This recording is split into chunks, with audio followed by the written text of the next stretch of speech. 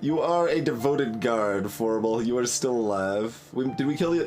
No, the other devoted guard. We should put you in the deck. That gives you a chance to die a horrible death. If we've got 2 devoted guards... I don't know. I mean, would you prefer to sit on the bench and be alive?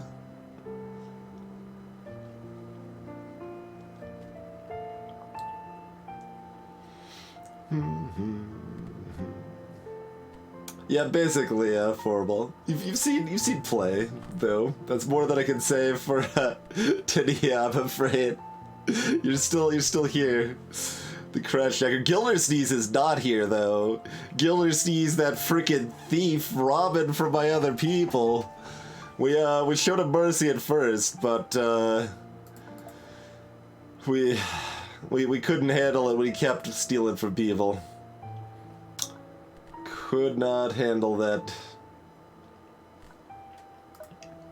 Okay, so if anyone needs explanations about this game and what's going on, feel free to ask. Otherwise, we're kind of gonna roll with it and see how it goes.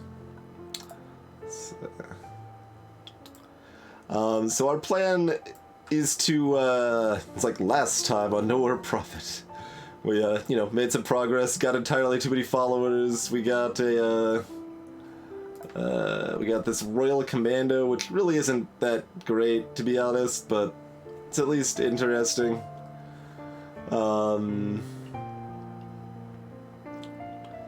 And we're planning on looping all the way back through here, going over here, probably looping back down here, like hitting all sorts of elites. That is the current plan. We think we've got enough food and hope, and we'll find out. Alright, we got an armed skirmish with merchants versus ferals.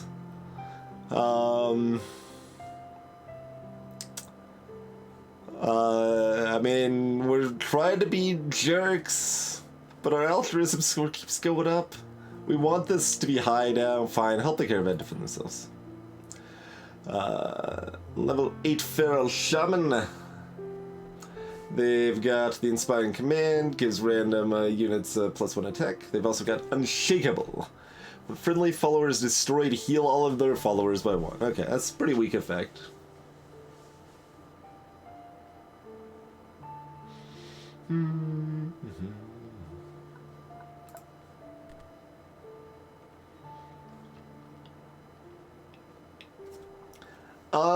It's at least somewhat because we're good at the game, Formal.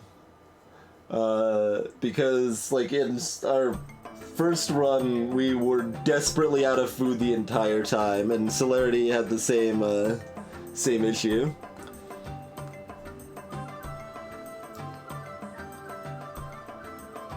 I mean, in this case, being good at the game is knowing that, like, being good enough to win fights enough that you actively want to have a bunch of fights, so you go out of your way to make as many fights as possible and then get food rewards from them.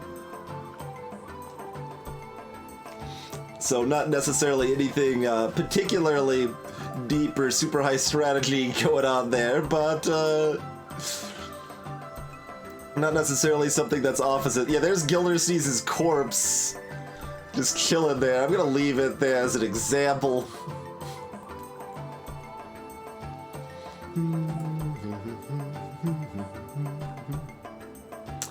Anyway, our deck is good to go. We got our important people healed up. Getting 6 feet under.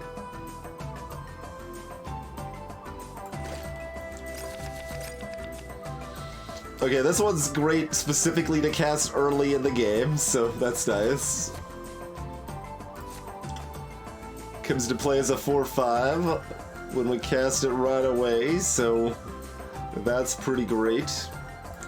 Let's see, we've got some annoying rocks.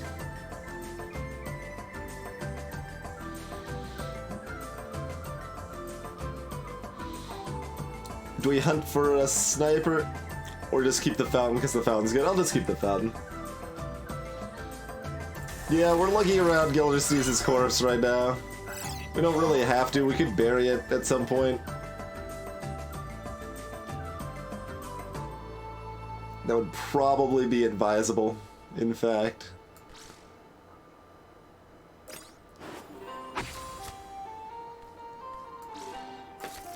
We still have not played that stalemate card a single time, and we still don't want to.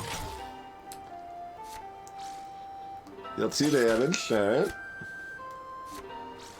Destroy target damage following. Okay, rude. But that was their whole turn and used 2 cards, so he's okay.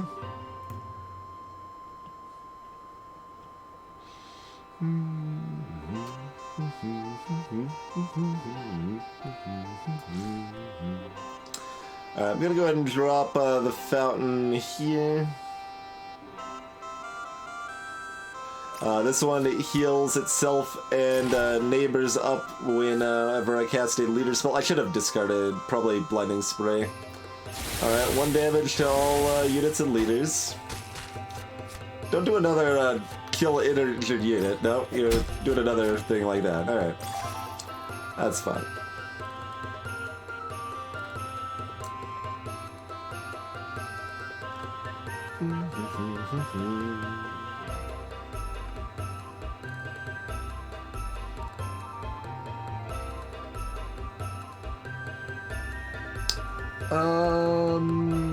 Okay, I'm going to... Well, I've got options. Yes, well, most constructs cannot attack instant, so that is a specific difference about it. But yeah, this thing's actually pretty cool.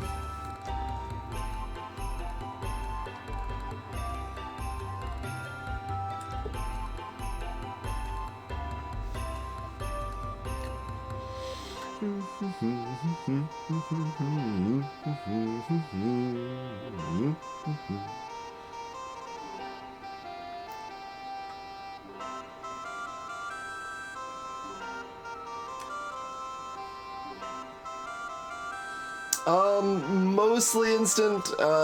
Also, there's like there's at least one leader card that like summons a 2/2 drone in the spot you target or whatever. I don't know if you can do that with anything that has text associated with it. That'd probably be messy. So I think just having it have can attack makes the most sense. And there's some things that specifically affect constructs, so those would apply here as well. So it's kind of like a walking wall in Magic or something.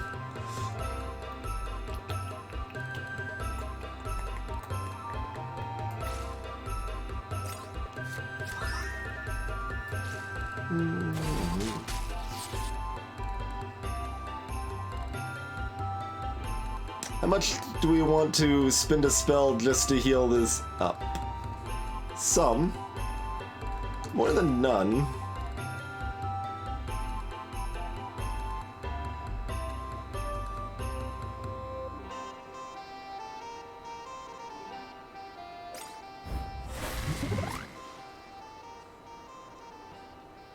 It is an important card that we don't want wounded, after all.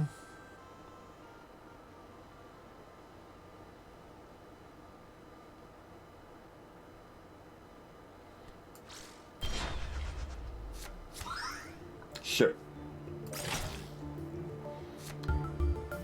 Damn it!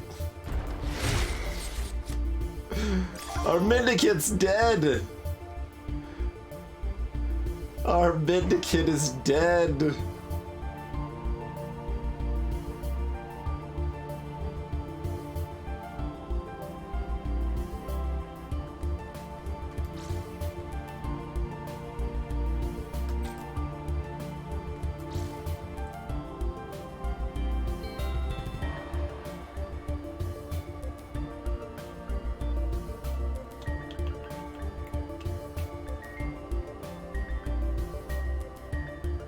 I guess we are gonna play both of these because we want the 6 attack in play.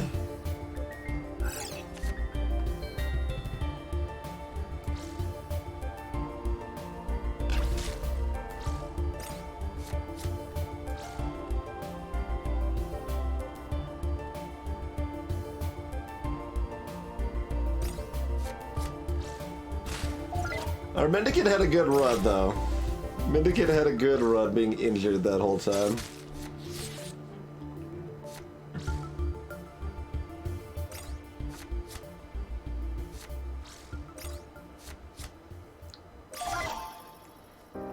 Well, that costs 2 for a 4-2. Okay. That's actually pretty decent then. Though destroying the obstacles is often bad for the player. Let's see. Can we... we can't set this... Well, this is a construct. It can't get blessed anyway. I don't think we have anything else with charge to get blessed, so it doesn't really matter. Okay. Does not matter.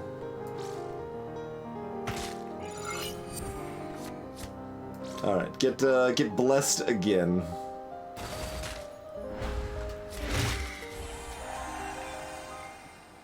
One death.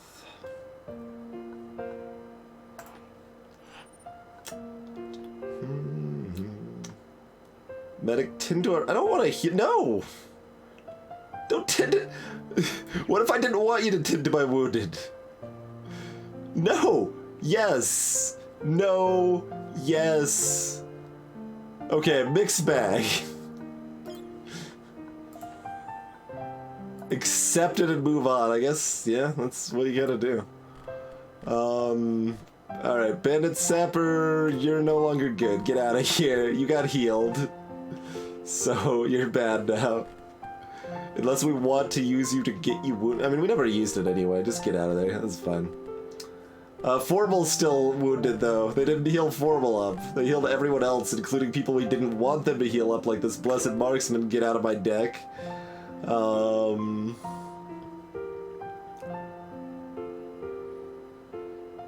We're actually kind of low on 4s now. Gorilla Fighter. Oh yeah, Dozer is still hurt. We could use Dozer. Shock Trooper's hurt.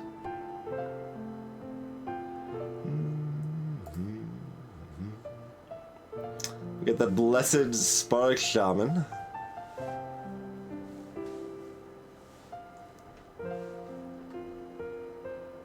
That's right, Formal. Get out of my deck!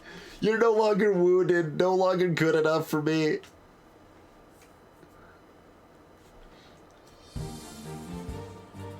That is pretty much how the Twinge experience is in the real life.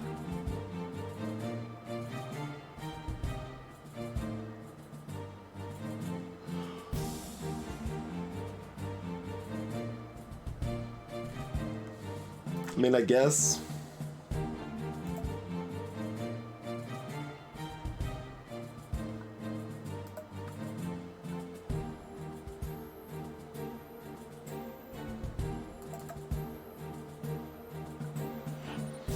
Burst of gunfire. Level 9 elite leper veteran.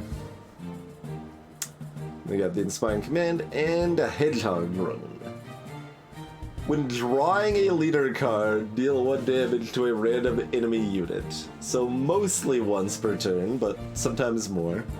We've also got a level up we could buy, which I guess we do. Probably buy this level up.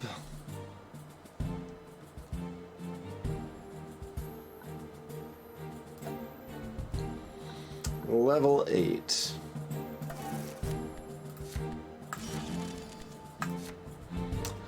Alright, coordinated tactics. Select a convoy card in your hand, the card, and all your convoy cards with the same cost. Yeah, that one sucks. Momentum transfer we already have, and it's kind of slow and awkward, but potentially good. Frazzle, that's new. Enemy leader discards 4 convoy cards. For each card they cannot discard, they take 2 damage. Okay, well, we're taking that. It's not, like, crazy amazing, but it's good.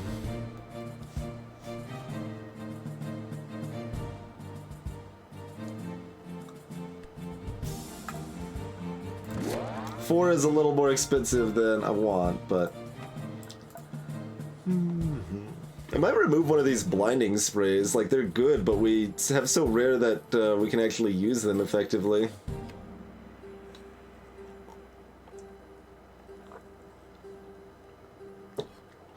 I'm kind of stubbornly holding on to this stalemate to see if I ever have an opportunity I want to use it.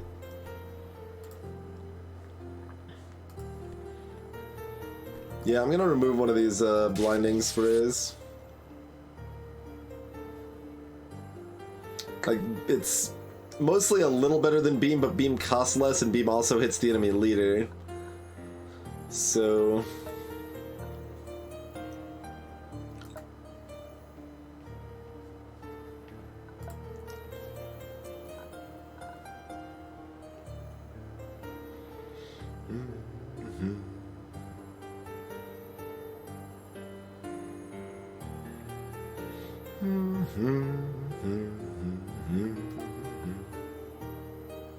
Oh, those ones are actually the best. The hazardous obstacles, that's like having a rock. Rocks are amazing. Alright, get an extra convoy card in hand. Sure. There's only one thing hurt now, and it's something... It's just Formal. Formal's the only hurt card on our deck right now.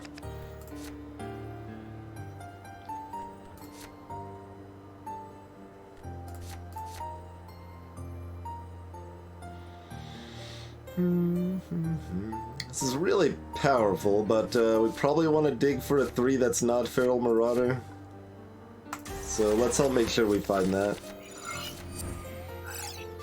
Alright, we got Shadow. Shadow is great.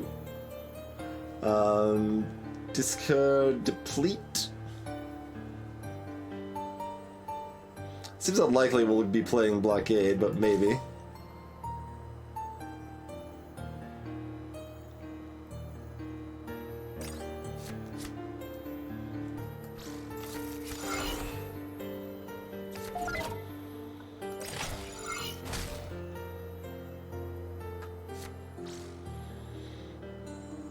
That's just a, that's a rude thrower. They cast a leader card, it does 1 damage to my face. Like so.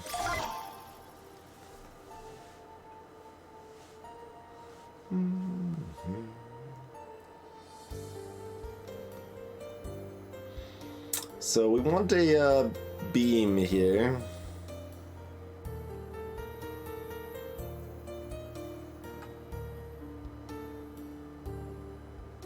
Oh, we can always decoy to kill this if we want. Not the best, because we got the stupid tree in the way, but... We want the Shadow to attack their face. That'll make them discard a convoy card. We want to keep that around. Let's see what else we can draw here. Okay, that can heal.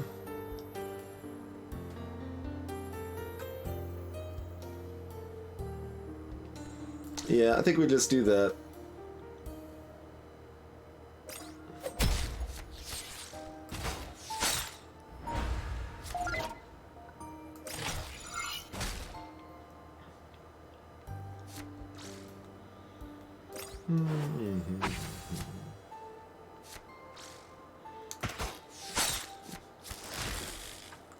We got the rude plus the rudeness thrower to throw more rude at me. Oh, I can pull this in front of the tree though. That's actually pretty nice.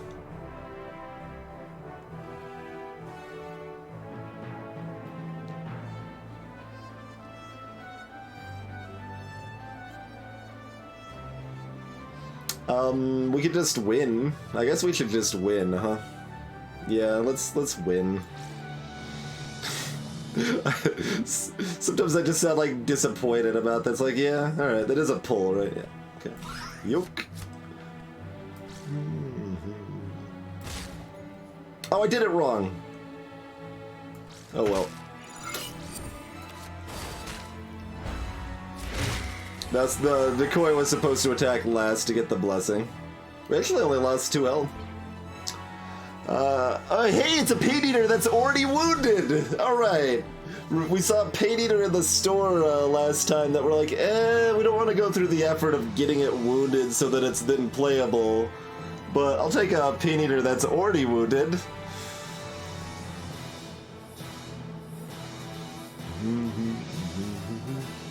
Mercenary that's already wounded is okay too.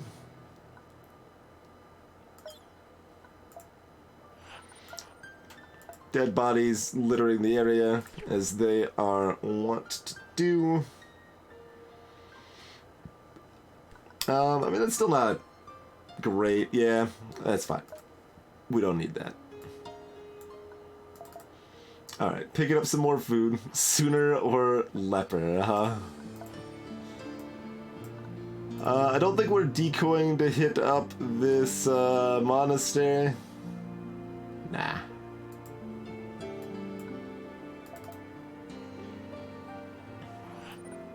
Oh, good God, I hope! As the sun slowly slinked towards the horizon, a flock of dark, feathered dragon crows filled the sky and follow us, cawing and wheeling.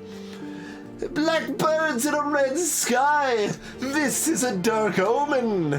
Magical Freya muttered. Like, I'm never gonna read that as a mutter, though. I don't like reading that, that thing as a mutter. Doesn't feel right.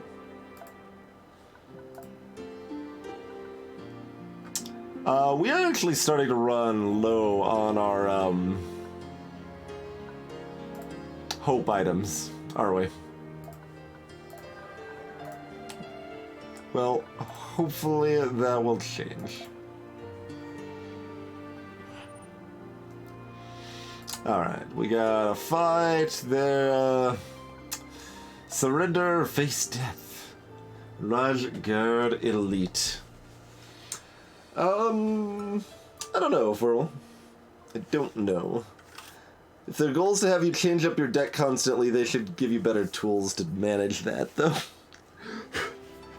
I would like some better tools. I want to be able to be like, alright, all of these units, they don't matter. Just don't show them, except for this one. And this one. Everything else just don't show to me, unless I tell you to specifically. Just hide those units, so I can manipulate moving cards in and out of my deck smoothly. Alright, they got Inspired Command, they've got Butcher's Glee, so when the last enemy unit's destroyed, they regain an energy. Shouldn't be happening too often. Hey, Pit Eater!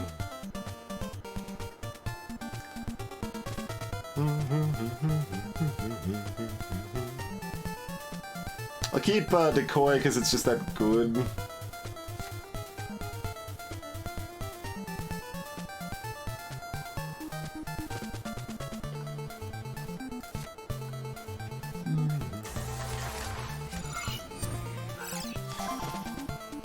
Makeshift beam trap.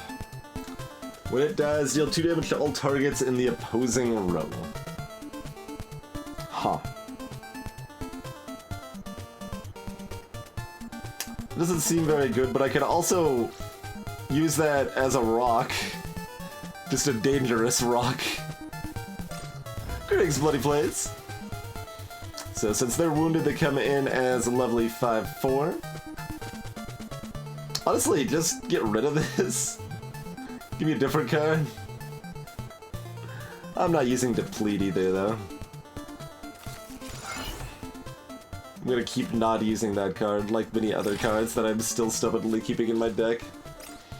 Alright, 2/2 for strike, 2/2 for strike.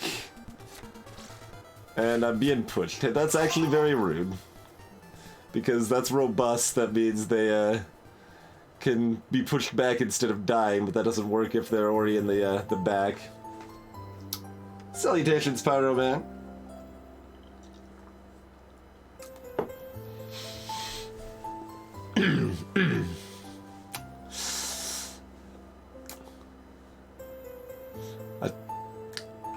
A trophy, huh?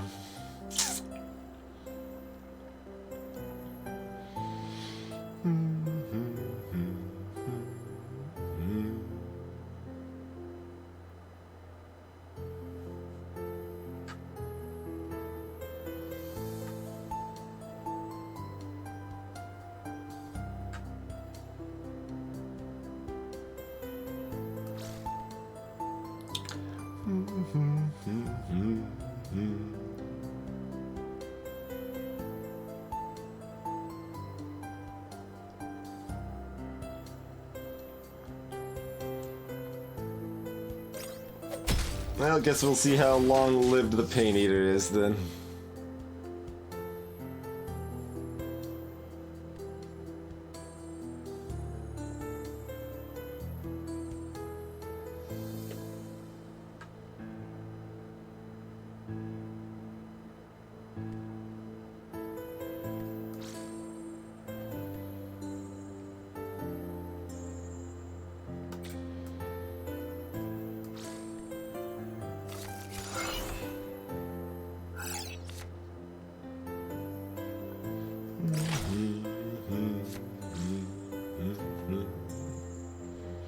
Alright, not very long apparently.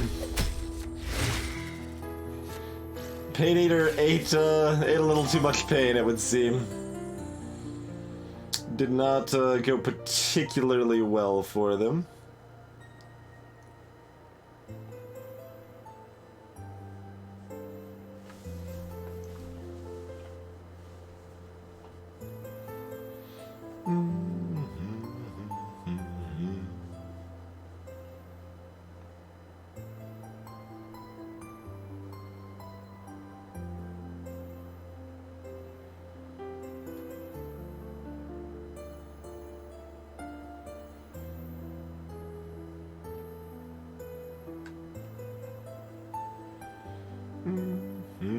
So, Beam and Devoted Guard. Oh, we actually get another mana if we do that. We could cast the Looter, which is not much better.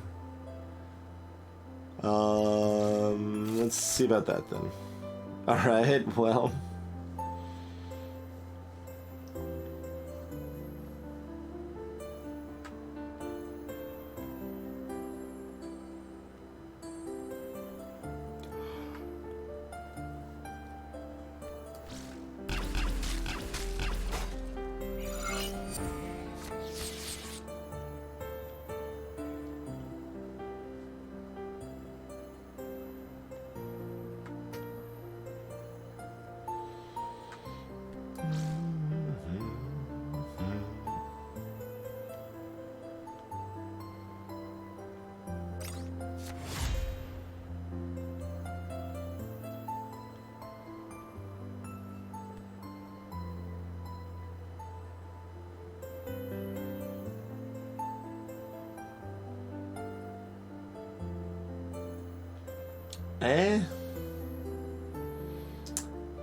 How does Feral Marauder get wounded by charging into someone and dying?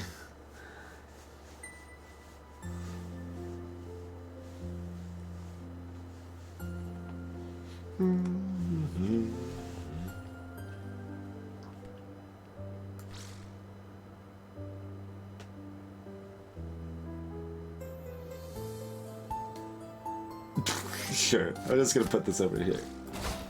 Hey, Catholical, thank you for the raid. Oh, yeah. Good clarification, Spence. Yeah. If they only have 1 HP, they still have 1 HP. Oh, God. Goodbye, formal fighting. Goodbye forever. They're killing my dudes. It's not very nice.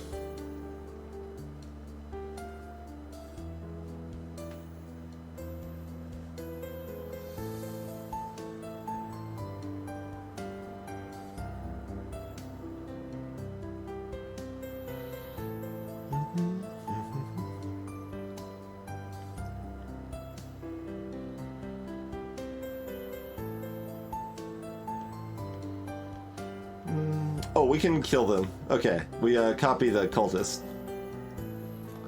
Greetings, Zapagandi. Conformal's fine, request a character. Would you like the other devoted guard? Oh, it has to be one. Well, we play it first, obviously. That's fine.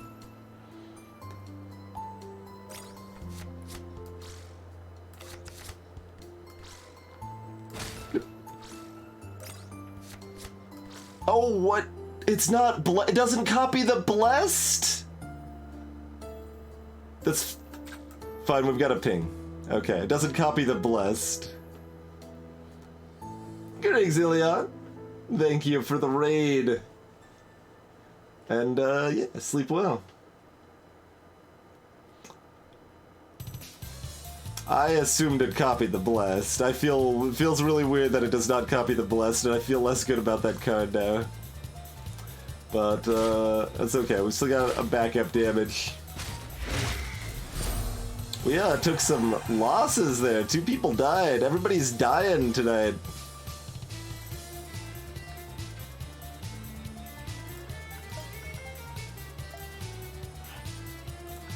The dead bodies of our enemies and our friends littered the area.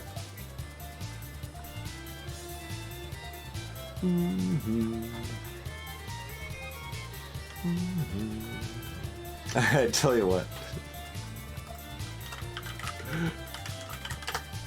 I'll allow it. I'll allow it. Does anyone else want to be named on the crew? Mostly they don't die, but recently, yeah, Zapper Gandhi was the Vindicant. Zapper lasted so long, but finally they took them out.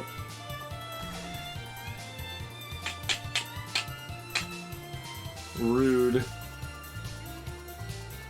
You didn't die, did you, Catholic? No, you didn't die. You are still alive, Machine Guard.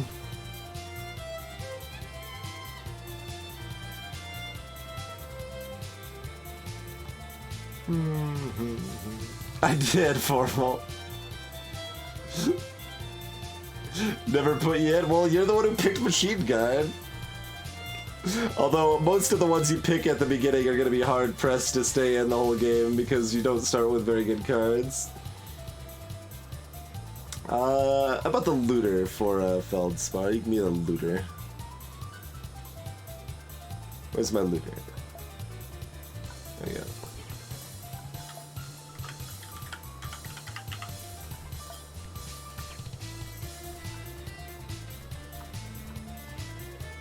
I make no promises, Formal.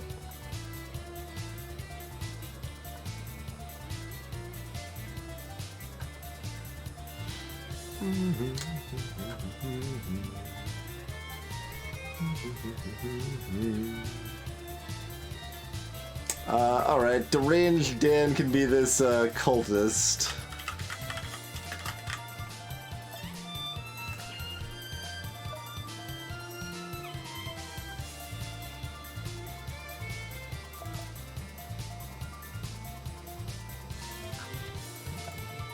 Alright, which followers do we want to heal?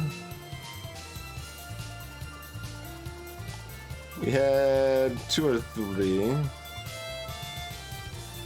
Bandit Saboteur.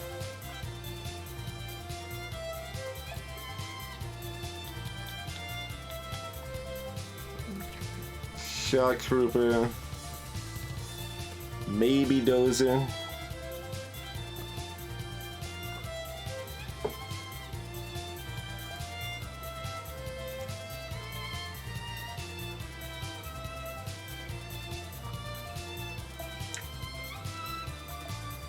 That's about it.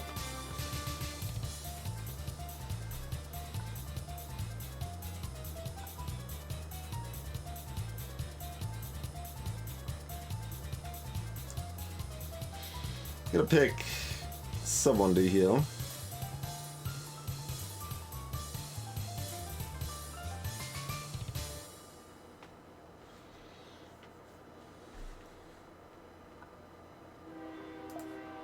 Heal up the train.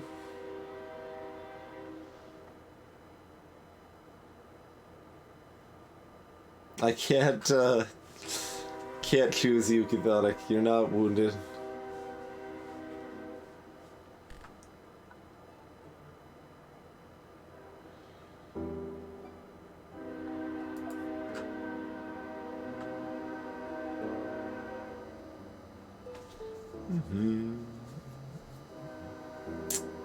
Yeah, no one else is terribly important to heal, so I guess we'll grab those 3.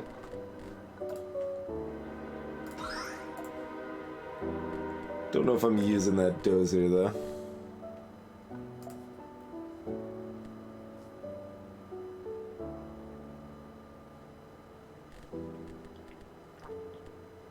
No, because we've got too many forecasts again, because everything's healed up and back in the deck. We can remove that Spark Shaman now.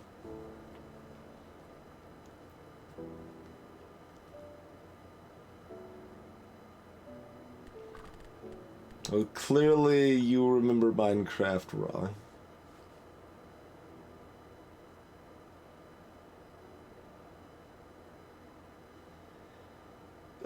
Yeah, that's all fine, I think. Just gonna leave these corpses here. I'm not gonna bury them.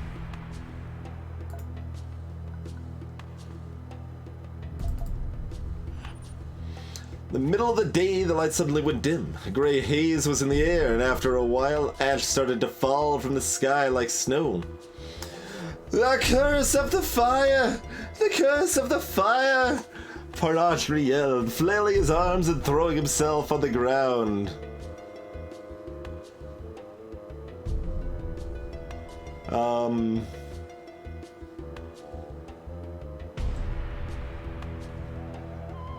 Like, when is it gonna say, like, is leaving them non-altruistic?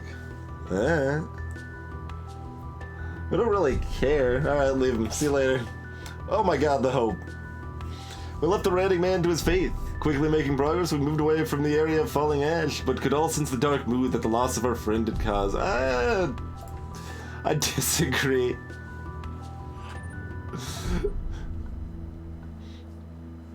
Alright, a Cyan Zealot. Start return. If you have at least one follower, deal a damage to the enemy leader. So more rudeness abilities. More abilities of rudeness. I'm gonna bury that that corpse real quick. Which feels weird that we get any hope for that, but you know, whatever. Because there's no corpse to bury, really.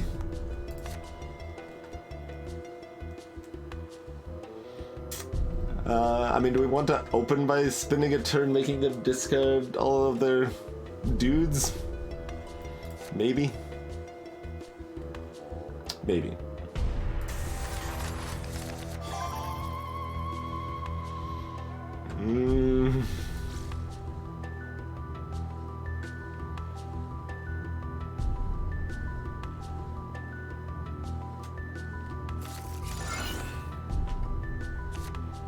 Oh my god. I guess we should have kept the follower? Good god.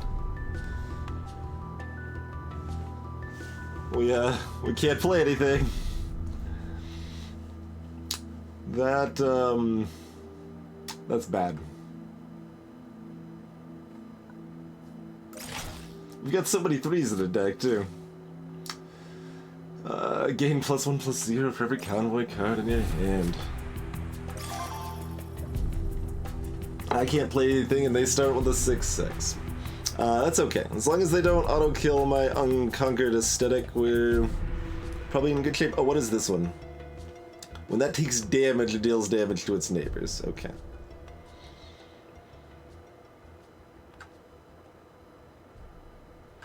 Alright, just don't auto-kill my awesome dude. And, we're golden.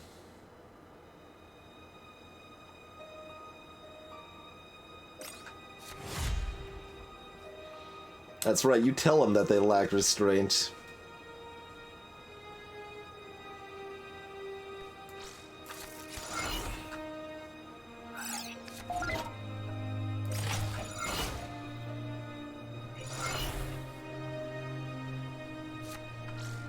No!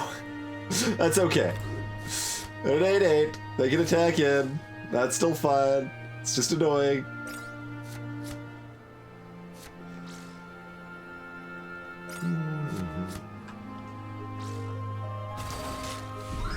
Because they just do this.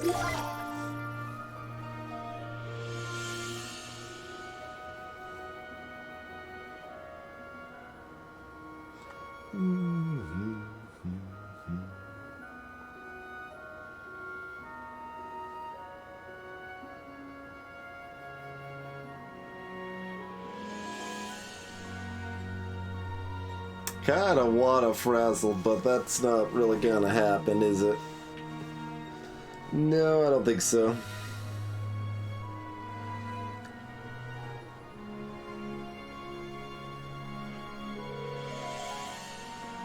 I could actually cast both beams if I wanted to. Or a beam and a sniper.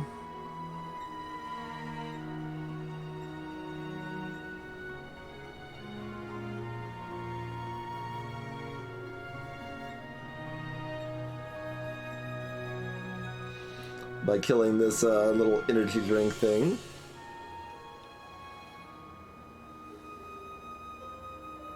Oh, we actually gained 2 energy back. Hold on. I could actually beam in Frazzle because of this. So if I beam here, I can then kill this and Frazzle. That's hard to complain too much about. It makes it somewhat likely they've got a leader card that can dunk this guy, though.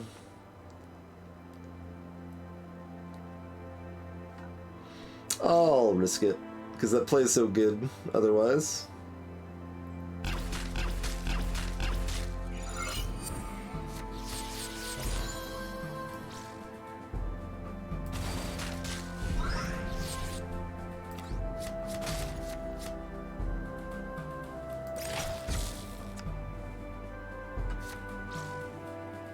Oh, they had a draw convoy card. They've got another one of those Reveler jerks. Alright.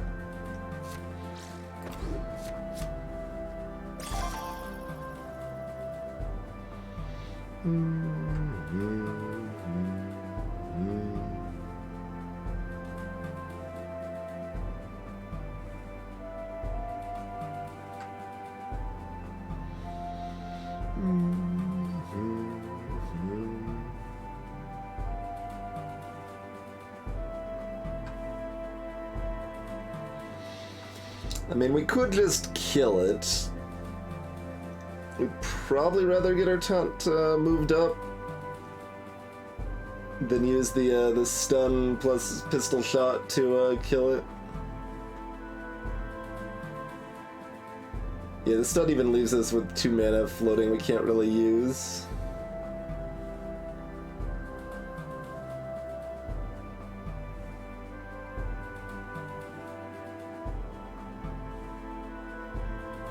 Hey, Chronometrics!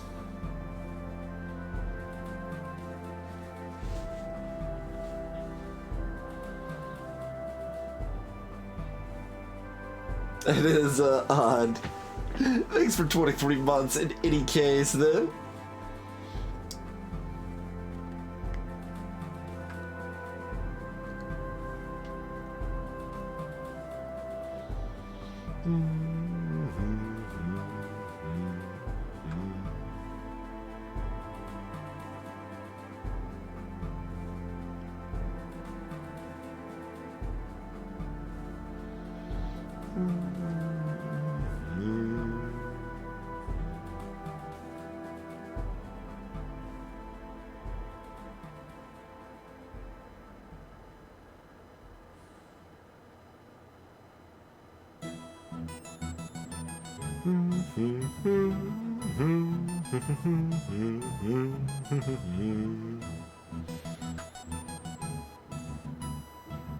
I don't know, maybe we just kill it.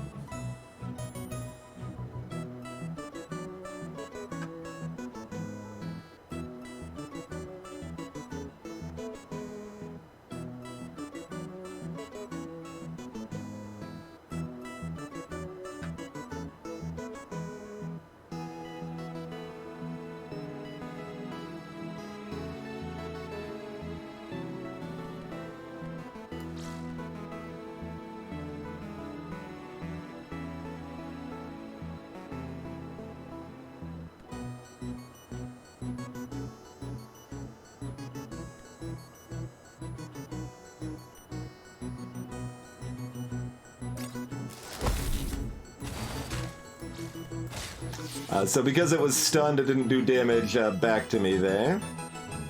If we want to be extra safe, we could pop this back into my hand, I guess, but I would rather try to kill him next turn. Spawn 3 2/1s, huh? Okay. Hey, they've got a formal fighting too. Get blacked out! I forgot I had the anti-taunt ability. Alright, we got 9, we got 13. We did not draw any of our things that would win us the game, right? Or win us this fight, rather.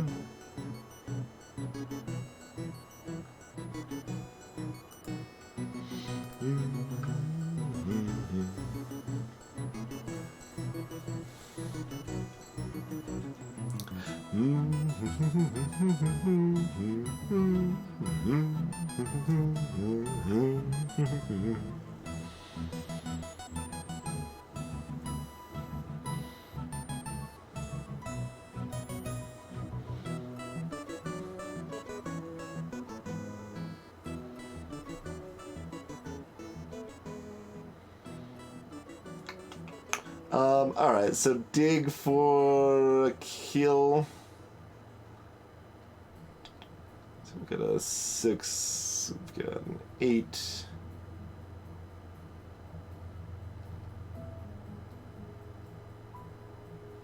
if we draw Disintegrate, we win. Otherwise...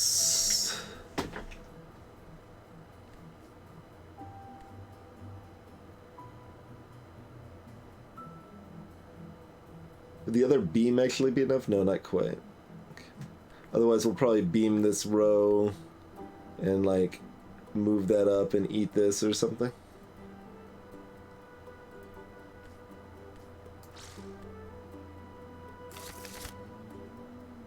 Oh, Light Blast is interesting. Seems probably better for killing those.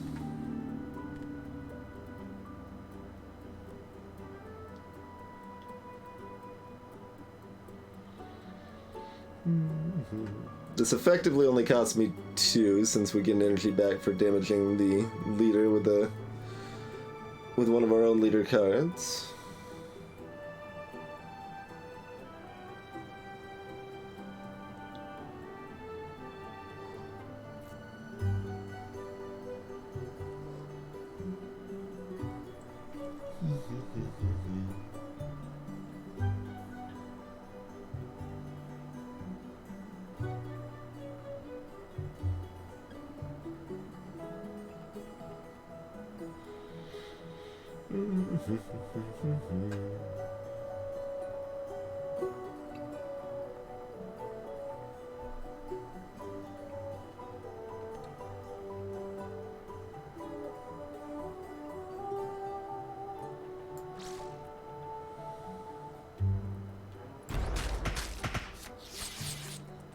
Then I guess we cast the sniper.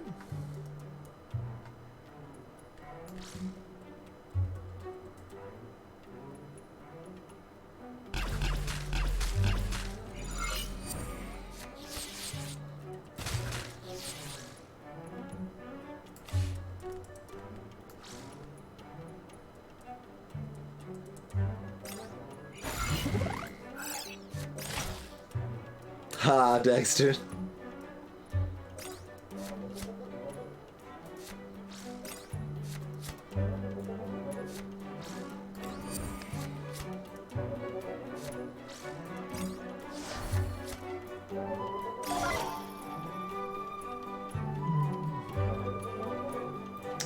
Alright, that's lethal. Just bless the shock trooper. Assumedly nothing else to be done about that. Okay.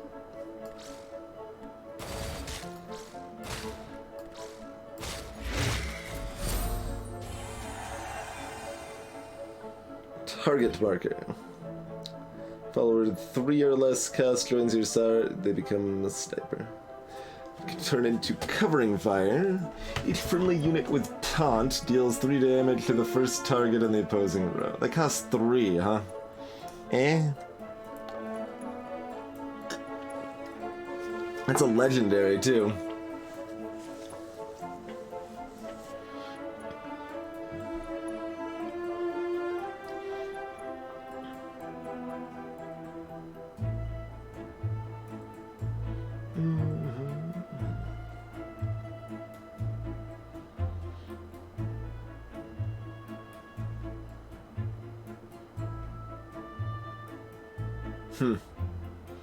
Doesn't seem very good for a legendary.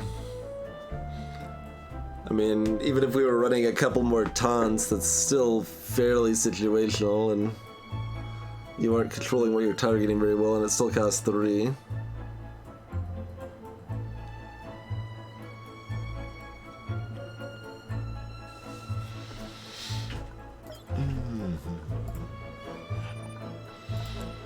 Dead bodies littering.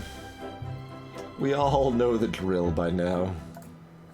We have not found any more hope gear on this this journey so far. Started to get a little nervous about our low hope situation.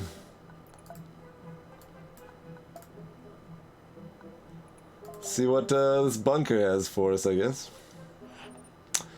Outriders spotted a half-buried structure not far off the road, so we sent a small team there. A wide dirt-covered road led up to it.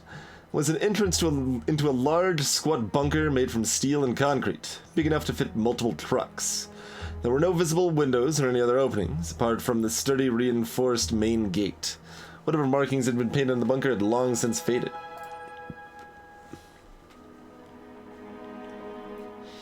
Let's explore the surroundings. The area around the entrance was empty. A few scrawny trees and bushes were dotted in the hills in the area close to the gate. Alright, well, we got a team. Search it. We searched the surrounding area, but there was nothing but bushes and stones. Jaipal stood motionless, staring at a patch of dirt, and suddenly yelled out, "Ha!" A thin layer of soil was swiftly removed, and underneath it we found what looked to be a small vent. However, it was about as heavy and reinforced as the gate. And even if that wasn't a problem, it was still too tight to fit anything but a small ruster. Send ZZT to open the gate.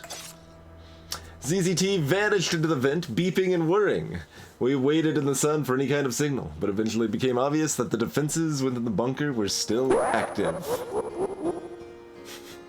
ZZT has one final laugh from beyond the grave. Man, like, you needed 50 people to have the option to then need a small ruster to then have a risky chance. Like, what kind of great reward do you get if you pull that chain of nonsense off, huh?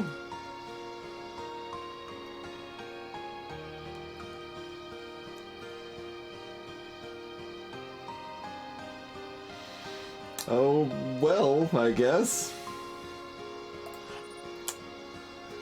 Alright, we stood in front of the massive gate considering our options. There's a panel on one side that had been smashed by another unsuccessful visitor. I'm sure with enough explosives we can make our way inside, said Roadshak while patting their back. That's a signal there, right? It's desperate. Let's just crack the code, how about? We couldn't quite believe our luck, but somehow we made it into the bunker. There were large transport vehicles nearby and empty transport crates and trash scattered all around the antechamber. Iridium 1 and a symbol with the name Raha was printed on much of the equipment. The wide road continued downward into the rock and into darkness. Are these exclusive for some reason? Probably. Like, probably we can only choose one, even though it would make sense to search nearby and then search deeper. I'm gonna delve deeper. We followed the road down until we reached a large cavern. This was clearly the base for a mining operation. Here there were tools and vehicles of all shapes and sizes that the Union would kill for. From this point, many shafts led further down into the darkness. A sound like shredding metal echoed out from among the deep. Prophet, do we really want to go down further? Bibis asked. Cost 3 hope. Yes. We explored one of the corridors, moving through rock and darkness. Time seemed to pass differently here. Now and then, we found remnants of the mining operations, abandoned machines or equipment looking like the corpses of metal beasts in the flickering light of our fires. I was hoping the chance meant we just had a fight. Oh my god, we don't have enough hope for this, do we? We really don't. I think we have to leave if we want to win. I'm still tempted to, though. Because I haven't seen the event. Like, they've got all these, like, niche events that require all this nonsense. You don't want your sacrifice to be in vain, ZZT?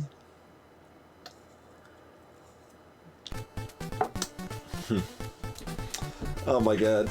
Cat wants me to lose.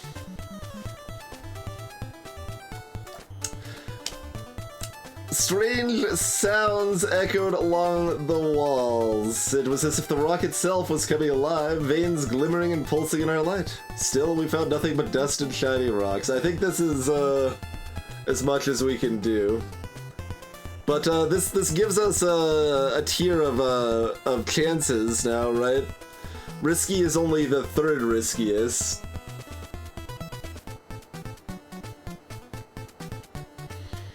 Right? So it was desperate, and then whatever we just had, and then risky.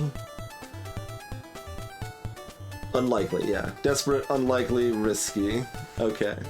So we've learned that at least. Finally made it back to the couch, slumped down on the stars, breathing deeply. Well... that sucks.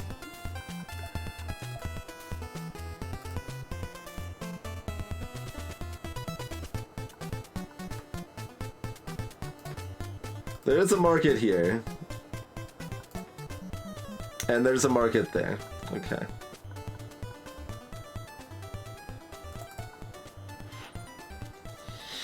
We arrived at the shores of a scenic lake with crystal clear waters. The lush forest surrounding it seemed like a good opportunity to forage. Alright, we'll let our Spark Shaman lead the foraging. One of the children discovered a gigantic field of even berries. 28 cash money berries. Fight. We don't have any injured things left in our deck anymore because they all died. Well...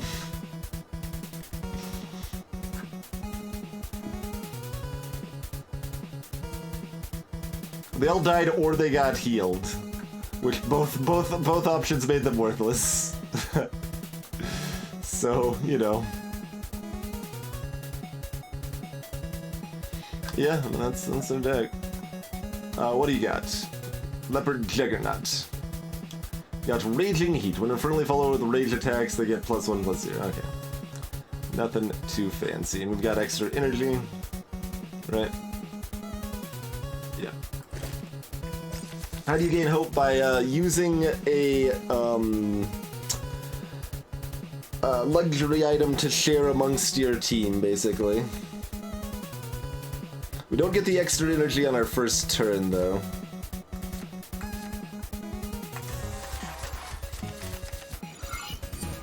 The Shadow knows. Oh, they've got a food cache. Alright. Not a hope cache, though. I want a hope cache.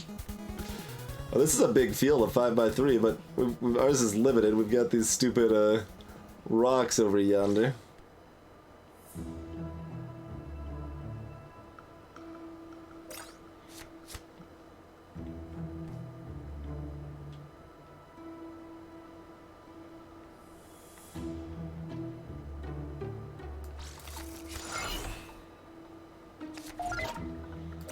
Hey, it's our brain tree. They get a 4/1. And a 1/1 robust. And that's it.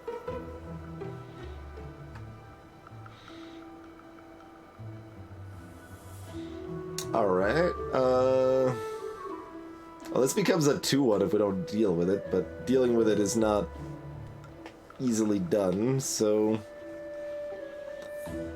I guess we don't deal with it. It's probably how that works, but we can cast maybe this instead. That's gonna leave us $1 short, ain't it?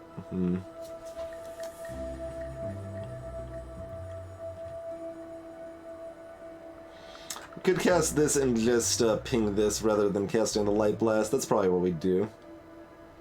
Yep, Catholic Taunt only matters if they're actually the front one in the row. This attack makes them discard a convoy card, so that's nice. See ya later.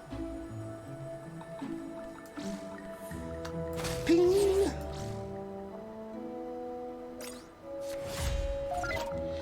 Strength is born from some sort of mind. Unclear. Okay.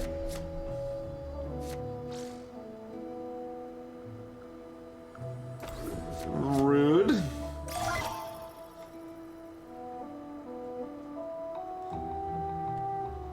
we could move this forward as a 1/3.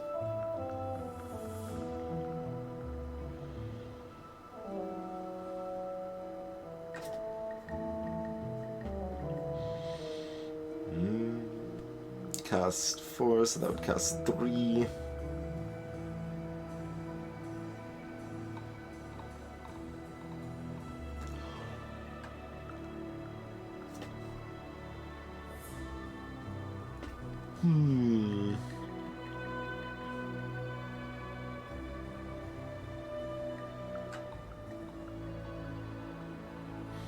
So you can pop it back to my hand and replay it. But then we're kind of sitting on 3 mana, we don't have anything to spend it on, really.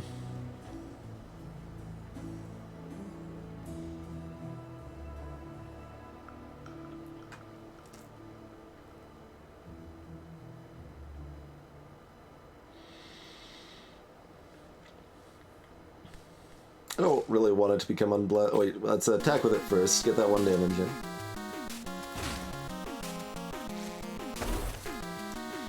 So I won't actually replay it right away, I don't think.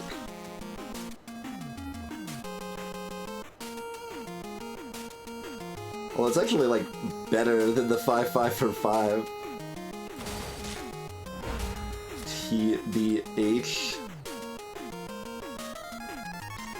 So, yeah, I guess we'll just replay.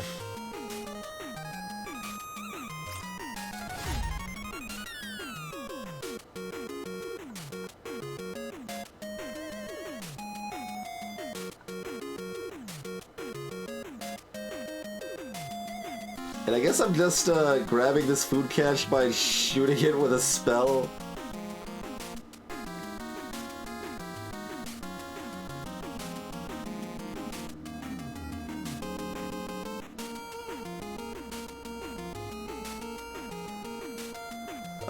Yeah. I don't want them to destroy their own food cache, as they do sometimes. Because that's rude.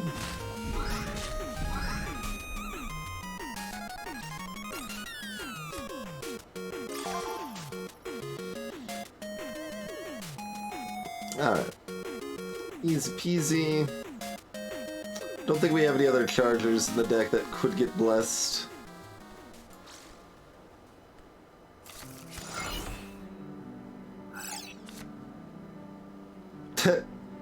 I mean, I'm wrong.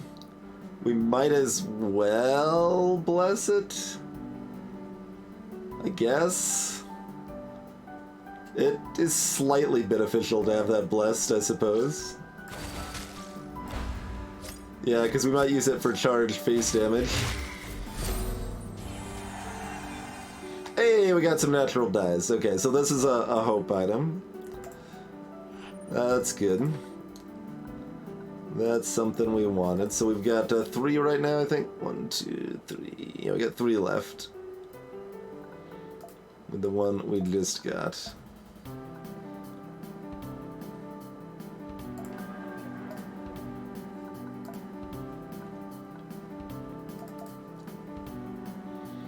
Plenty of food, though. Crossing the road, we spotted tracks of a herd of saltbirds. We've got a peerless hunter to lead the hunt. Get loads of meat.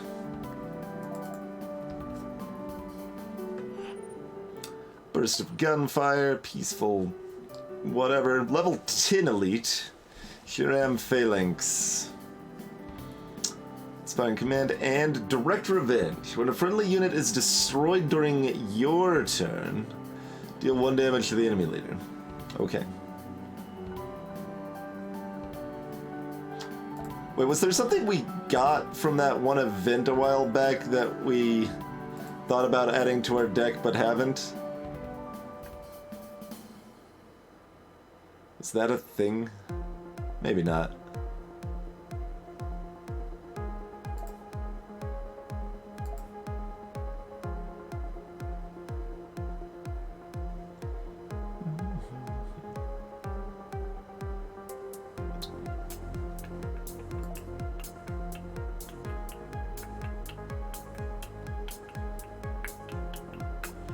No, it does not appear to be the case. Okay.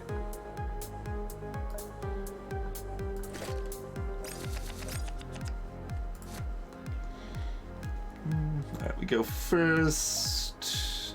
Battlefield does not really warrant snipers. The barrels explode if they're destroyed, deal damage to neighboring units. Looter's a great first card.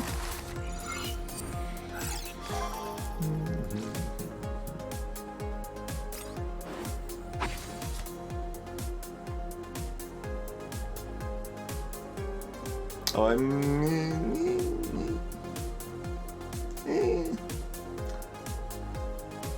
that's not even, doesn't even have cover. Gonna have a hard time getting too much value out of that ammo cache. We could discard it right now if we wanted to.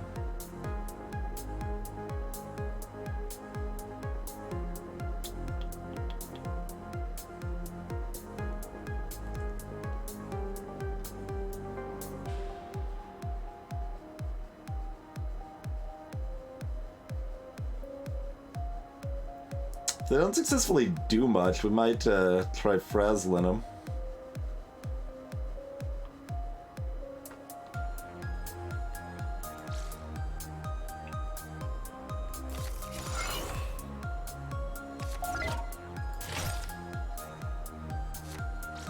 Fanatic. When receiving damage, deal 2 damage to their leader. But it's a 6/6 for 4. That counts as doing something. I don't approve.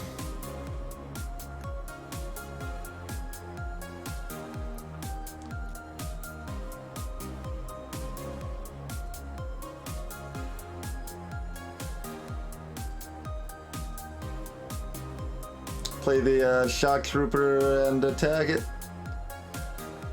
So it gets wrecked by stun, and then we probably beam to kill it next turn.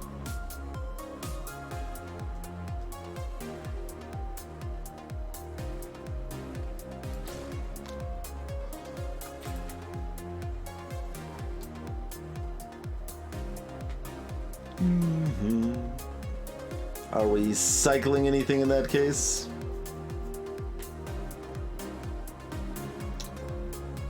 Shrug? Yeah, I guess we'll cycle the blockade.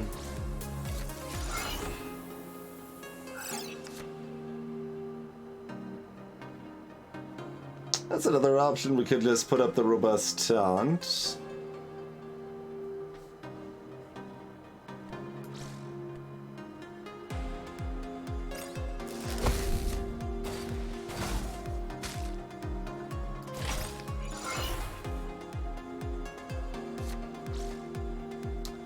Five shielded, so we can't target that with leader abilities. Revenge increased their energy max by 1 for a 3/3 that costs 2. That's a pretty good card.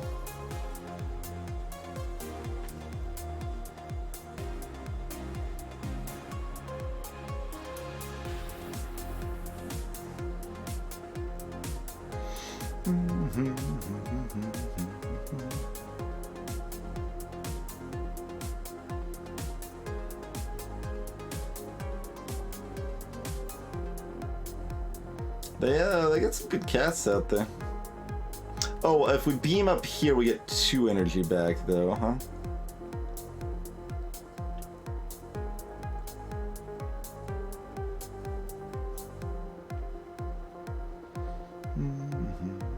So it's 4 to cast Decoy. Aight.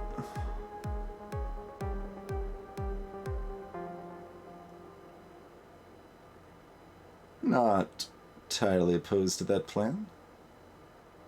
Oh, and then we actually still have the ping, so we can kill this as... Oh, wait, we can't kill that because that's a targeted.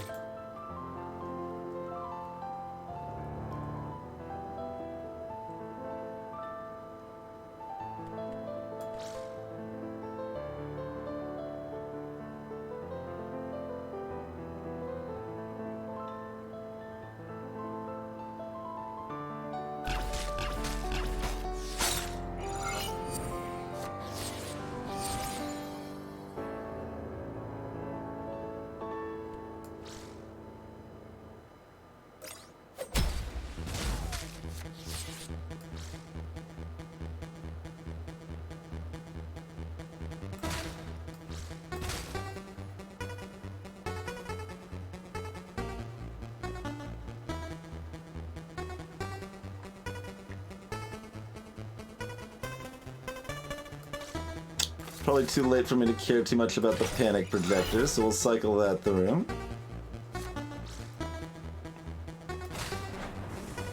Alright, deal 1 damage and stun.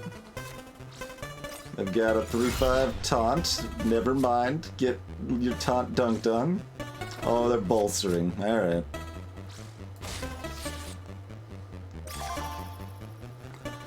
Rude, rude. Alright, go for the kill then. Yep. So we move this out of the way.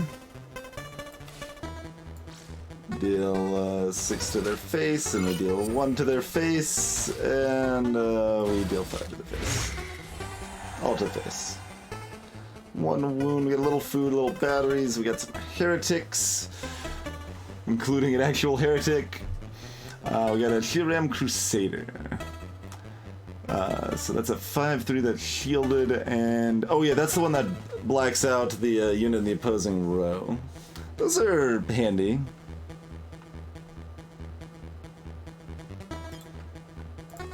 I don't know if we need, like, I don't know if it's better utility than some of the utility cards we've already got going for us.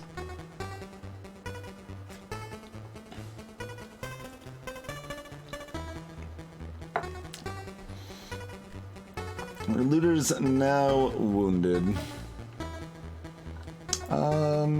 Yeah, alright, pull the looter.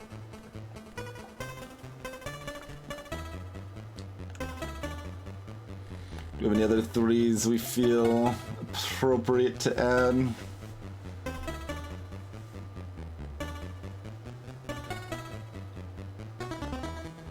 I can add that Crusader actually for now.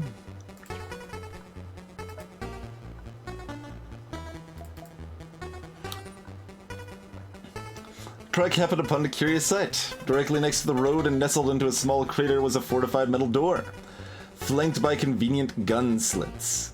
Banners of various merchant families fluttered above the entrance to the complex. When the convoy came closer, a voice told us to stop. Alright, stop. A group of heavily armed Blue Devils came out informing us that this was a toll station, that we were to be searched for contraband. What? How is that a... Let them search the full convoy. Is it up... What? What? How is that contingent on how many people you have? Is the idea that you have so many people they don't want to search everybody? Like, that's the only thing I can think of.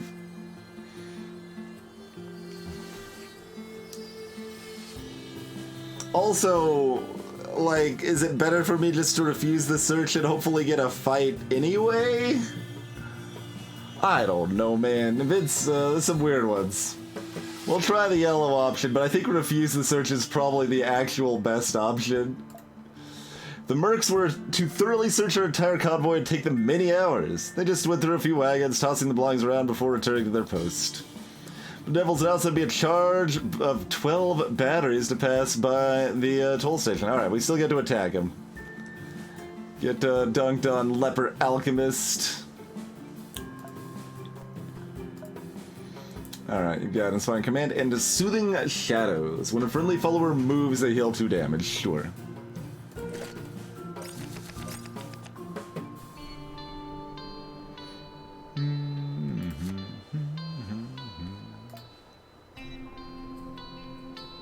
Man, rock's not very nice here. Yeah, we'll get rid of that one. We'll probably keep Decoy because they're so good. I'd hope they don't want to kill something over here, but probably will be the case, so you know.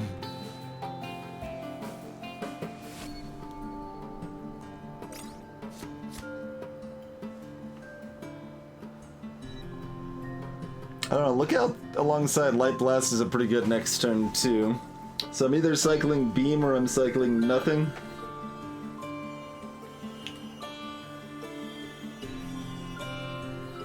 We can actually Beam alongside Lookout also, which is fairly similar right now, but because that would give me mana from hitting the leader. Alright, these options all seem pretty good. I want to leave the options rather than scrapping here. 3/5 Rioter.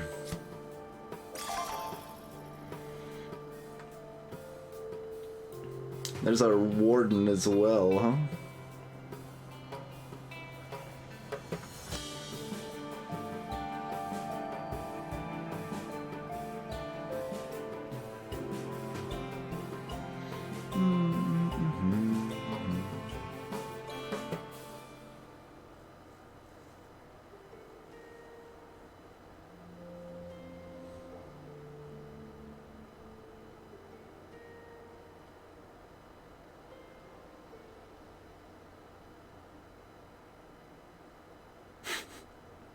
Mildly amused at the idea of attacking their face and then stalemating, but it's not actually good. You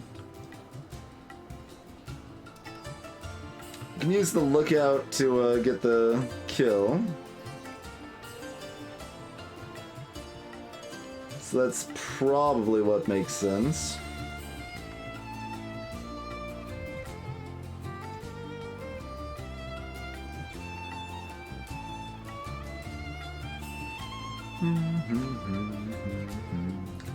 So if that's the play, go ahead and cycle stalemate.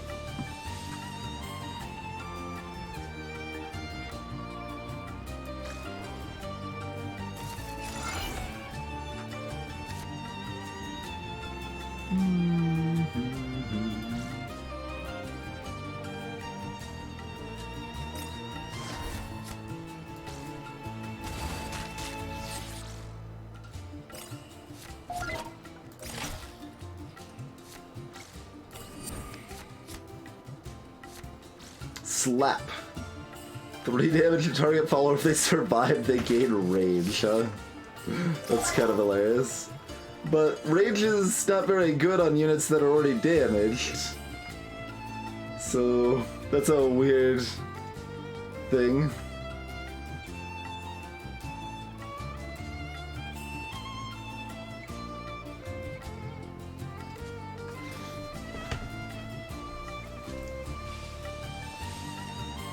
You need someone with rage and first strike and at least 4 health.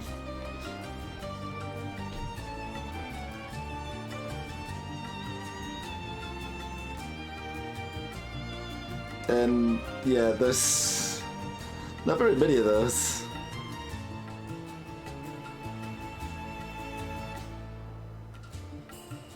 And the only one I'm thinking of offhand is bad.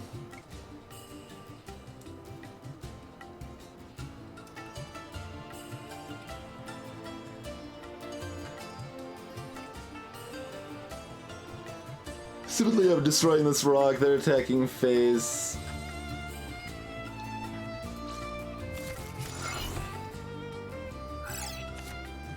And we're playing that.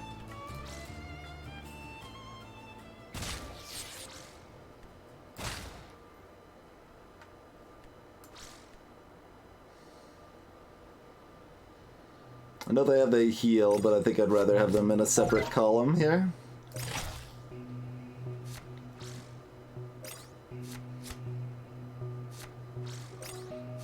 Alright. Couple of ragers. Alright, bless the Warden or the Fountain.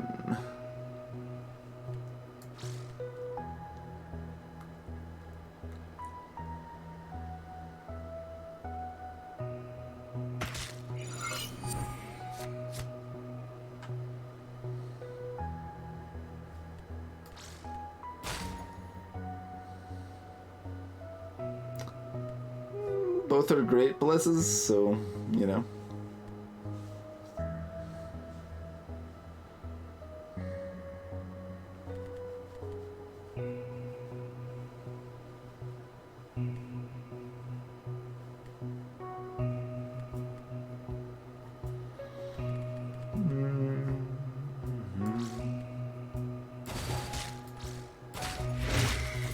Alright, Blessed Warden. More, hope item. Last of the mercs fall dead to the dirt. We defeated them. Now's a good time to get compensated for the damage they'd caused. We sent an armed team into the bunker. They stumbled across a group of traitors affiliated with the lepers.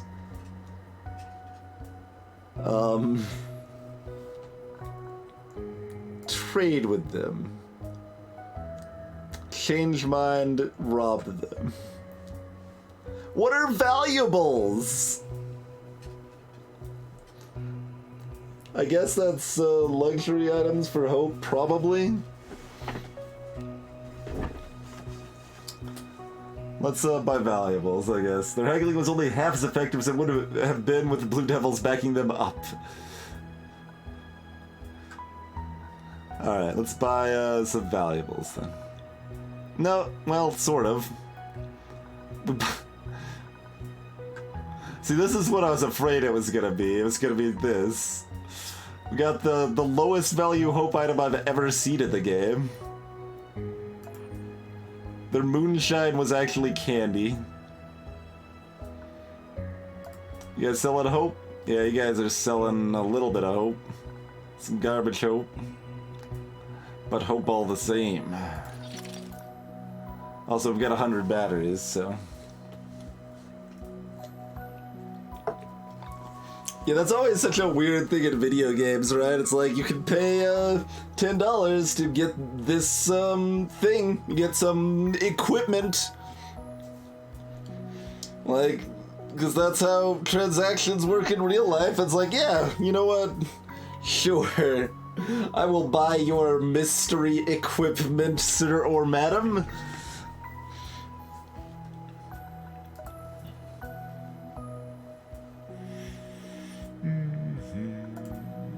So we got 3 good ones, 1 mediocre one. Oils were called mine? Sure, we'll buy some oils. We could get another panic projector. I'm not paying $30 for one.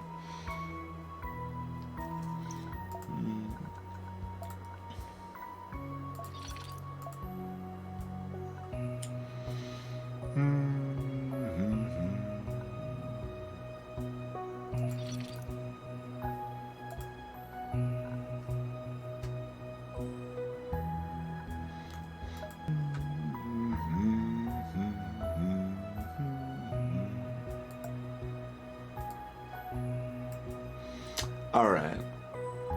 So, do we go down and around?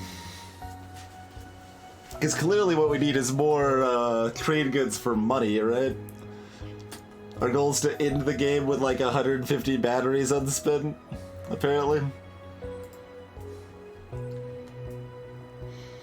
We certainly have enough food. I think we have enough hope now.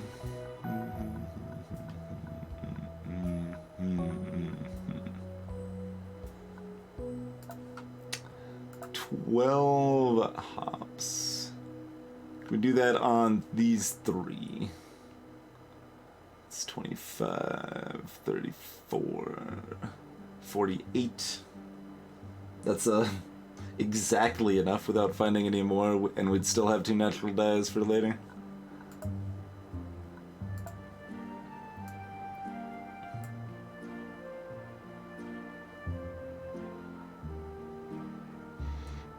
Sure.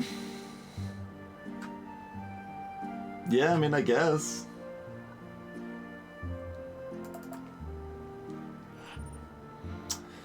Just about to head up food to our followers. What regards? Where's the alarm? Mar. We give Mar some food. Or do we give them a lot of food? We'll give them a lot of food. How much altruism does that give me? 5. And a lot of batteries. Holy moly. They wouldn't stop praising our generous hospitality and gave us loads of money.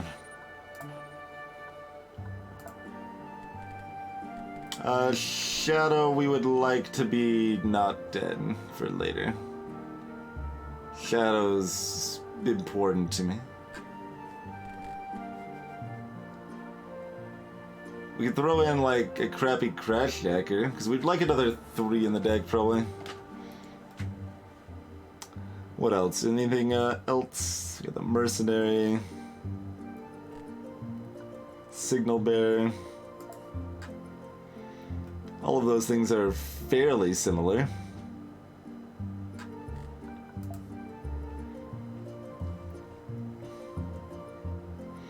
Alright, we're gonna throw Tania in.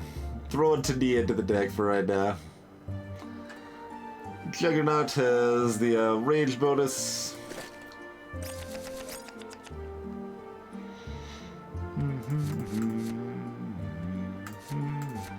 I don't want any of those cards. Try again. That's, better. It's better.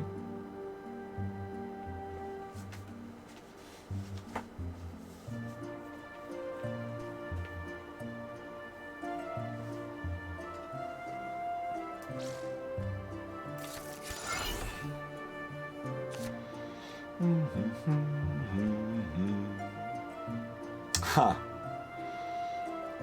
Mana Curve incentivizes me to play the Crusader and just not get its ability. Alright. Take that, rock. Guess who's blacked out? It's that rock. Alright, they got an unwounded Pain Eater. Still not a pleasant thing to deal with, mind you.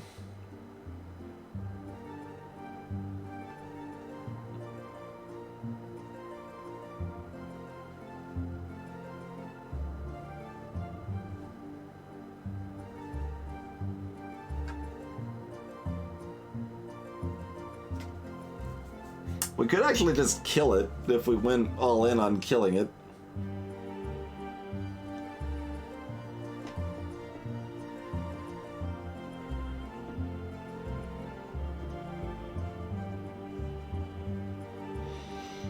The range bonus works by not existing, Chthonic. That's the main way it works.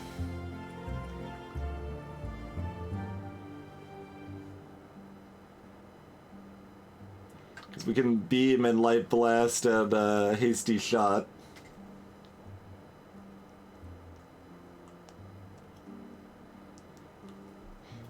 Hey, Eliznick.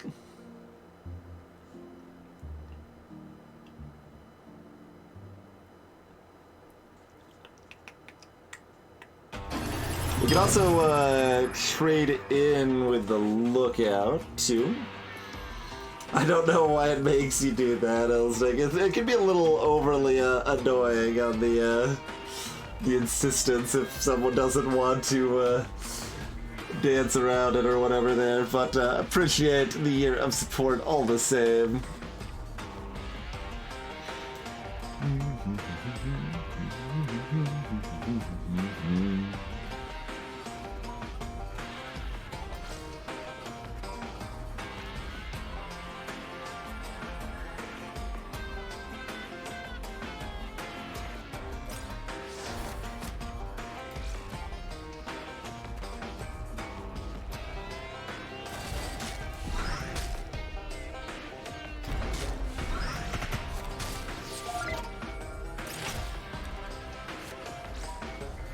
Get your robust out of my face, you blue devil!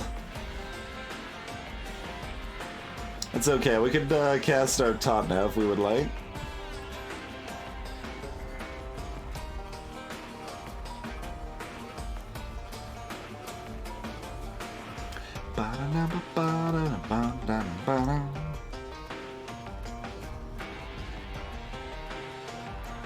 Alright, we scrapping anything? We could actually pop this back to our hand and play it and blink them out too.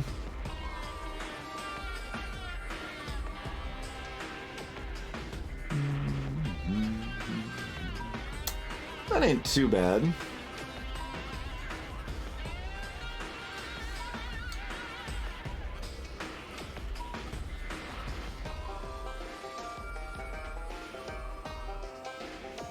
Pretty much, Zapper. Pin it. I have not seen that option yet.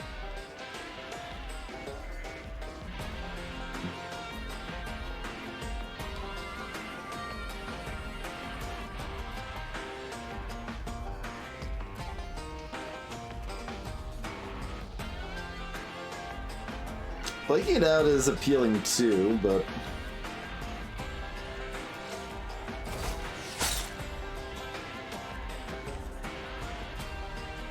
I mean, the Keeper is theoretically perfectly situated to just be like, go away for right now.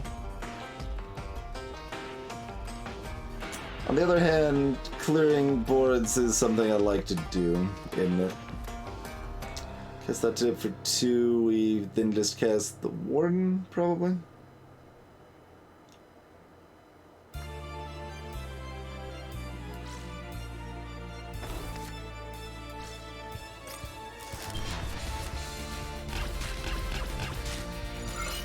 Oh, I'm 1 minute short.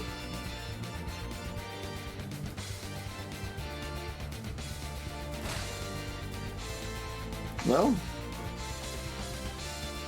could replay our lookout and just make this a 5/5.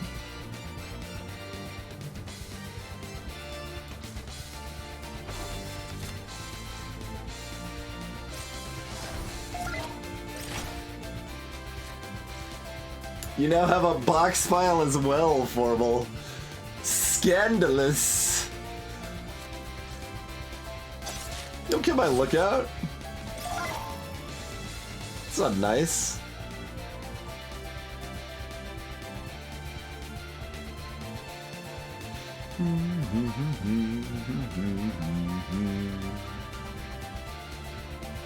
And I guess we're blessing this Crusader. I kinda don't want to, but...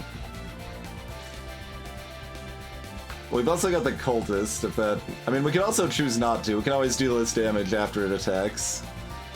Do we want to bless this or not? Do we want a 6/4 that costs 4? I mean, yeah. Yeah, no, that's fine.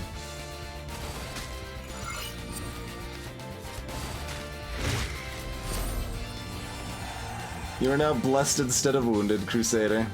Hey, we got some more oils.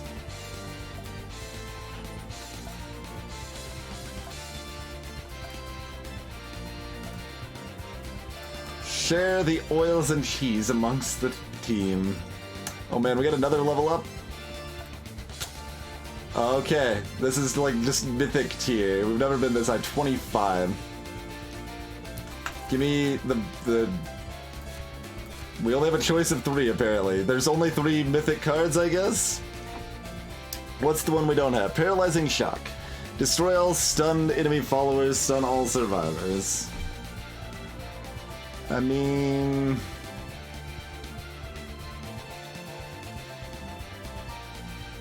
None of these are as good as the frickin' Echo legendaries, even.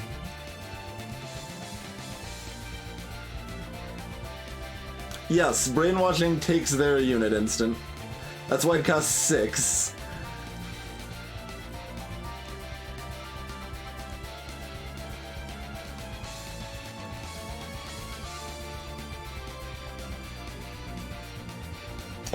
Horrible.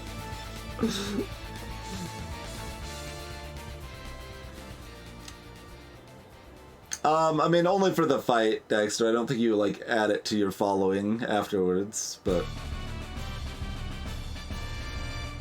So, stun everybody.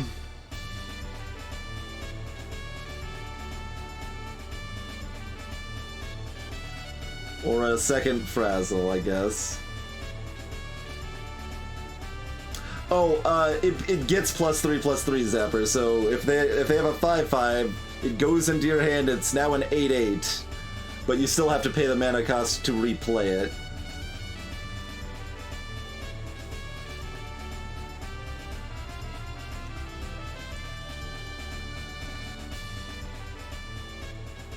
Little late on the victory music.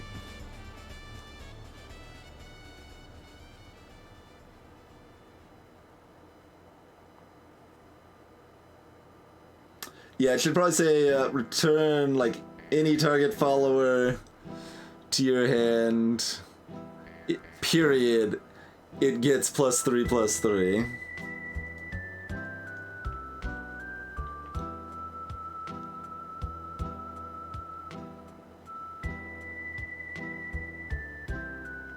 We don't really need a second brainwashing, though, do we? It's probably one of the other ones.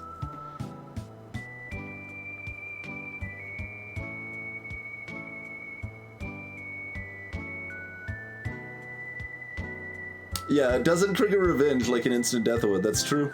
That is a benefit.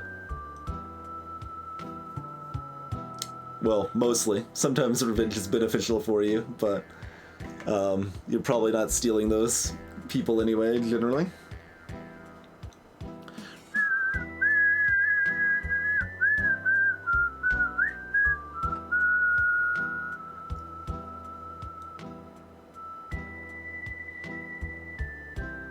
That often does less. Like, discarding the cards is better than dealing the damage, Saber. But yeah. Hey, reality use. Sure. That relies on you actually having 2 paralyzing shocks in your hand at the same time and having 8 mana. Like, all 3 of those things are very unusual. Independently. I guess we'll take a second Frazzle. Like, this still seems not the best. Apparently we've unlocked the Hermit. Oh, because we leveled up to max. That's why. Do we want to remove the Brain Drain?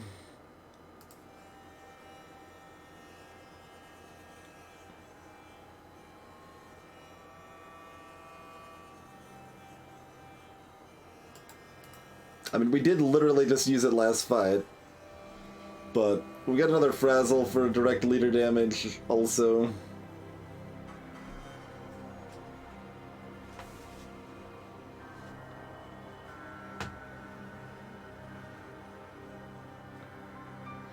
Hey, Kingsley.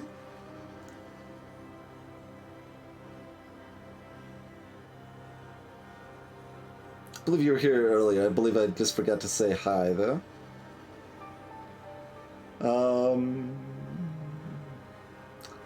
Some question with the infect.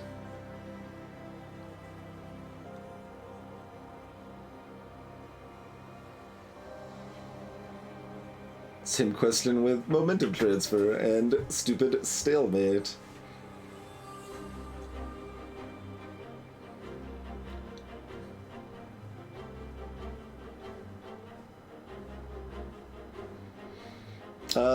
Hope is red when it's low enough, I think below 25. Just to kind of indicate, hey, it's getting low. Hey, Justin. Alright, get out of here, stalemate. I'm gonna stop pretending you're ever going to do anything.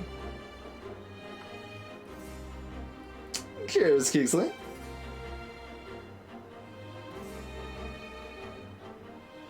Like, we've got enough other utility tools to get us out of trouble, I think. Removing that means we do have to keep the deplete, though.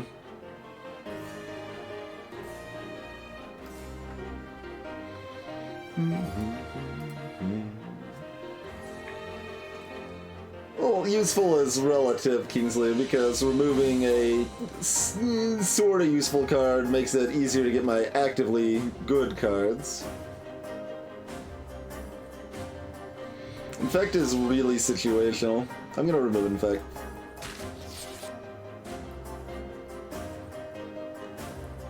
I think it's Heyday's gum.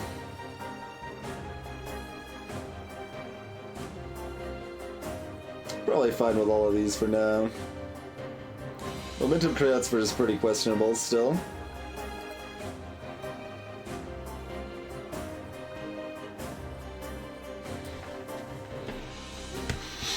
Is indeed time for break.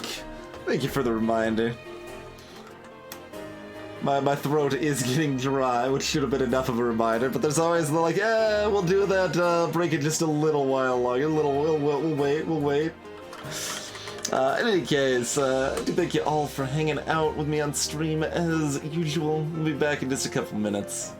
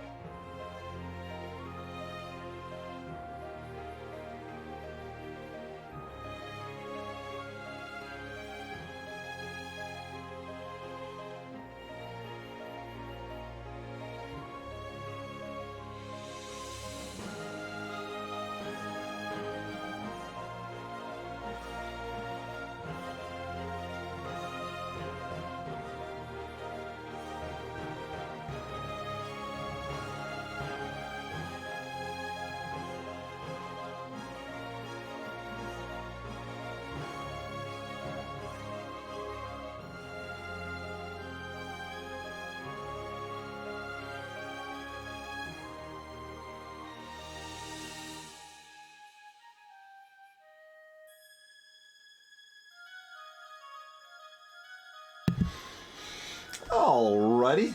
Thank you all for your patience. Moving in the morning, huh? I mean, that's gonna depend on the person, but I would suggest getting some sleep. Like, I think some sleep is generally going to be better for most people than no sleep.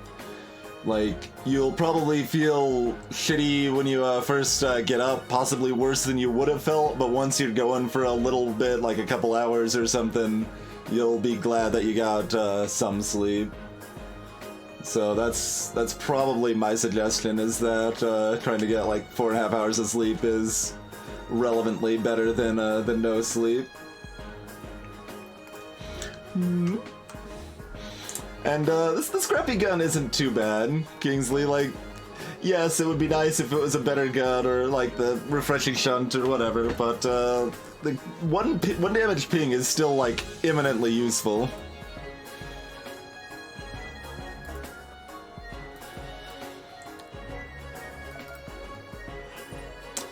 Darkest hours of the night when we suddenly heard a commotion on the edge of camp. Check it out. Mace was gone from his guard post, but we found tracks indicating that someone had been dragged away from the camp. Check it out. No! No! A few moments later, we gathered a small search party wielding torches and followed the tracks. Our efforts were in vain, though. It was simply too dark to find them. However, we found some human bones.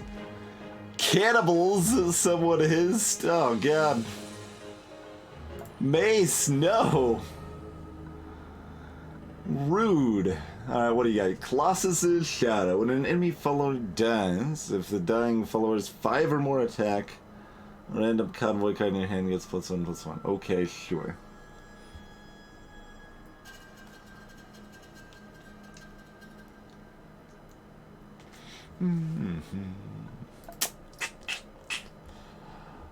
Yeah.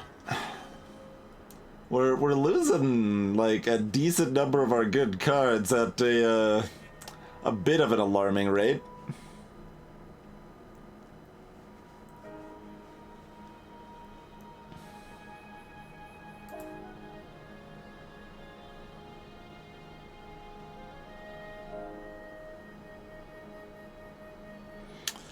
Alright, Injured Signal Bear. You can hop in.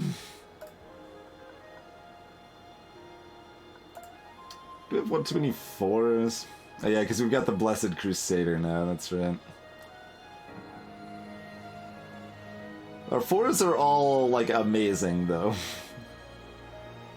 Like, the Blockade's our worst 4 now, I think. Yes, our Blockade's our worst 4. It feels weird that that's labeled as a legendary, for the record. I guess they probably make it a legendary just for some events that it can qualify for.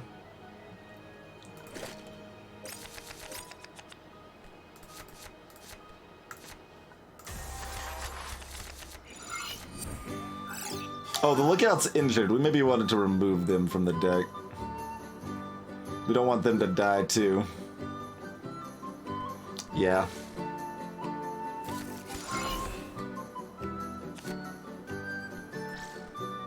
Alright, sit it in, Tania. Good luck on the not dying thing.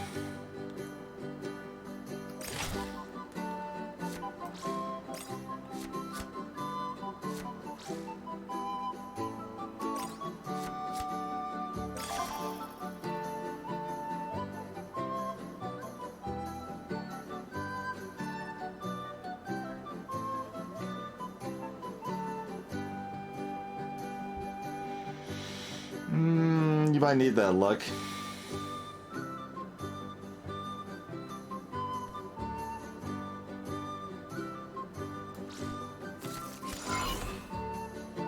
Did not hit the beam like I was hoping. Dang it, we even drew the 2 to go with it.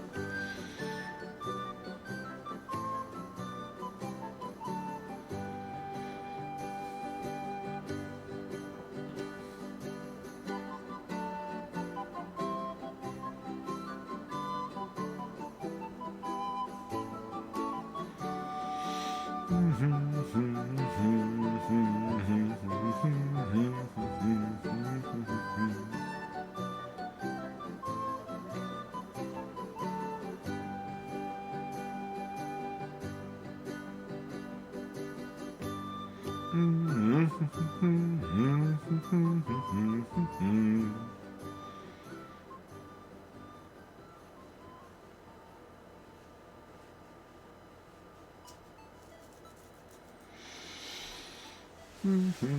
mean, we've got another 2 on the beam also, Contra. That also does face damage. The cultist is charged.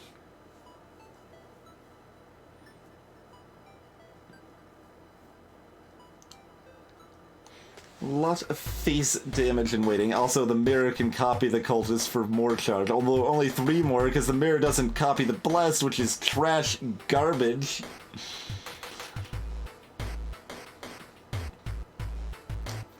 For a legendary, right? Like, you should copy.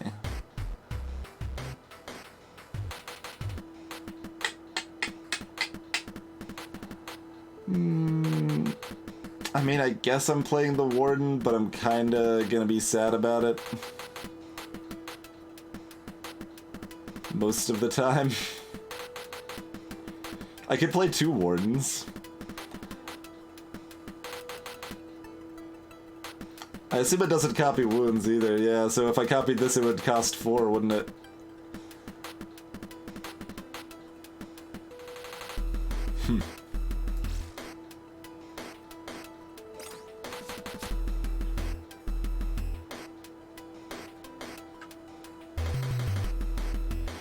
I mean, I guess this is the play. Hey buddy, do you want a bunch of armor? I'm probably glad that it hit that. That Warden's getting stunned though. And, oh, they're doing it not stupid, they're using the rage ability! Look at the AI doing plays here. I don't approve of plays. You're not allowed to do plays. That is nonsense.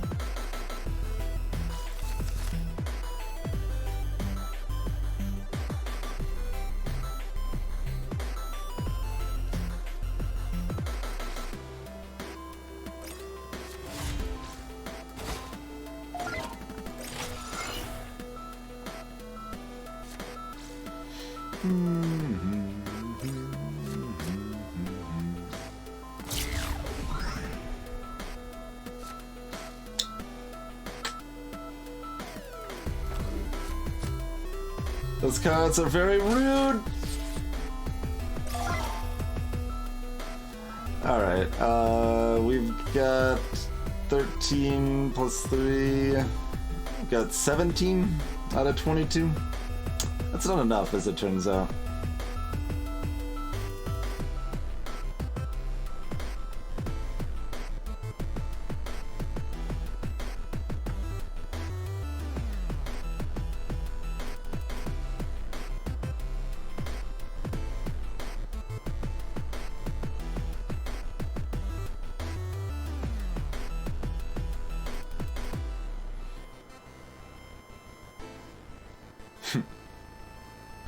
If this was a,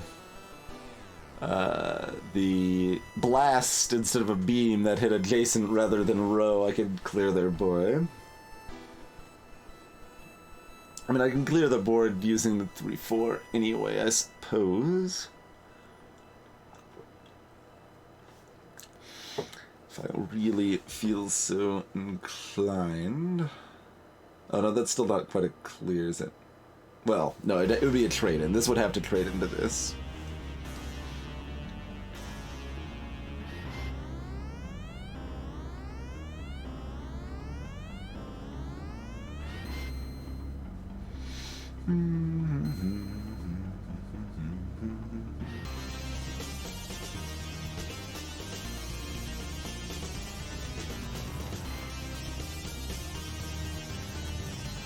Because there's a few less obvious options that are kind of interesting, like attacking this rock and having the Marauder charge in, or things like that. We're pretty much always hasty shotting the Shock Trooper here.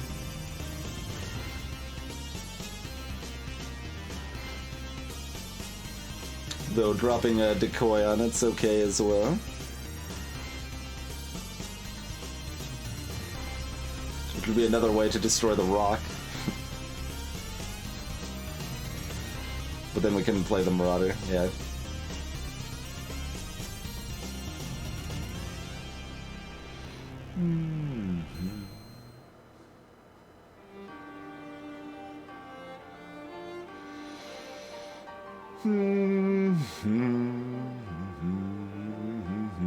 Yeah, I mean, that's all we do. There's my light blast.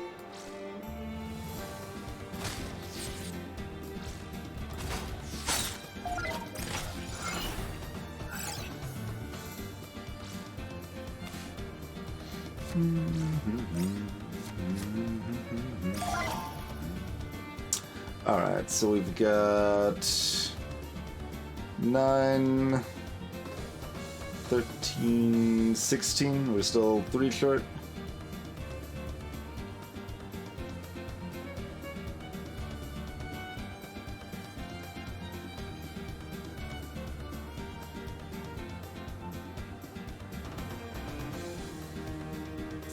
So I guess we just brainwash this. Like, we don't want them to have it. We don't have any particularly good ways to deal with it presently.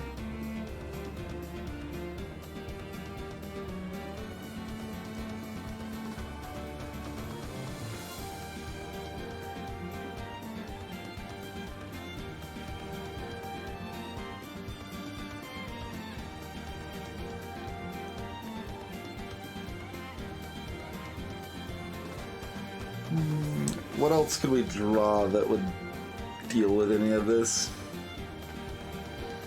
Not much. We're only at the 1 disintegrate.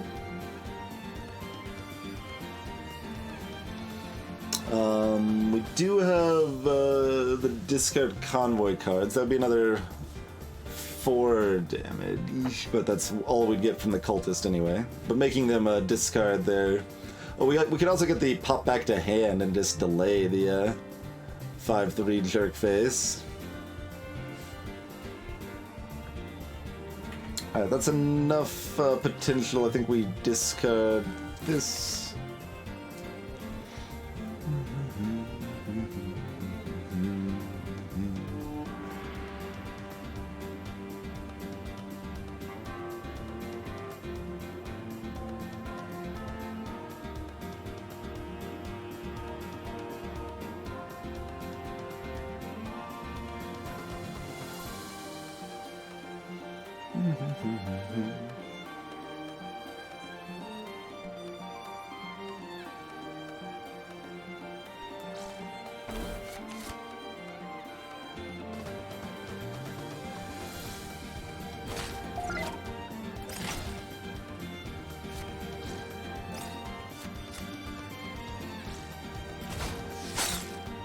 My face!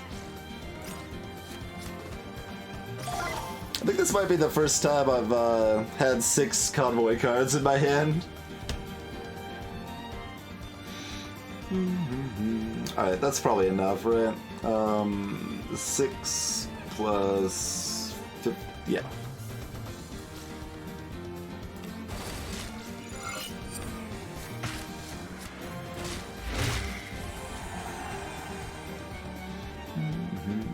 One death.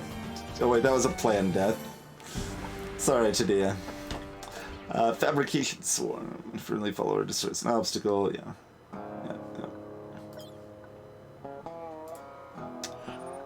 That bit of mediocrity. And then our Keeper is wounded and our Warden is wounded and our Lookout's wounded. Keeper is just never going to be used again at this point, probably.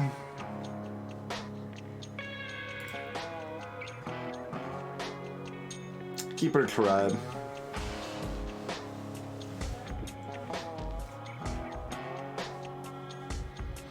Let's add another bad 3. Now got 2 injured signal bearers in here.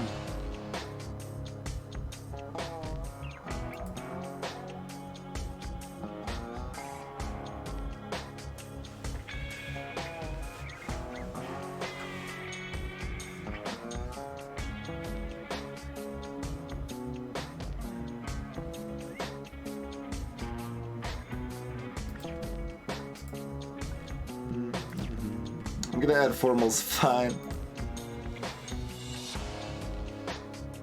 We actually want to save that for later, probably, to be honest. Do we want to bury any of our corpses? Alright. Mace isn't even named, so we'll bury them. Look at all our named friends being dead here. It's kind of a lot.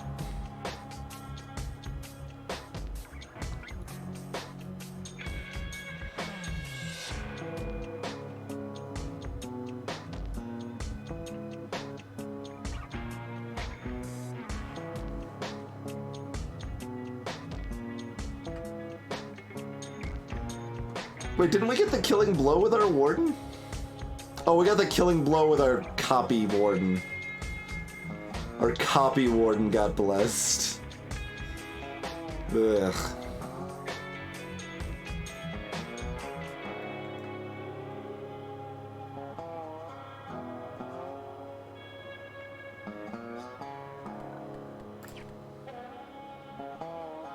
Guess I'm adding this Black Star Hitman.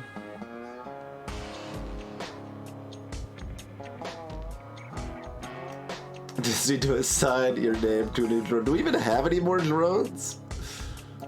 Dozer's the one we had, right? Oh, we've got the Keeper. But that one's named already.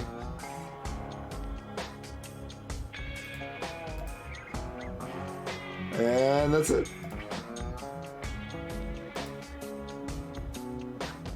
So, Fred, that's not an option either.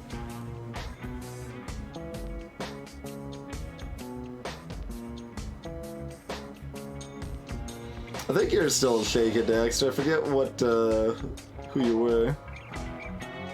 Alright, burying Formal, burying Zapper, burying Gildersneeze, burying Tania, burying ZZT. Good ceremony. Alright, roaming right along.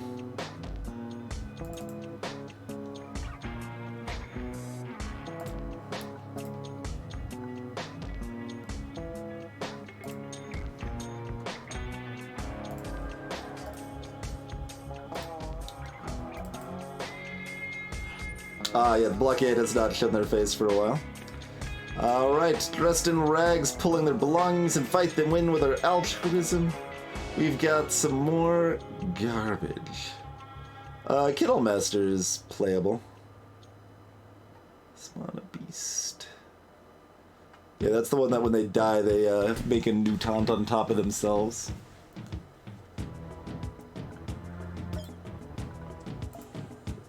Yeah, that one's even good. Plenty of, hope gear. Crates scattered just next to the path that were filled with valuables. Get them cautiously. Someone had just lost them, or it was a trap, but I guess it's ours now.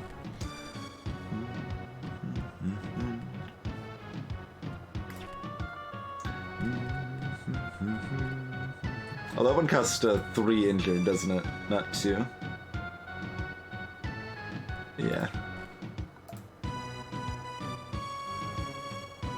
But no, I just realized I do actually want a Formal in because we don't want wounded people later. And we don't really want them unwounded. Blessed is probably fine. They could be blessed. That would be fine.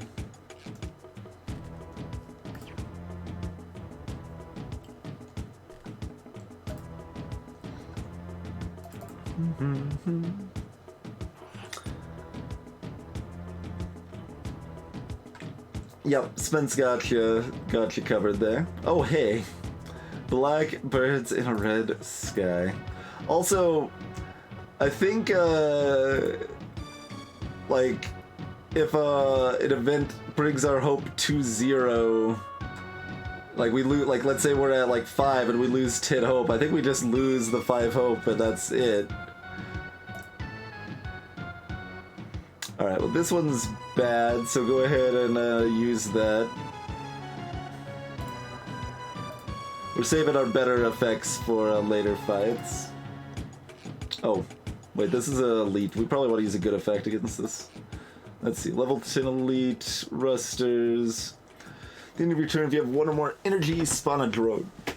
Okay. Yeah, I mean, that's a good power.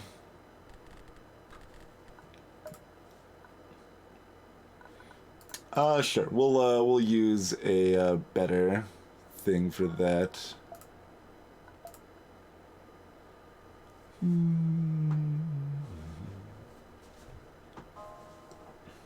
We're saving the dies because those are rocks, basically. Or they're actually, yeah, a little bit worse than rocks because usually they cost more than 0, but they have some other detrimental effect. It's not game over if you reach 0 hope. No, it's like fuel in FTL to some extent. If you're at low hope or fuel, excuse me, or food, followers will just start getting wounded.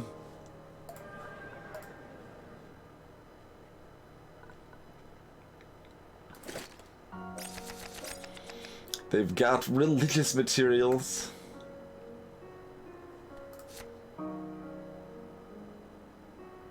I like the fountain panic projector synergy here.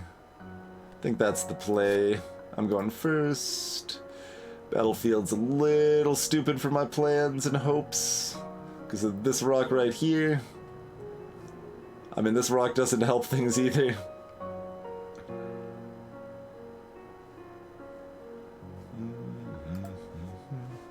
I think we still try for that play.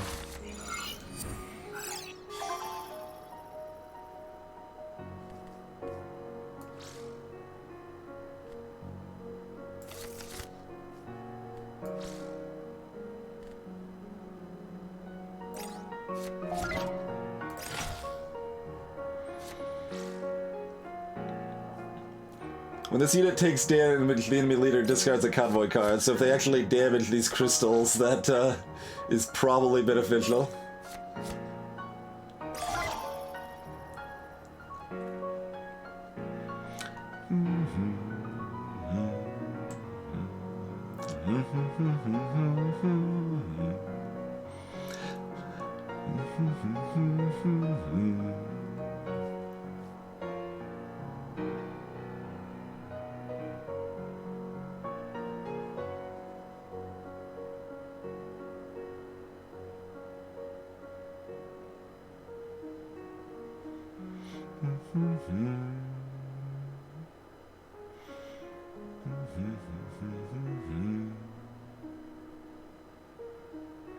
Light blast to get rid of these rocks? No.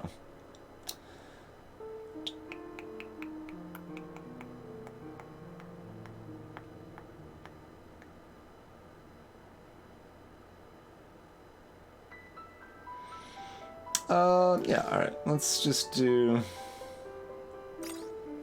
this.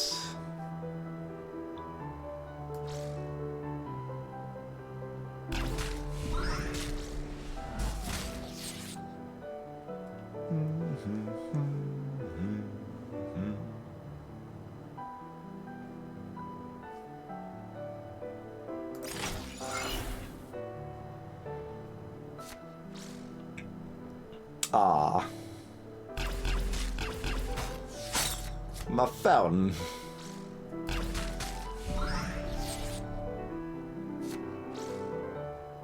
Alright, that's smooth.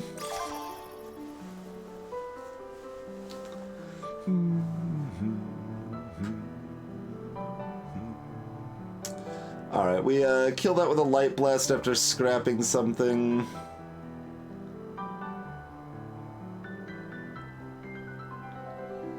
This is gonna be garbage because we don't have any armor, so scrap that.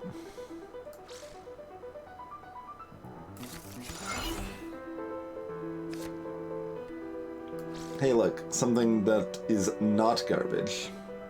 Like, we could have traded this in, mind you, but it doesn't actually kill it, so just having that make them discard a card is not quite enough. I'd rather have it still on the field. But, yeah, let's get our aesthetic up there, and I thought for some reason I still had mana left, but that's fine, everything's good. Okay, that's actually really synergistic. Enjoy discarding your hand, sucker. Maybe less exciting. Let's see. I mean, their hand's gone, so I'd say that pain projector did its job. Certainly did work. Not super happy about the face damage I'm taking here, but he's okay. Alright, let's ditch formal. They get to live for now.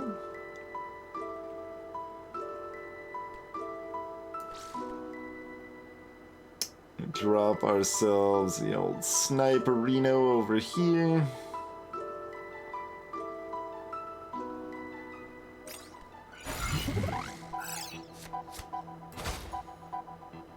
And,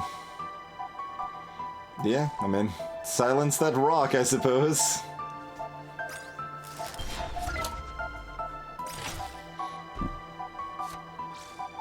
Alright, they've got a 2-1. Good draw. Target follower gets taught if it, okay. Sure. Alright, that's rude. We'll probably pop that back to my hand. Well, we'll see. Oh, that countered their taunt. Okay, so we've got 15, 18, they've got 21. Well, that's not actually enough to kill them. They still have too much. But we have the cultist on top of that, so that should be enough. Unless we want to do anything frisky. I don't think so. Oh, this is why. Right. I was like, why am I thinking I don't necessarily want to kill them right now? As if we want to, destroy their religious materials and steal them, I guess, because that's how it works. Hey, OBG. Appreciate that, host. What were you streaming tonight?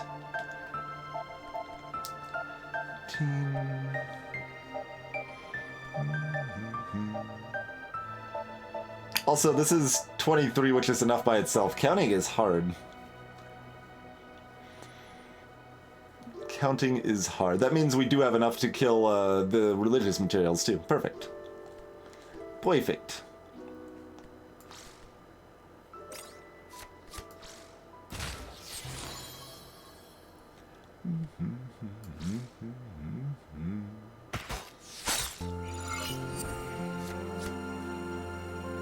And everything attacking is already blessed, so it doesn't matter. Do we want to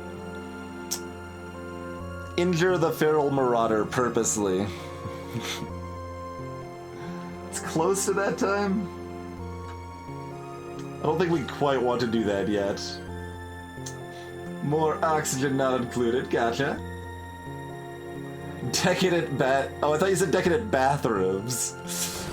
Decadent bedrooms is a little less exciting, but acceptable.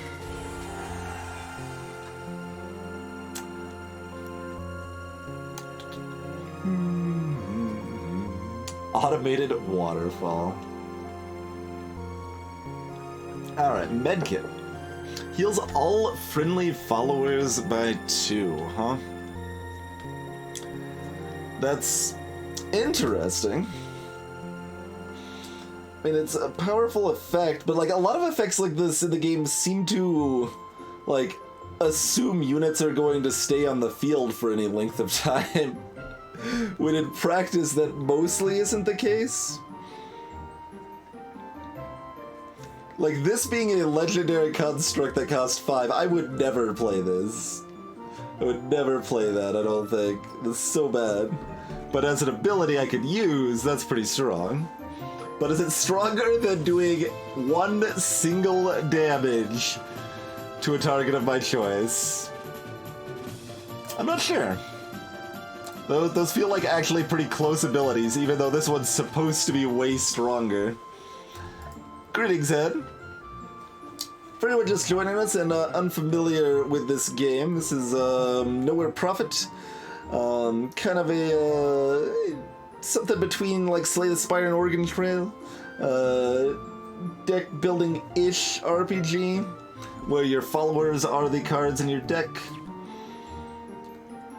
Alright, we're removing them because we don't want them to die. One of the main gimmicks of this game is that if your followers get taken out in combat, they become wounded, which makes them cost less mana to play and have 1 less health, which usually makes them a better card. But if a wounded unit dies in combat, then they're dead forever. We actually had that chance to buy that earlier, ZZT, the 2 damage gun. But we weren't overflowing with batteries, and we didn't know what the game would give us for the rest of the game, so we opted not to pick it up. Hey, Bright Shadow. Notably, 2 damage is not twice as strong as 1 damage, though.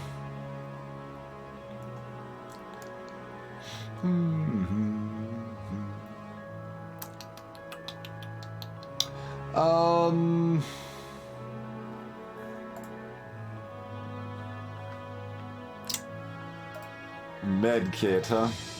The 1 damage is real handy. Our path led into a field of large metal debris and to the foot of a small hill.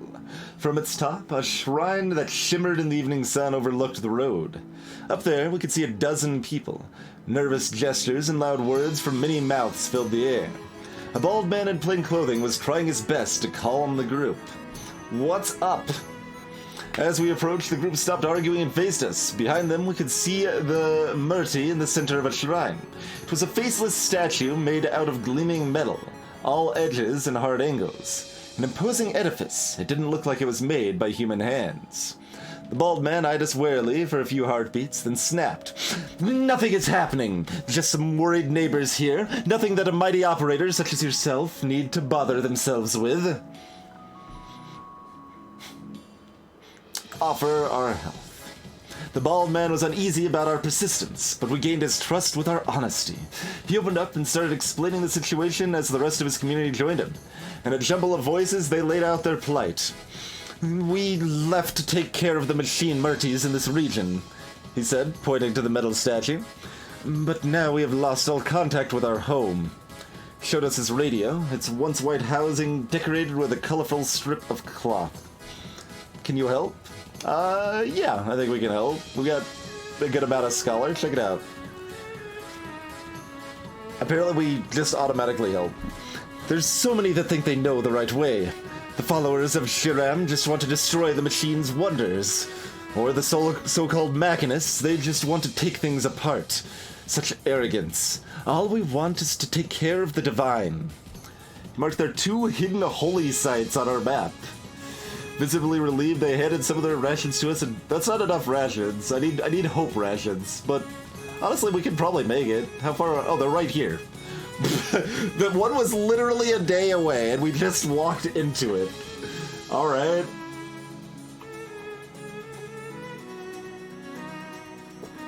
Power costing energy stuff. I don't know which ones you're referring to, Bright Shadow.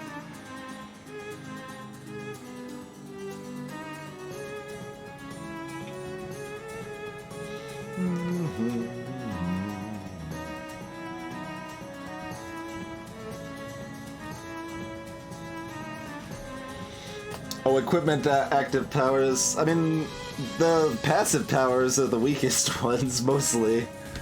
Like the non-weapon slot equipment. Like, there's so many of those that are so bad.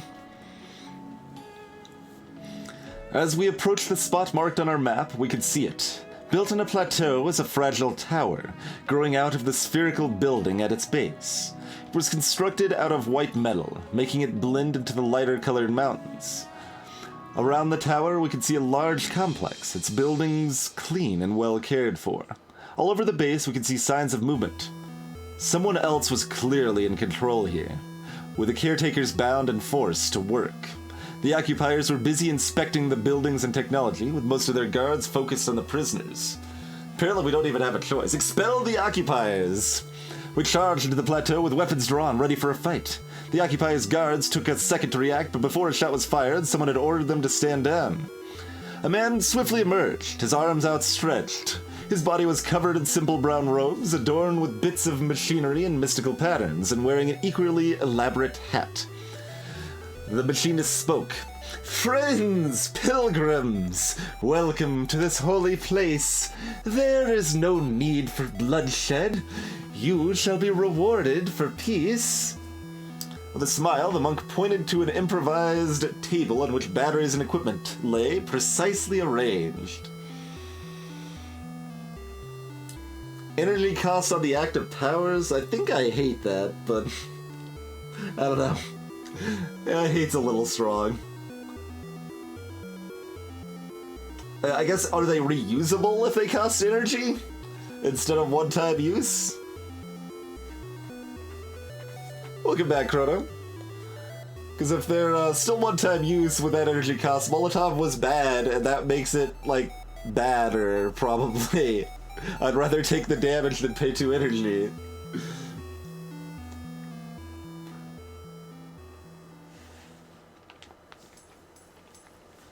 I think I'm fighting them. I certainly don't need more batteries. That's not really something I need more of.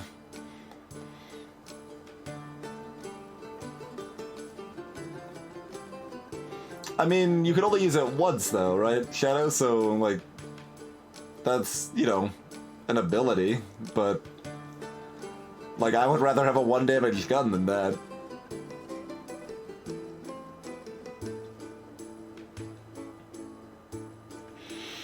Ignore the offer and fight. We immediately started breaking the chains of the prisoners. Freed, their first thought was regarding the state of their holy site. These heretics have dismantled the machine relics. The machinists had discovered this place and taken it by force. Then their interference with the machinery in the tower had created a mighty pulse that had destroyed much of the equipment. We took a look, but it was beyond repair, and its voice had fallen silent. Still, there might be some useful items hidden within. Ah.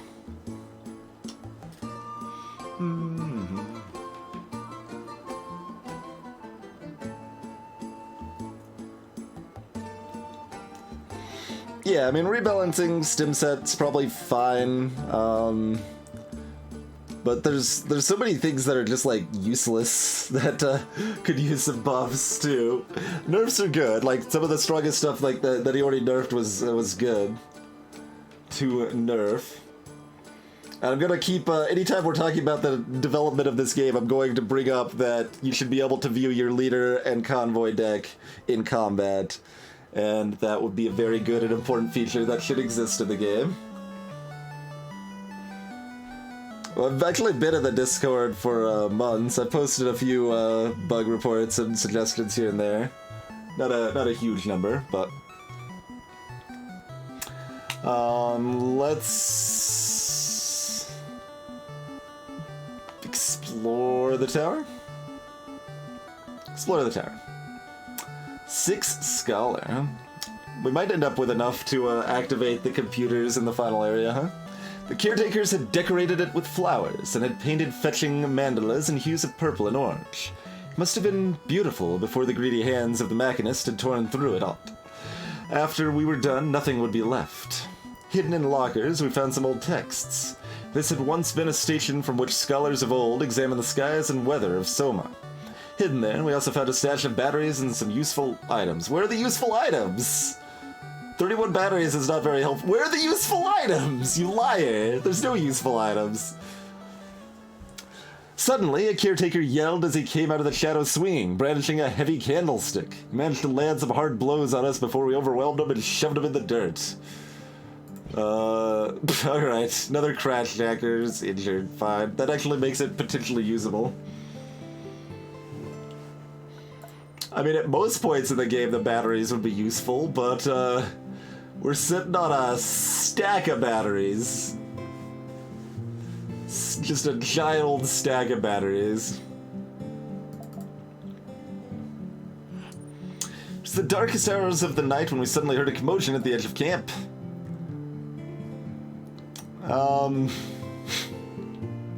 Yeah, you know what, we're gonna stay this time, honestly. We don't really care. Ujesh can, we're gonna lose hope either way! We're gonna risk following these tracks in the middle of the night. When the sun came up, we realized it had become too late to pursue them. For the sake of the caravan, we had to move on. So, you're just giving me a choice, like with a small chance to get them back, otherwise we're losing even more hope. So it's bad either way, huh? The hot springs were serene! Animal tracks. We're tracking a harmless animal or a dangerous animal?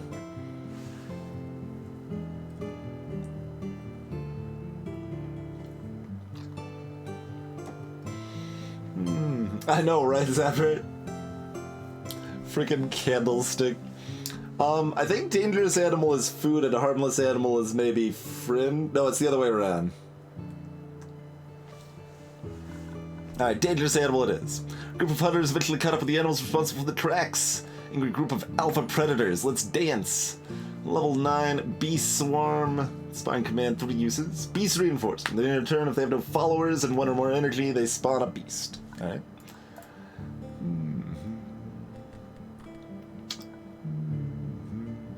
Alright, that's all as it should be. Let's do it. Unless we want to try out our med kit. I mean, our med kit's actually probably better right now than it'll be later. Although against beasts, the pistol is specifically good against beasts. We could actually sub out the pop back into my hand. I'll do that for right now. It's not like we've got a custodian, after all.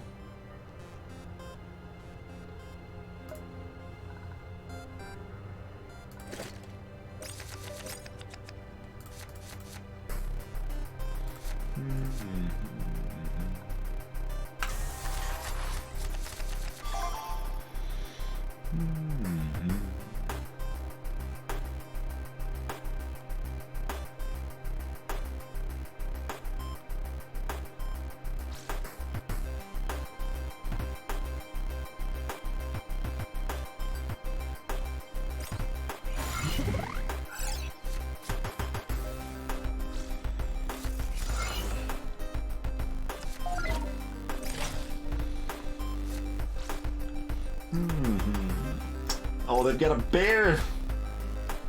I'm gonna charge right into my face!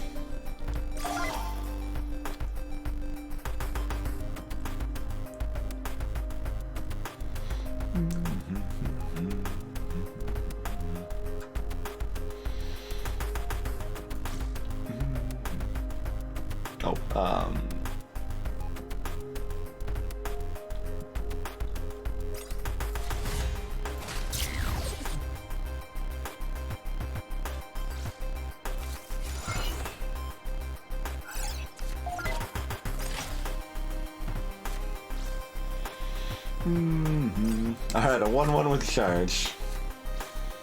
4-1, this is why we kept our pistol in. Oh god, they're actually gonna kill it!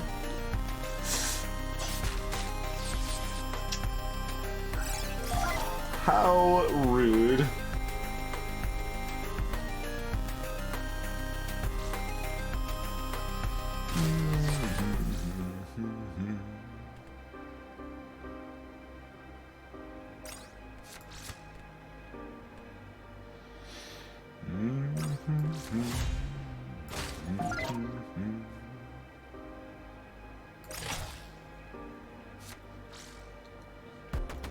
Alright, I got a poison jerk.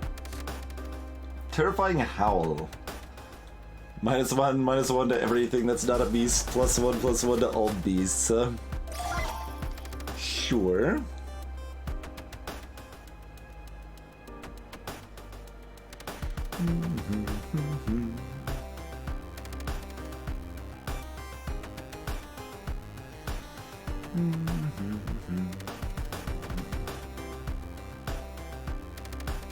So I guess we just beam and Crusader.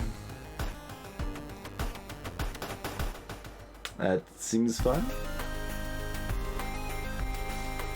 We get 1 mana back from damaging the leader's face. Also, is this just enough to kill him? Like, let's pay attention. We've got a lot of very low damage in play, so I guess not.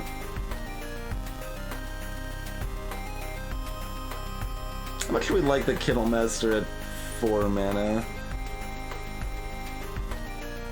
It'd be a 3/5 at 4 mana. That's taunt. Yeah, I mean that's okay.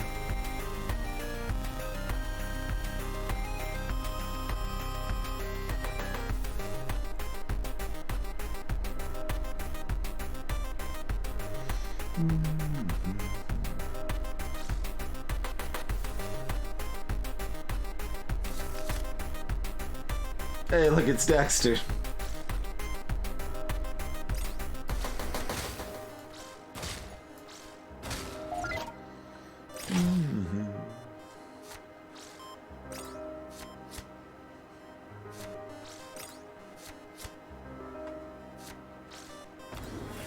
Oh, okay. Anyways, so... yeah, that's acceptable.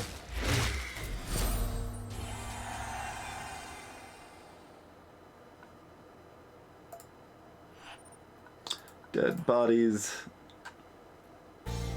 Actually have a decent amount of healing here, which is nice. Ruster Trap. Spawns a drone. Sure. That's the one that gets stronger based on how many drones you have, yeah.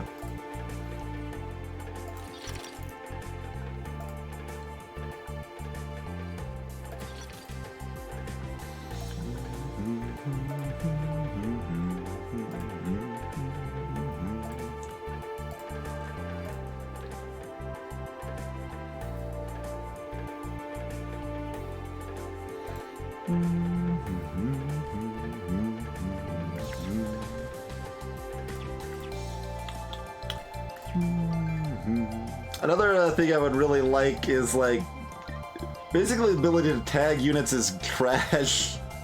Like, I've got 75 followers here. I care about approximately 25 of them, but I still have to sort through the other 50 of them all the time. That's coming too. Excellent, excellent.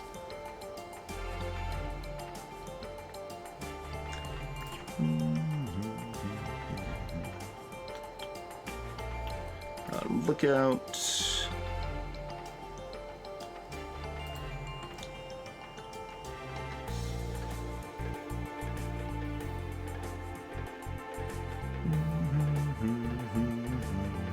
Fountain.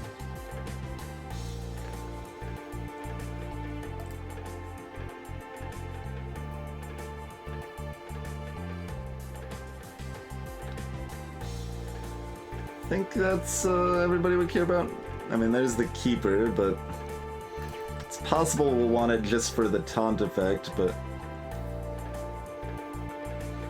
it's pretty bad when it's not blessed at this point.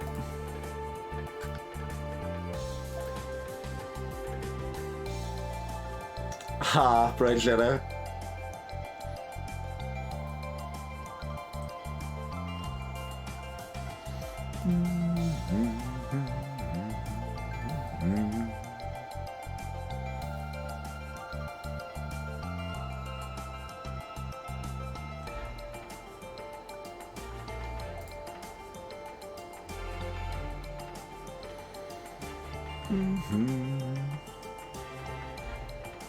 Yeah, there's nothing much else we care about.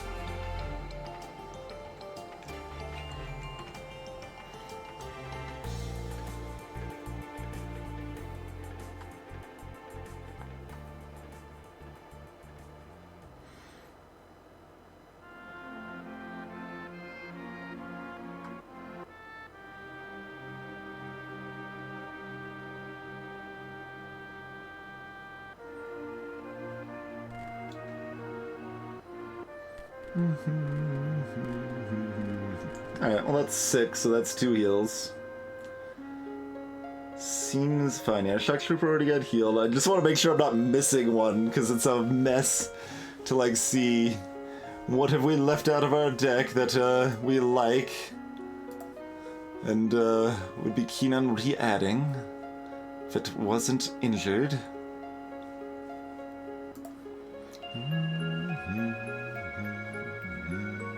We got almost 200 batteries.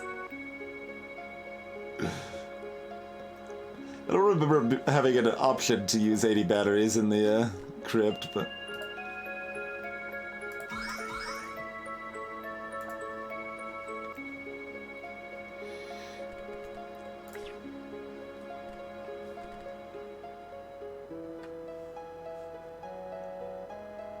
Oh, right, that Kittle Master leaves us with yet another forecast in the deck, huh?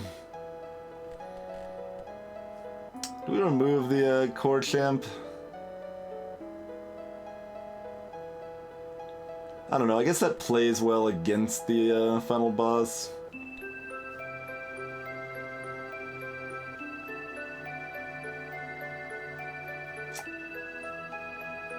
Kick out the Commando.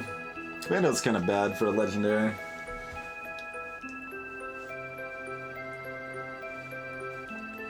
Gotcha, Shadow.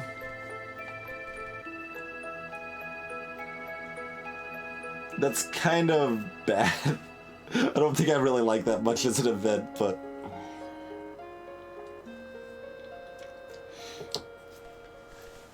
Depends, like, if it's a fairly unlikely thing, you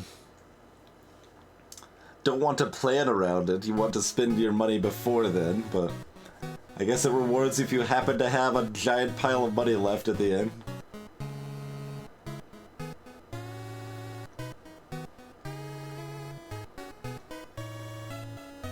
Okay, yeah, I mean, just one of those is probably fine. If it's not, like, I was thinking it was one that's like, oh, and your leader takes like a random 8 damage because he didn't have 80 batteries, get dunked on.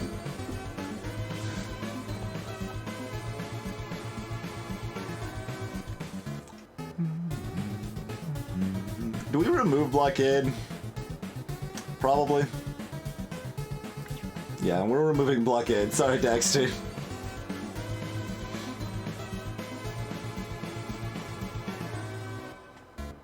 All the other 4s stay in. Do we want any other 3s?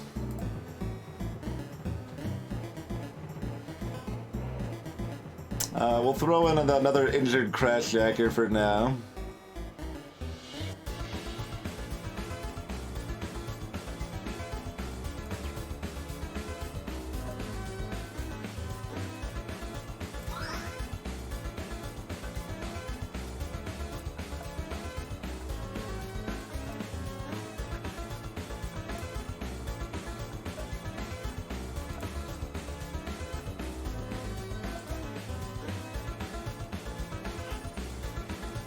Armed guards waited for us as we approached the point marked by the caretaker on our map. We explained that we were here to help, and they escorted us through their village and into their holy site. Ahead of us stood a fragile and elegant tower of white metal. Its base a small spherical building. Around it, a dozen frantic rusters moved in erratic patterns that seemed both angry and confused. A few nights ago, a loud... Oh, that's supposed to have a quote at the beginning. A few nights ago, a loud sound awoke us. Ever since then, the lights in the stupa have gone out, and then more and more of these drones have shown up, and they're not letting anyone in. Let's dance. Level 10 Rust Cluster. So they spawn drones. Yep.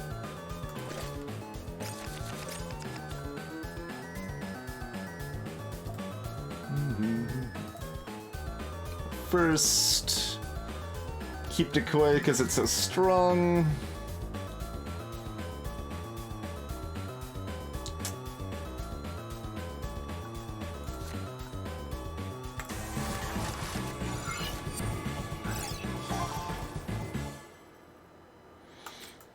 We're discarding brainwashing, probably. It's at least one unit they could cast in about 4 turns we would want to brainwash, but oh, do we do the panic projector instead?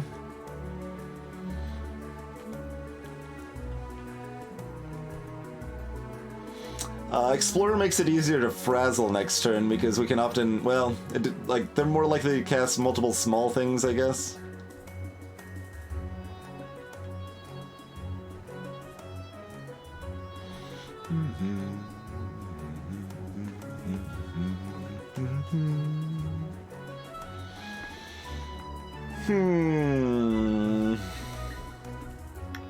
That's only followers, okay. So that won't heal the panic projector.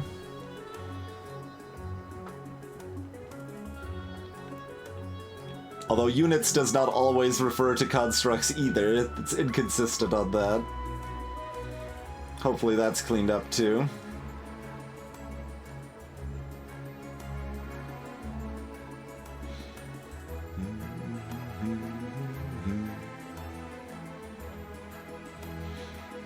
Against what a drone enemy is most likely to play, the panic projector is probably the better choice, isn't it? Alright.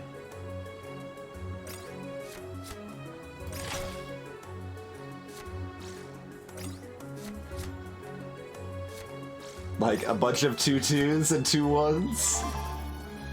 Yeah, like that.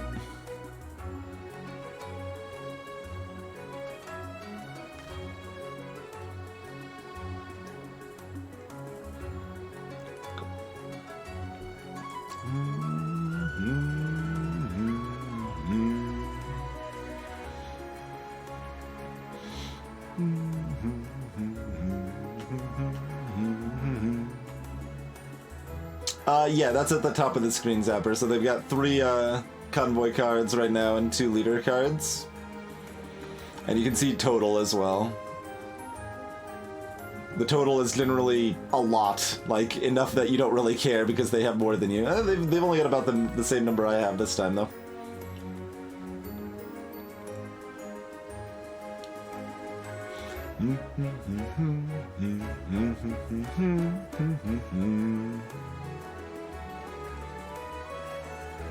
Man, we got all sorts of options.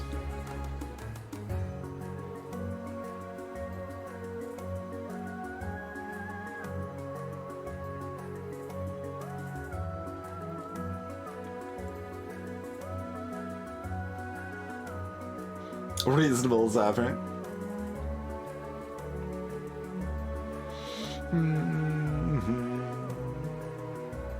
Yeah, I mean, that's most likely what we're doing, CZT. I'm just playing with the idea of making them discard all their convoy cards, which is probably strong enough we should actually do that instead. Leave them with a 2-2, that's, well, a 3-2, that's fine.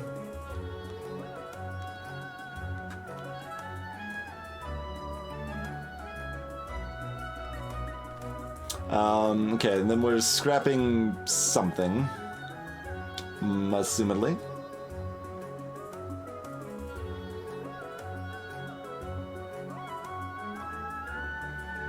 Are we, though?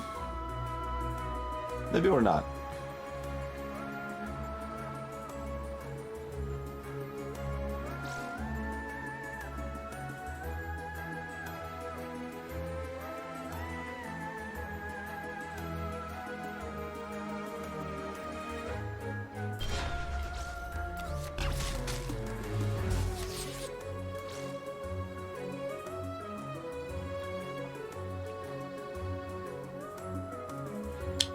Guess it is only 2 cards now, but that's still pretty great. Oh. Alright, we get that damaged leader, so we actually get a mana back for that. Oh well.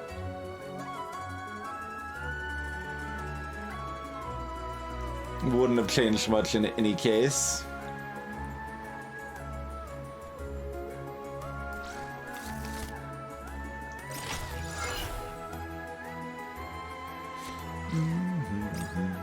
Oh boy, they drew a 2-1.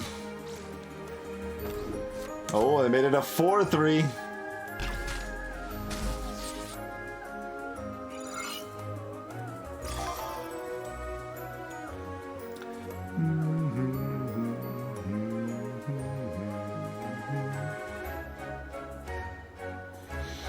So we're obviously board clearing. Oh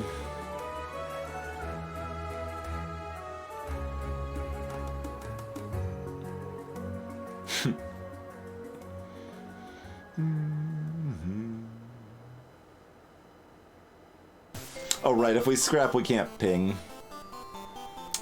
Fine.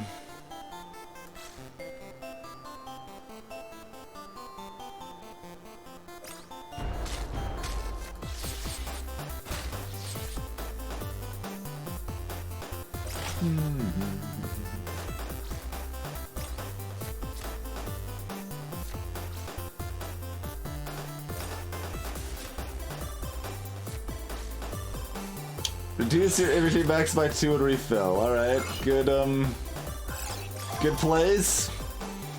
Make sure if you draw something big, you still won't be able to play it. I appreciate that.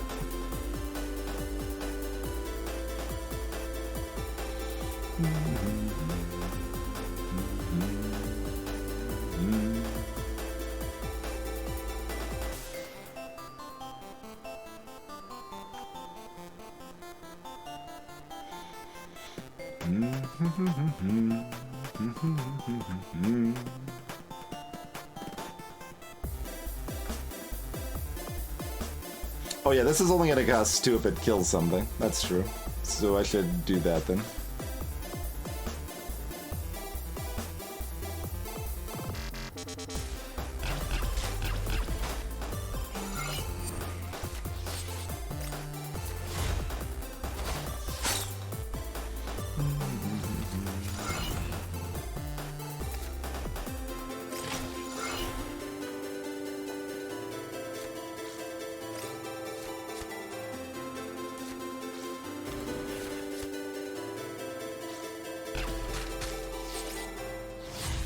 I kill my little puppy even.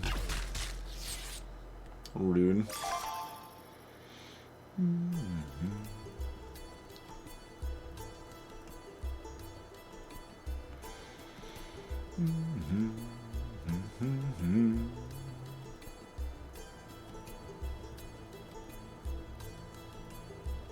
It doesn't have a drawback.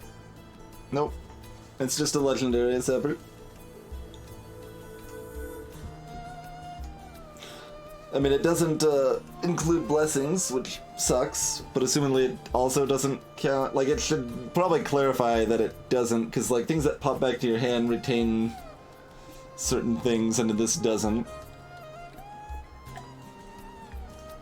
Yeah, it does copy something in play. And then put... Oh, okay. You thought it copied in play and then was still in play. Yes. No, that would be very strong. This is still decent, but nothing, like, too crazy.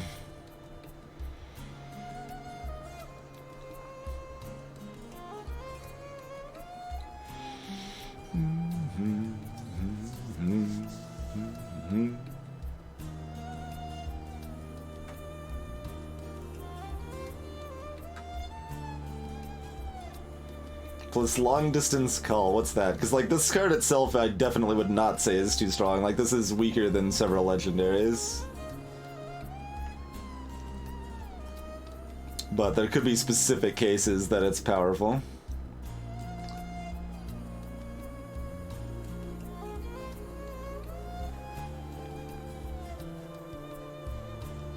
Non-convoy cop. Oh, it's just another way to copy.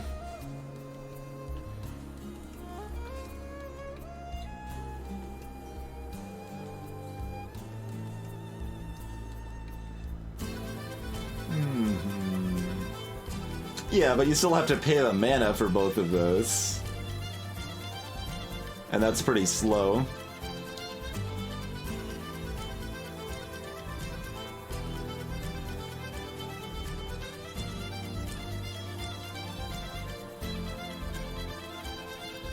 Oh, what's the trigger for a long distance call?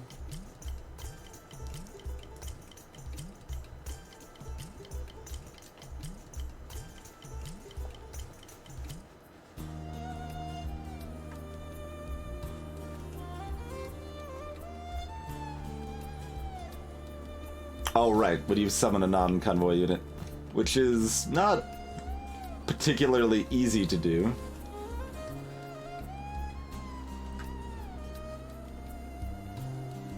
with most decks. I assume there's one leader that, well, like we've seen 3, right? The last one's like Tower, which assumedly deals with a lot of blocking sort of stuff, armor sort of stuff. So I don't know if they've got a spawn a drone effect either.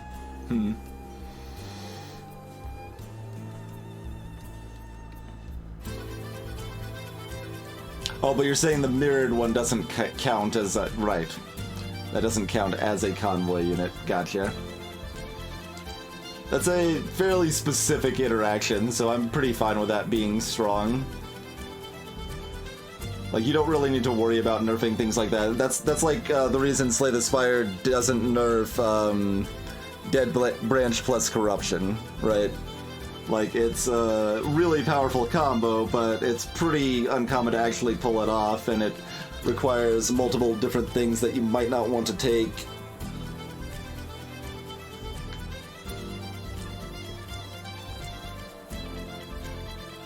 Anyway, we're probably just playing our taunt. What do we do with our other 3 mana? We charge face. Face is the place.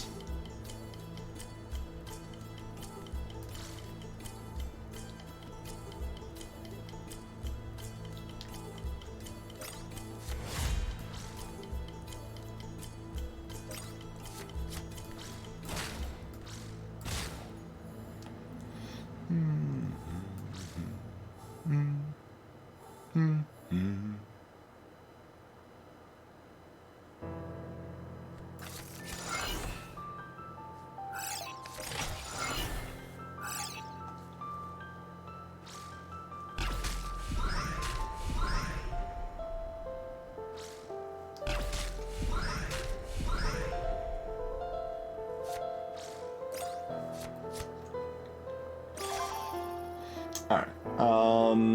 Yep, we can bless... Oh, we can bless our aesthetic again. Yeah. Seems good.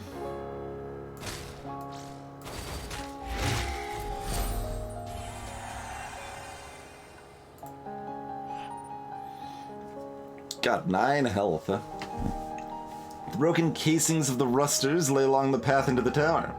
Inside, the building was hung with colorful ribbons and withered flowers. Screens and various machines were stacked along the walls and in a ring in the center of the room. It all looked very similar to the caretaker's radio, but all the lights were dead. Touched one of the black screens and felt the machinery. I could sense the reason for its silence. Something had overloaded it.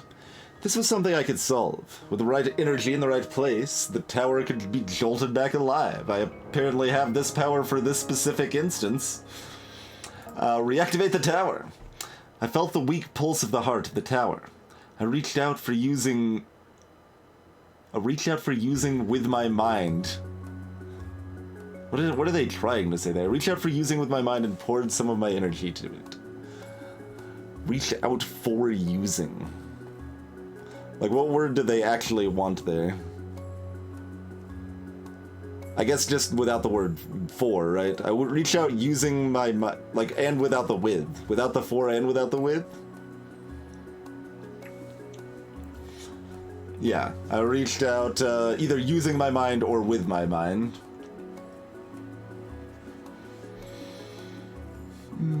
I reached out using my mind and poured some of my energy into it. It jerked into life briefly. I took another jolt and a third, a third protracted attempt to finally restore it to... Oh, it took. Okay. That could be read either way on the it. So that's... Because I thought it was like saying that its third jolt. And that reads very differently. Alright, it took another jolt and a third protracted attempt to finally restore it to life. The hum of its reboot processes filled the room in my mind. Suddenly, a cacophony of machine voices filled my head and I reflexively let go of the connection. This was clearly an important place. Alright, let's get our scholar up, analyze the tower. Some of the words sounded like machine syntax I had heard before. There was clearly much to be learned here. I told my followers that nobody was to disturb me, and I sat down to meditate, opening my mind to the voices. I could hear a cacophony. We're gonna use that word again. Almost like a chorus of individual voices, with each signal singing a different song.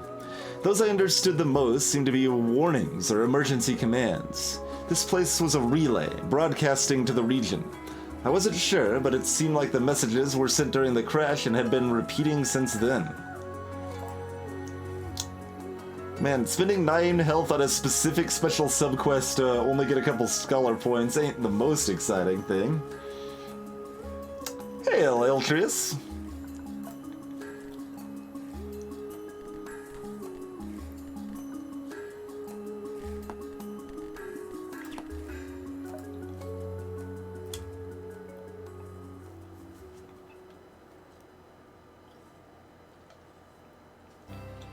An ice cap. I'm not familiar with what an ice cap is.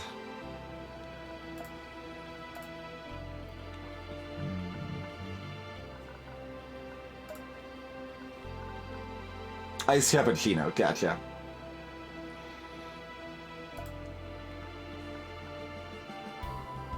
Just hadn't heard it shorthanded before. Alright, let's keep dancing. The Outriders reported loud animal noises. Our Crusader wants to heal it. Alright, heal it up. We got a rabid lizard with taunted poison. I haven't seen this guy. That's... It's okay. It's okay. We aren't actually using that though, are we? It's worse than all of our other 4s. The animal made pitiful sounds. You've got, when drawing a leader card, deal 1 damage to a random enemy unit. So that one's a bit rude.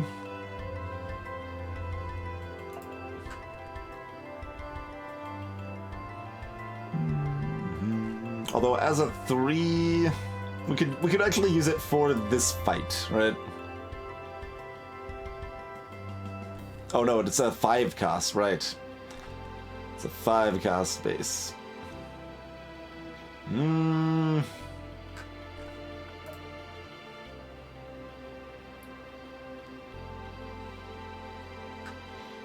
Yeah, even 1-in-1 ZZT makes a pretty big difference there.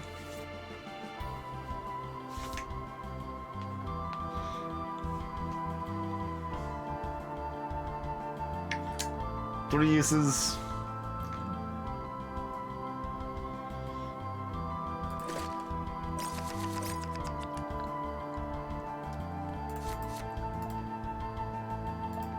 Food cache, which ain't terribly important, but...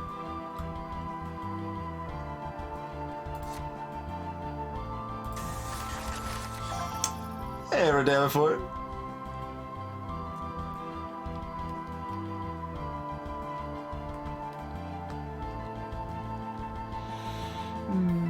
Hey look, it's more charged poison.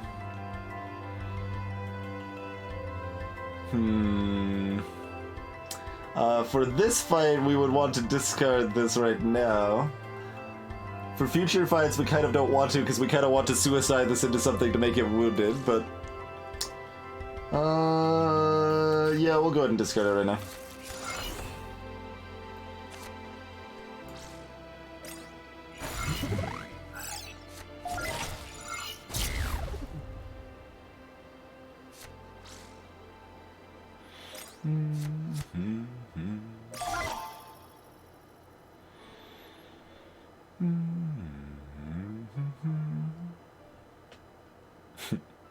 I mean, we could silence... Oh wait, it's the first obstacle or unit, not just first unit. Yes. This one says the word target, which is, it should not say target, because that is not a word used in many things. I don't actually know if that stuns the unit or the obstacle. I assume it hits the unit, because I think I've done that before, but I'm not sure.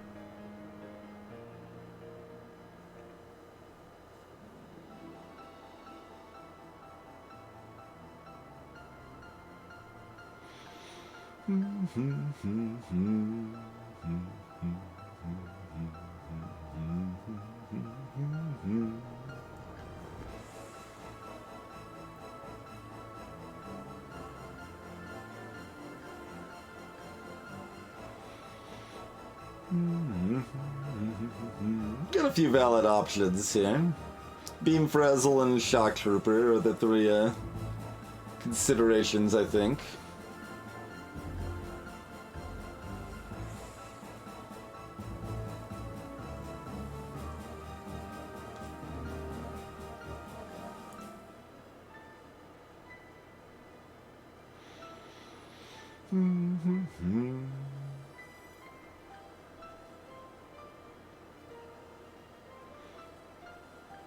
I'm already down 10 health, so I'm not exactly enthusiastic about eating 5 to the face if I frazzle. I get an energy back if I damage their leader with a leader card.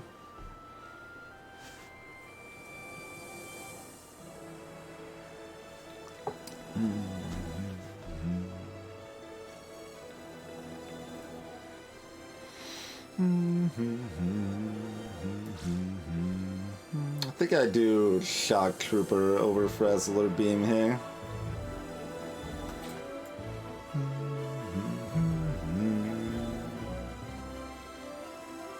Don't really want to cycle any of this.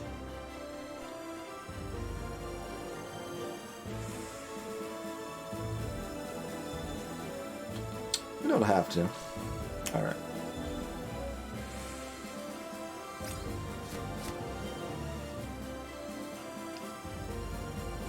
Okay.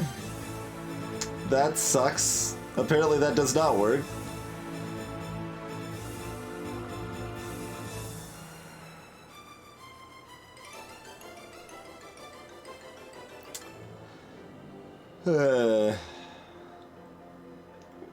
Definitely be nice if there was some more consistency with this stuff. We don't need the food. We'll probably still pick it up, but it's not a priority.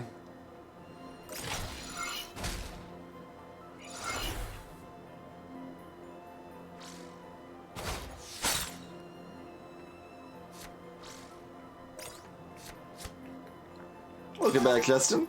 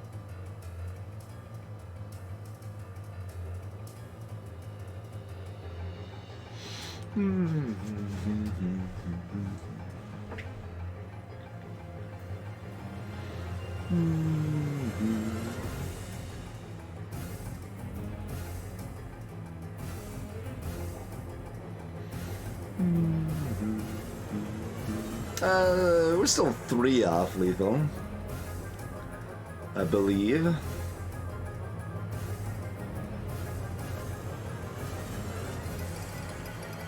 It's reasonably close, it's true.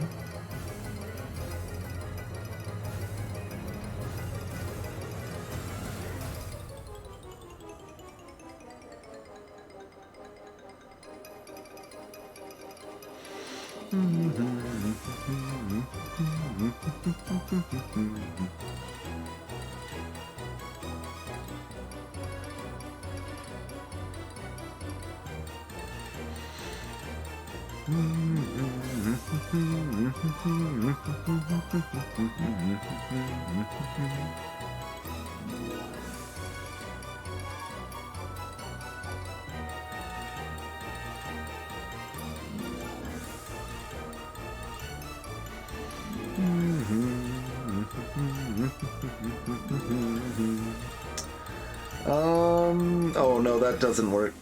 I thought I had one way to guaranteedly kill both without hurting either of my guys. Indeed, Red.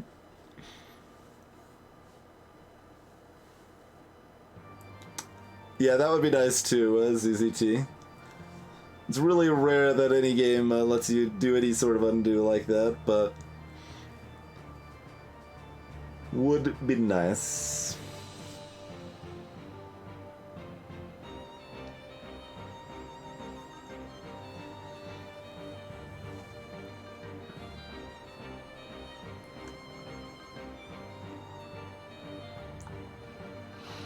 I mean, if I could scrap and use my little ping gun, then we would have ourselves a little kill.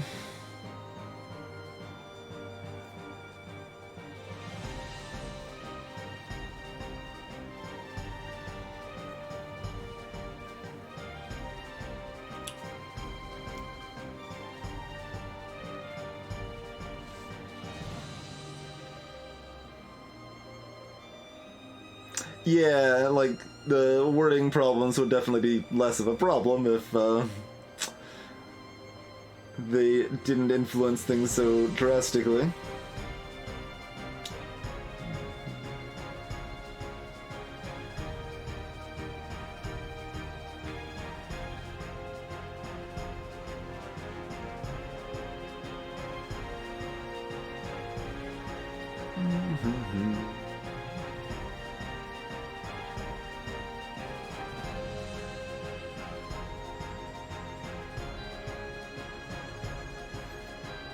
I would be a fan of one more mana.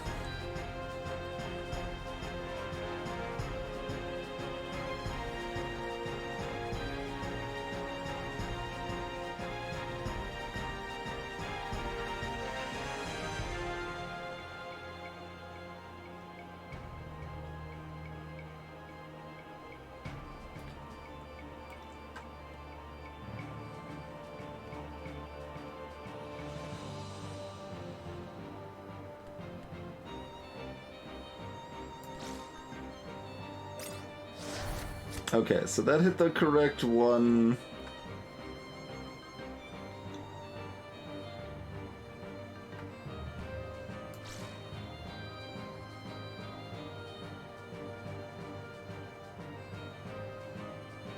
Yeah, we'll go ahead and clear.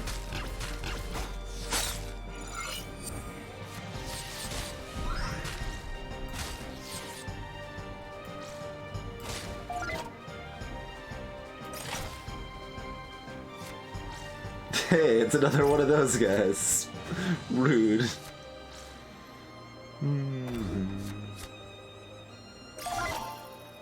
Ruder. But now we can Crusader it, so...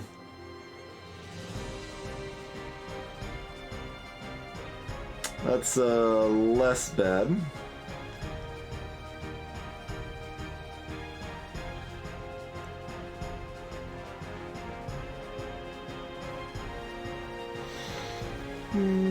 Also, we could probably... can we just win? I should probably look at that too, huh? 8, 10, 18. Yeah, I guess we should just win. That probably makes more sense, doesn't it? We can even go ahead and get our lookout blessed. Oh, we don't get the food, though. Do we have enough mana? We do have enough mana. Yeah, we've got 3 more mana. We can even get the food.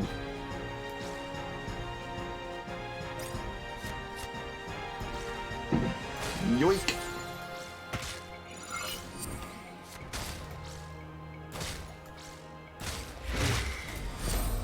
I know I don't need the food, but I want the food, so I'm gonna get the food. Deserters. Trash. Okay. We got ourselves some more trash.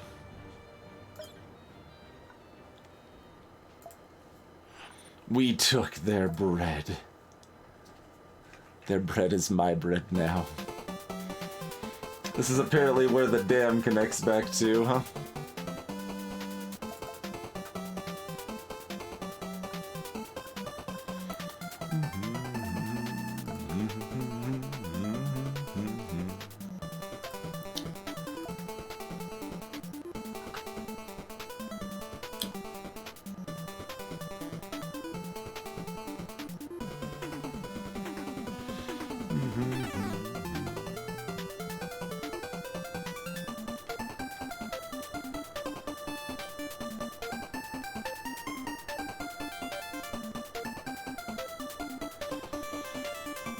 Yeah,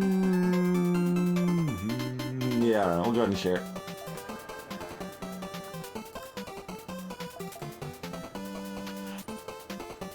Okay, I've got a group of cravers. Oh, hey, so our fountain apparently can haggle with him. I guess the fountain is a union? Is that what the skull face? Because I think this was a... they needed to be union. Let's haggle. Alright, we will buy your legendary equipment. It's another medkit. Sure. This one turns into resilience kit. A friendly follower is healed, that follower is refreshed.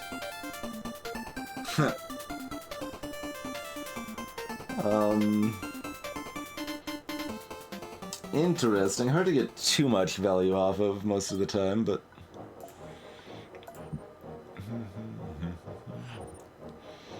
Approach the structure! Attack! Sign Zealot!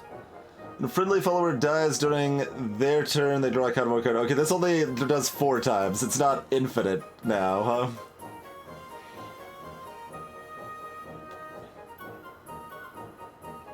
Oh, and that's only during their turn. Wait, Jesus, that was nerfed.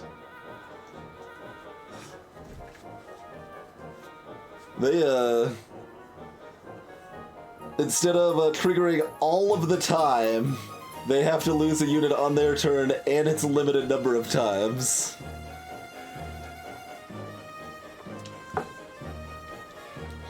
I mean, mostly that's a good thing, but it's interesting just how stark it is.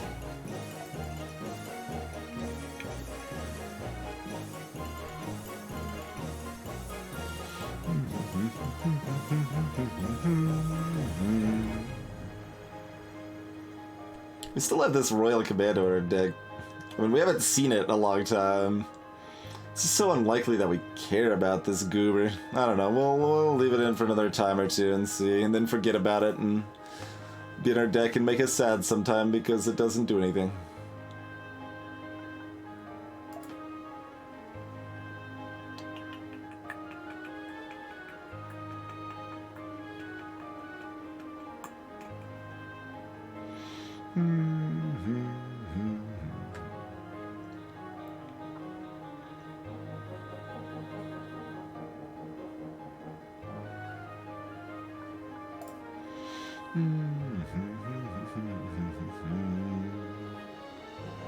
I don't have too many more fights where we can comfortably use wounded units.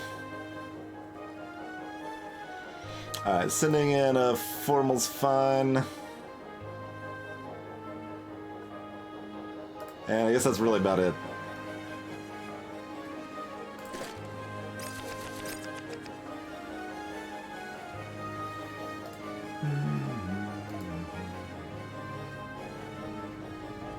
So which sniper do we want?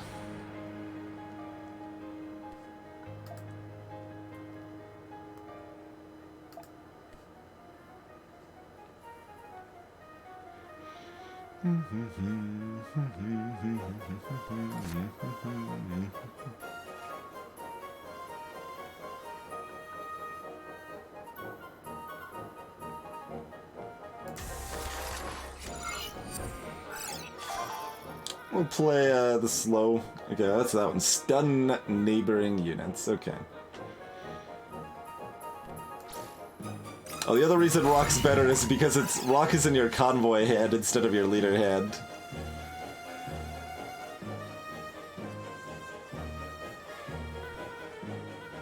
We'd probably rather them stay as a 6-3, and they're fairly likely to get dunked on such a small board. And we've already got another good play, so... Rock's gonna be a leader card too. I mean, that makes more sense, but... Are we gonna get, 5 and 5 on the leader and convoy cards? Sacrifice a follower and gain X armor, where X is the attack plus health of the follower. Okay. Sure. Haven't seen that card before.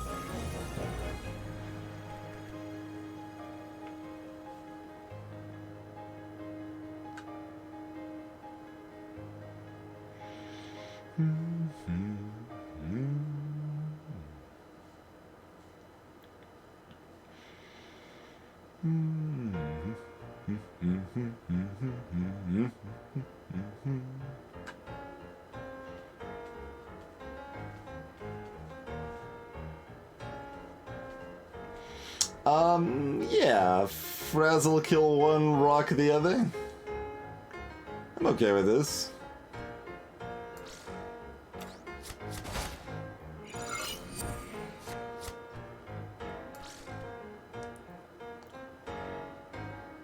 Gonna spread out the rocks, I think.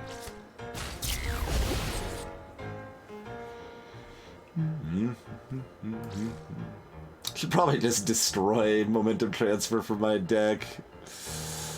It's fun, but it's so slow.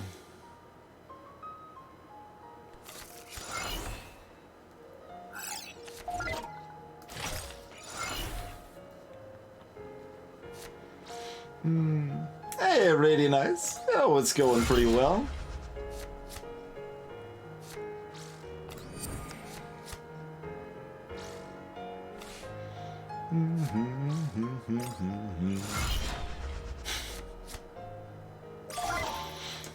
Taunting is forbidden. Oh hey, how about we... I mean, we have to Light Blast their rock, but it does kill two things, so that seems pretty good. Just do that and drop the core champ. A bit on the long side compared to stuff like Spire FTL Radiant. Like, twice as long as Spire FTL, probably. Maybe a little bit more than that, maybe 2.5 times as long, probably. So, like, 12 hours or so for streaming at my pace.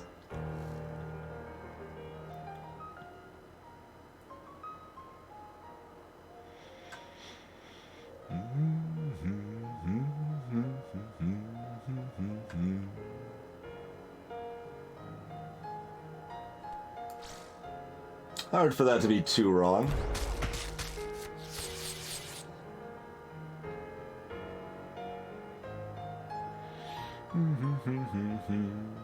Except for the fact the separated hands makes me always like confuse the mana situation constantly. It's non-stop.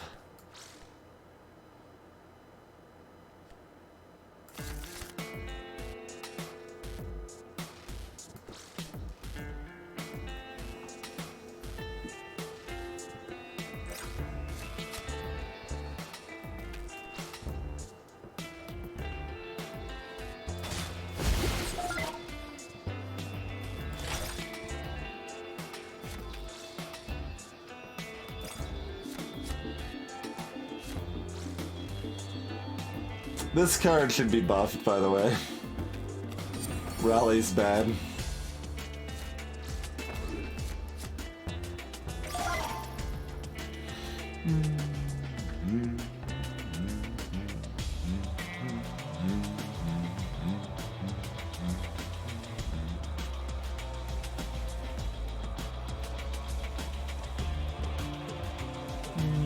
So I assumedly Tearless that. I'm thinking Core Champ here. Potential for Fountain to end up over here.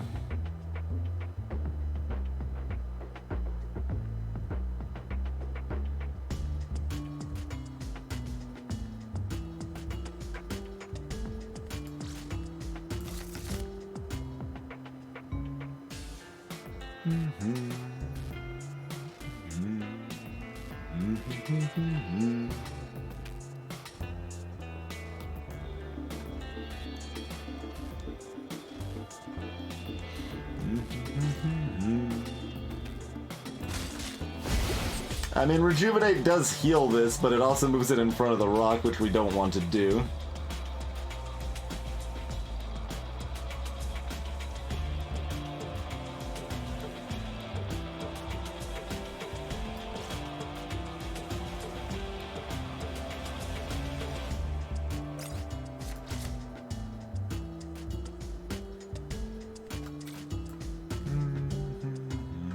Let's see, 5, 6, 7... 11.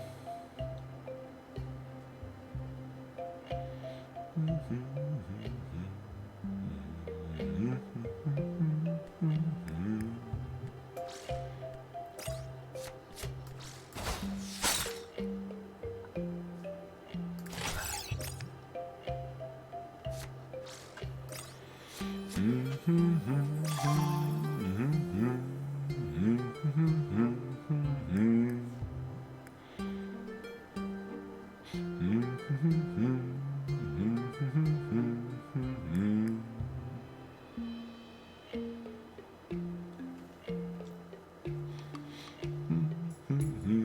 I forgot to attack with a sniper. Whoops.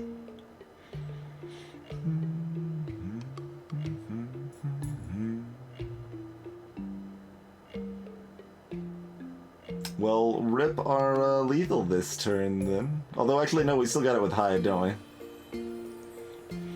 Or are we one short? Or we would have. Let's see. Cheese for everyone. Yeah. Peerless Sniper needed a potty break. Greetings, Magnificent. Anyway, so we've got 4, 6, 9, 15. So we've got 7 to make up, which is exactly how much we can easily do. Cool. Who do we want blast? Nobody? Because we probably don't want a 6-4 for 4. No, we only want them wounded. They're worthless to us bless, so we don't want to bless anybody. We can bless the clone then.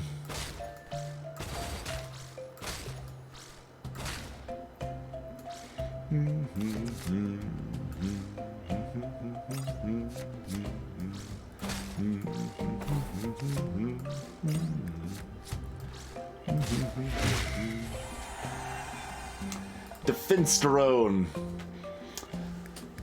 Wait, that's a 6-use scrap healing? Oh, this is a different scrap. It's scrap healing rather than scrap projectiles or whatever. I gotcha. Second wind. Oh, that's a legendary. Target follower heals all damage and gains attack for the damage dealt. Eh. No. Not very good. Pretty poor legendary because it's bad at the end of the game.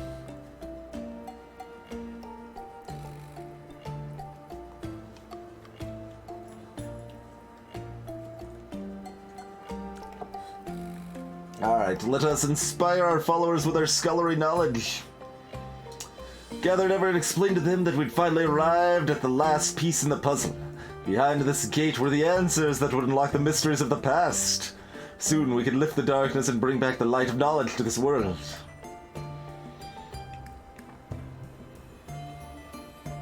Yeah, like, it has uses. Most of the robust is like, it's like a 5-3, so you heal it for 2 and it gets 2 extra health. Like, that doesn't really do that much on the robust.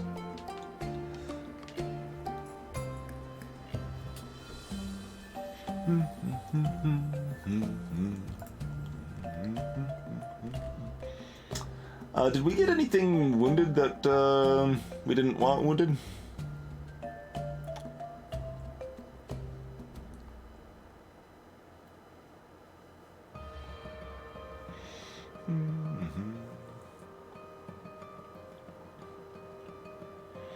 I don't know, having one insane unit is cool and all, but there's so many abilities for the AI to just auto-dunk a single unit that I think that that road leads to disappointment very often.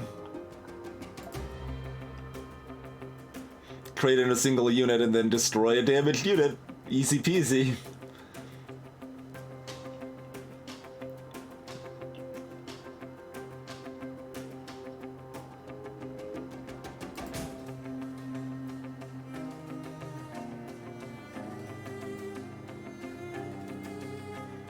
I mean, if we could intentionally wound some units, we might.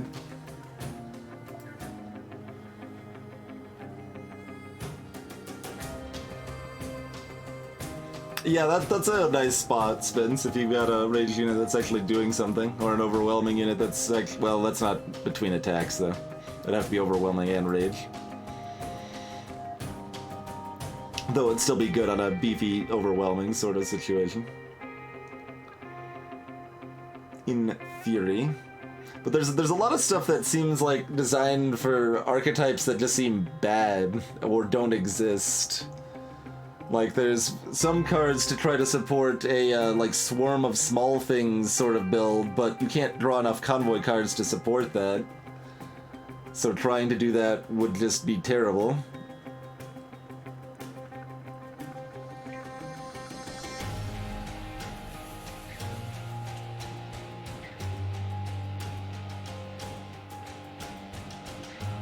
And actually doing like a meaningful drone sort of build as a player doesn't seem to be a thing.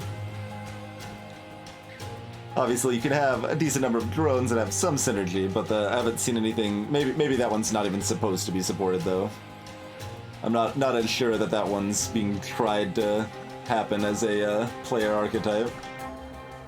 And this is a little weird that it's got this like card floating above the card.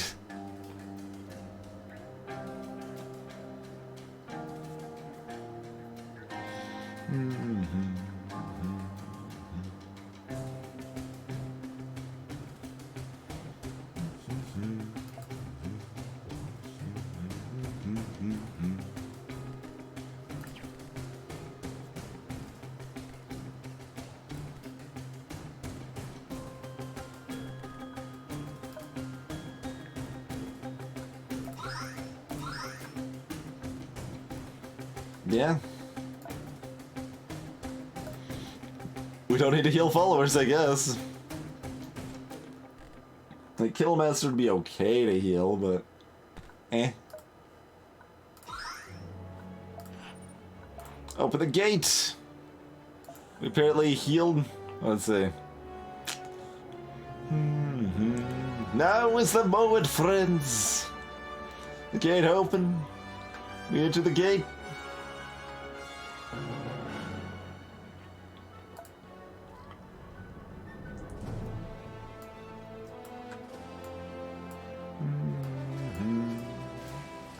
That area looks like it's more likely to have a side path, so go that way. Tunnels we were passing through seemed in worse shape than the rest. The otherwise flawlessly bright panels were broken and cracked in many places. Water was leaking from the ceiling. All of a sudden, a whole section of the tunnel came down on us. Panels and rocks cascading down and burying Skyla and some of our followers. Skyla and Ella.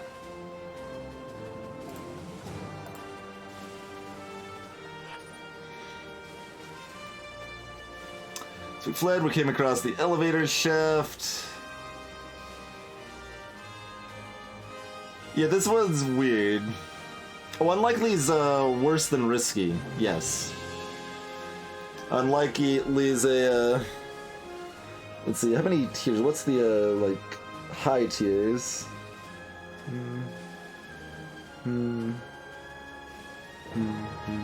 Like, yeah, Unlikely is like a tier 5, Risky is a tier 4. Approximately.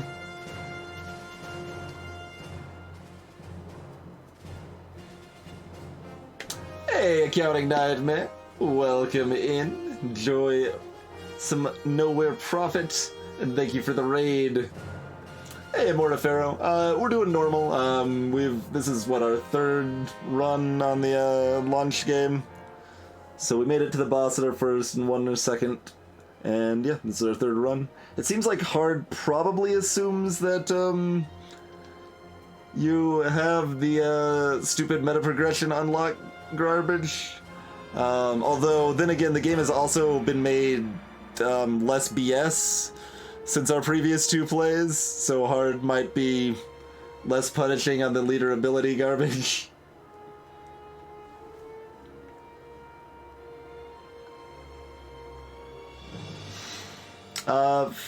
Fine. Like, we get, like, boned either way, so let's try climb down this time. It's a hazardous undertaking to make our way down the shaft. The ladders were clearly for emergency use only. When the first of us successfully completed their descent, we heard a scream from further up. Someone had slipped and fallen down, ripping others from the ladders on their way down. The resulting tangle of bodies smashed to the ground with no chance of survival. Alright, the Kennelmaster's dead. Well, not ideal, but acceptable.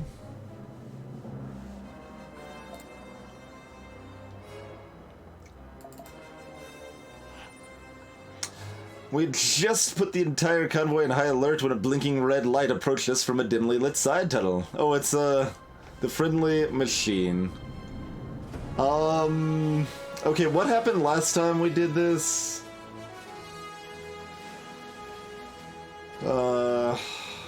Did we need a certain amount of scholar to do this, or...?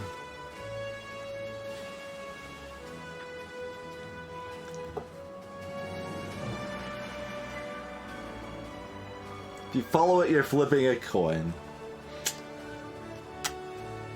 And, I mean, we certainly don't need food.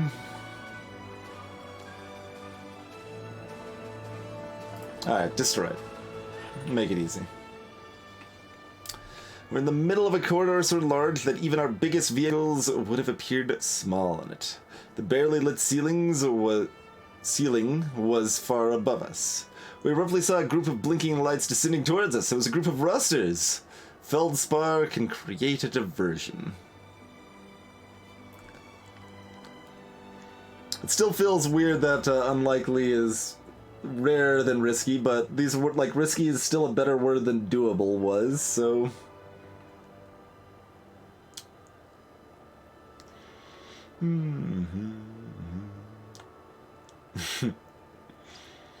But I like Feldspar. They're a good unit, so we're just going to fight. That's probably less likely to cause damage. I don't know. It's level 11 enemy, but rusters tend to be some of the weakest enemies. Defy death. When a friendly follower is destroyed, gain an armor. Oh, okay, sure. Whatever you want to do, friend. Also, what are our sub-ins that we're still sitting on here? We've got, Pain Projector for the Strange Thing, so yeah, that's really weak.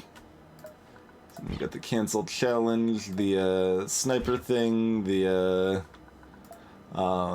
extra mana thing, and the, Scrap Projectile, so all, like, so-so, but usable.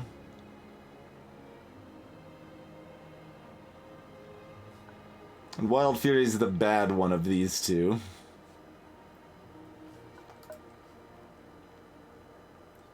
The medkit is 3 health, yep. That's why we're at 43 max instead of 40.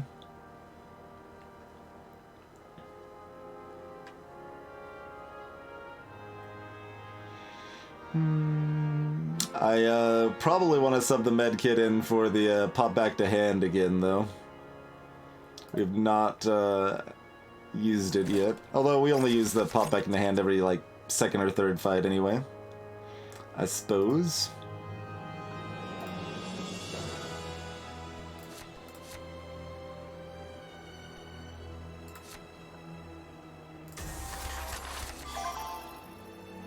Oh, batteries, Radiant? Yeah. Got loads of batteries. Oh, do we actually... Yeah, let's put out the Panic Projector instead, probably. Lookout only helps followers, alas.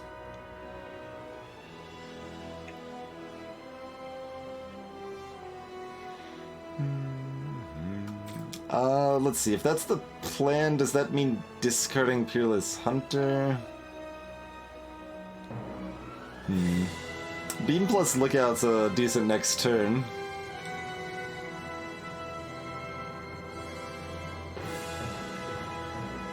Hard to go too wrong with a Panic Projector, though.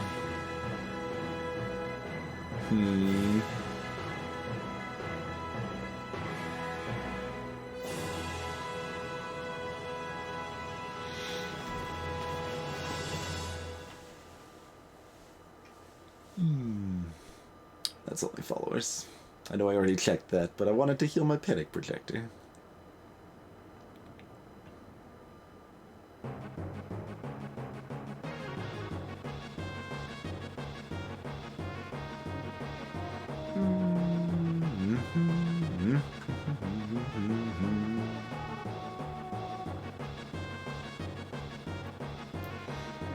I feel like the correct play is actually to play Peerless Hunter and scrap the Panic Projector.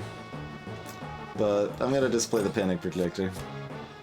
And scrap nothing.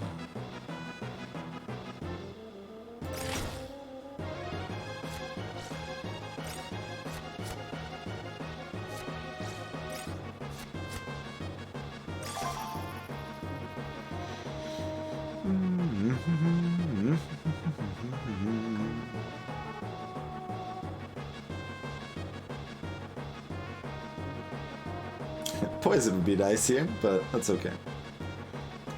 A beefy taunt is also nice.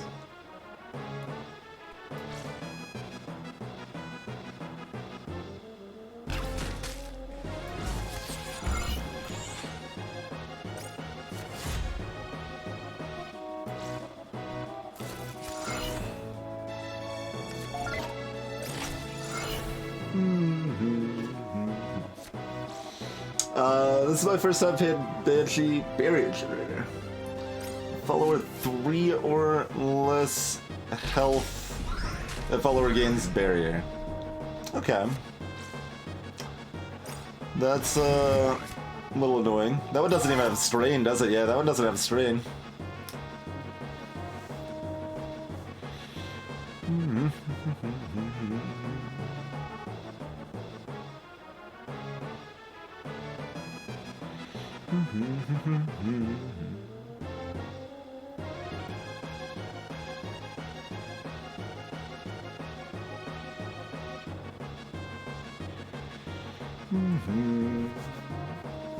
But yeah, like I don't like the unlock system in anything like this, Mortifero. So ideally, I'll just find someone that has a save file with all the stuff unlocked. Otherwise, I'll probably just stop playing the game if I want to play stuff that I can't play.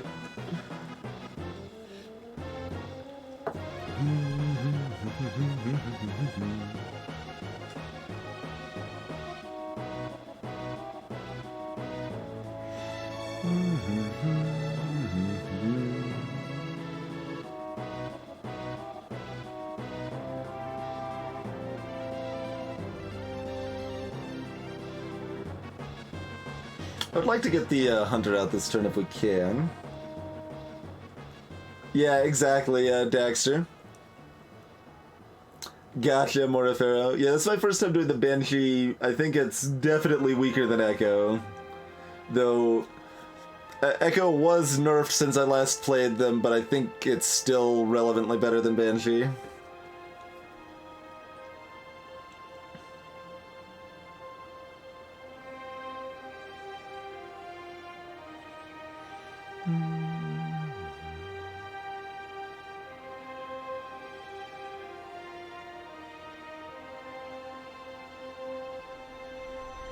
Got one more scrap projectiles. Oh, but if we scrap, we don't get the hasty shot.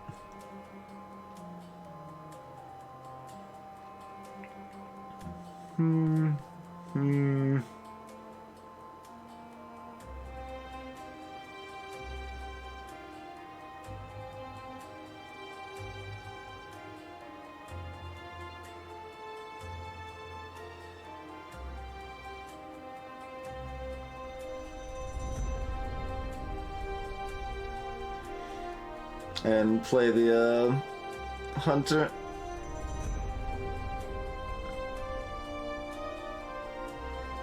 I guess in that case I'm not beaming, huh? This beam just isn't good enough, so then we can play the Lookout as well. We'd rather play the Lookout first, I think. I don't know, hitting the Hunter is good, but I want to make sure this stays active if I can.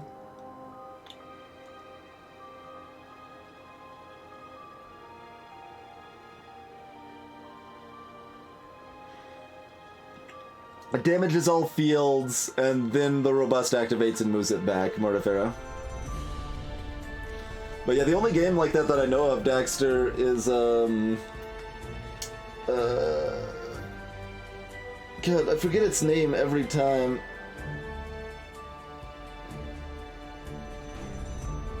What's that game called? It's an Arkan game. I think it has the word rogue in it. Starward Rogue. Starward Rogue. That's the one.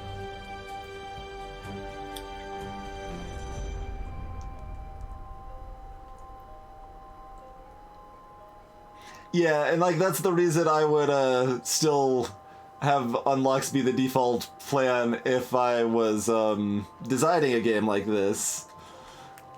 Like they are absolutely useful for player retention in a variety of ways. But having just a, you know, hidden little option that you can just unlock the stuff for the people that want it is nice.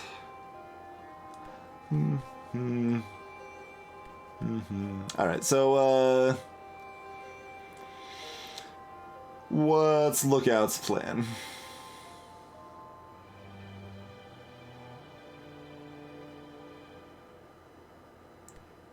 Just buff them, make it harder for them to be able to trade in and do anything with this. Although they're still going, that doesn't make it harder for them to do that at all, does it? It doesn't. So we'll play Lookout second, or just play Warden. Maybe we just play Warden instead of Lookout then. Yeah, alright.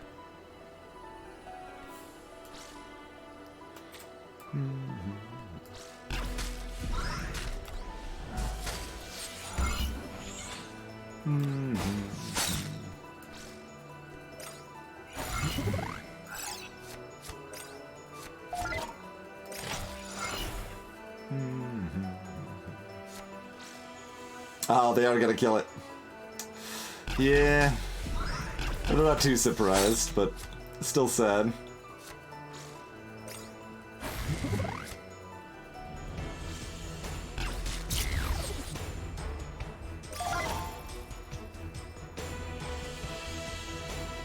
Yeah, that makes sense too, ZCT, for sure.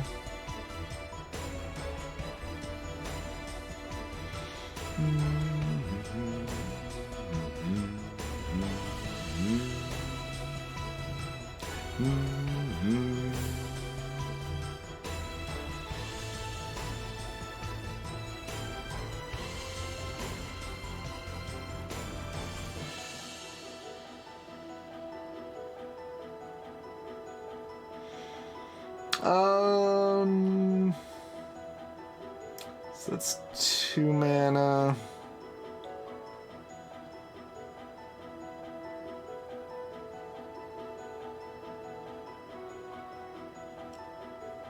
And we play Explorers, fine. Or we play Frazzle. Frazzle's fine, and still does decent damage and discards a Convoy card. Okay, so I'm gonna discard this beam so that we get more damage on this beam, which we'll use here to, oh, it looked like I couldn't target there for a second. I was like, excuse me? So we'll do that. I'll clear that. Use this to dunk on that goober. Okay, so that doesn't handle poison. I wasn't sure on that, but that's fine.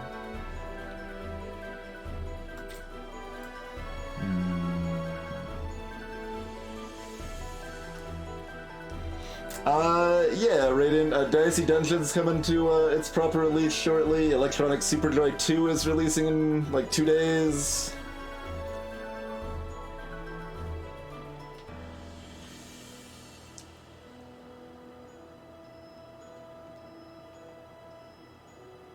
Oh, see, Mortifier, like, I actively dislike that. Like, I think that's a bad design for a roguelike, personally. Things that permanently upgrade your, like, just raw stat line in a roguelike is something I really, really dislike, because I want the growth in a roguelike I want to be through knowledge, not through grinding out hours in the game.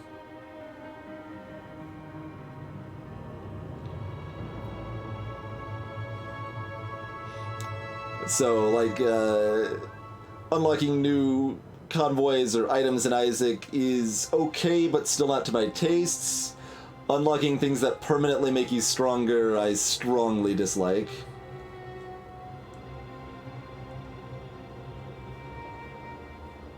So more FTL, less dead cells, unlock-wise.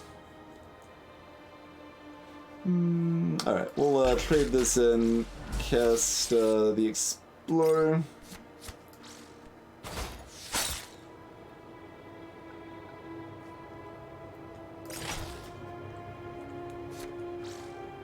They've got another barrier generator. Alright, well, I tried.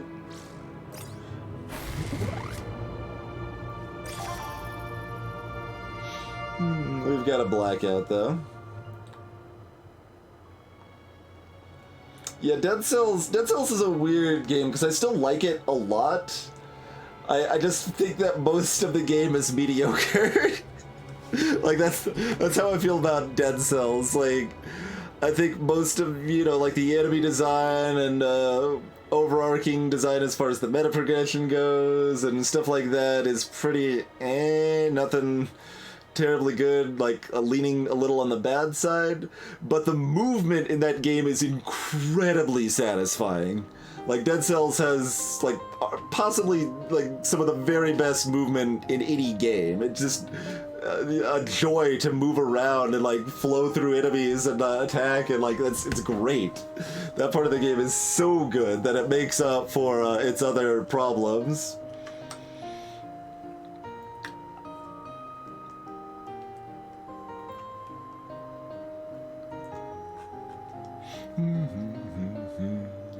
Anyway, we got 7, 9...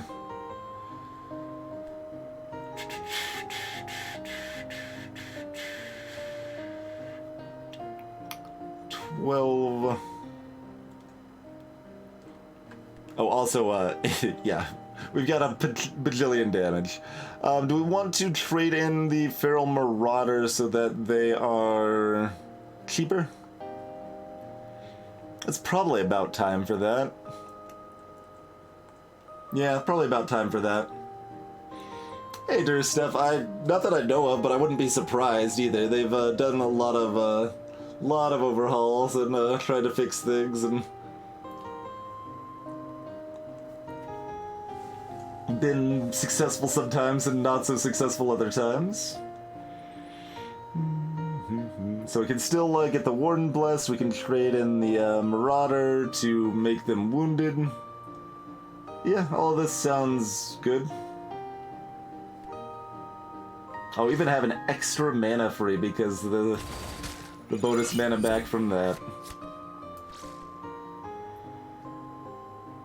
So I think it's time for the Feral Marauder. And we got a Steppenwolf achievement apparently. Become wounded, friend.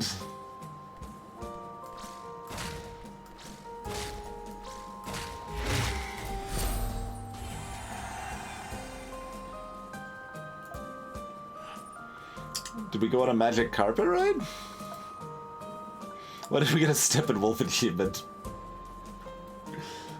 Oh yeah, the Unconquered Ascetic got our other wound, alas.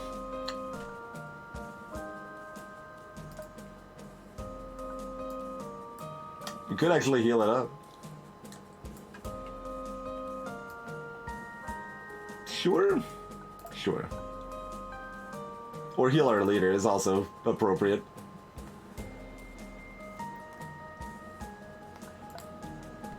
Oh, let's see where we're leaving from here. Okay, just right back there. So there's only one actual person we want to heal, right?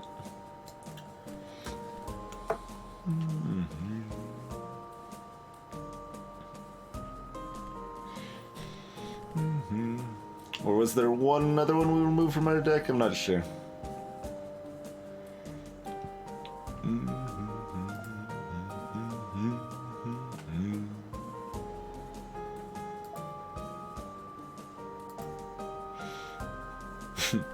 Alright, I guess we can bury the Kennel Master.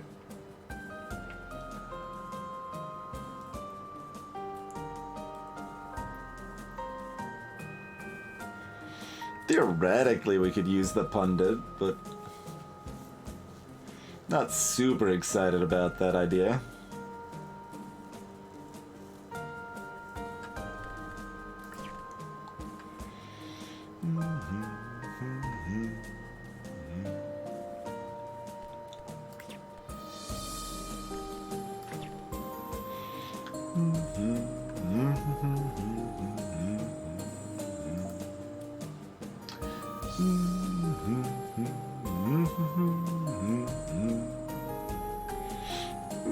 Alright.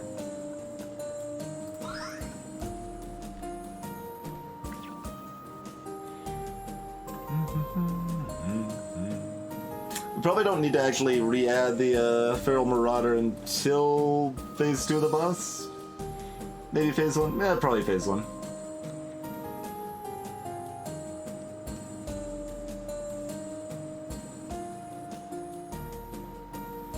Hey, BT.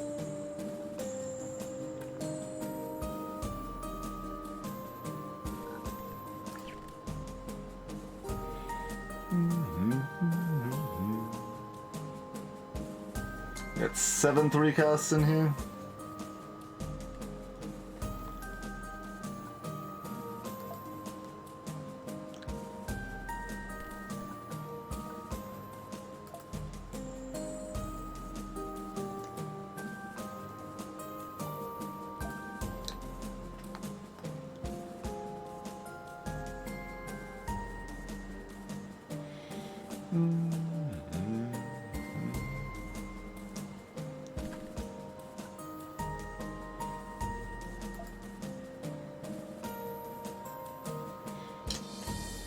Deciding if I want to throw in a mercenary or shepherd here.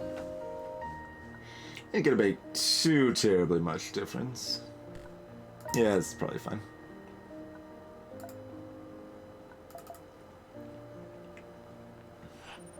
Convoy journeyed on through a larger hall, apparently an industrial construction facility for rusters. Large battle must have taken place here at some point, since blasted ruster husks were piled up in heaps. Moved slowly through the mechanical graveyard, but then heard whirring noises from underneath a pile of junk.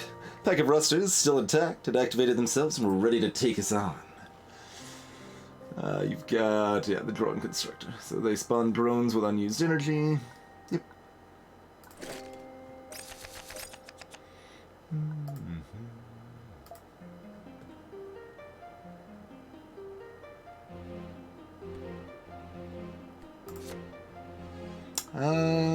We're punished sometimes when we get greedy, but...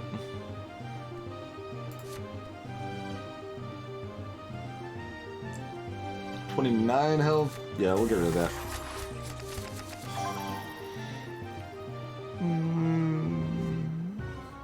Not punished, not punished. Something like that. Not too excited about this warden getting injured here, but so it goes.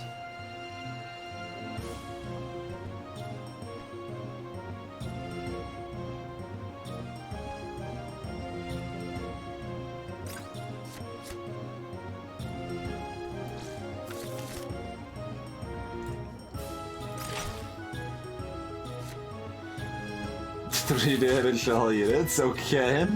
Then, yeah.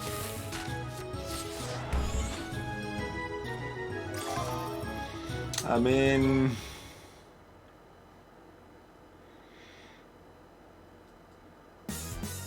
I could give them the,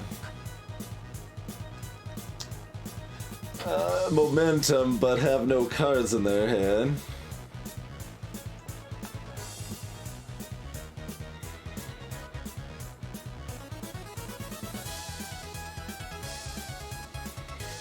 Otherwise, we just drop the fountain, and that's okay.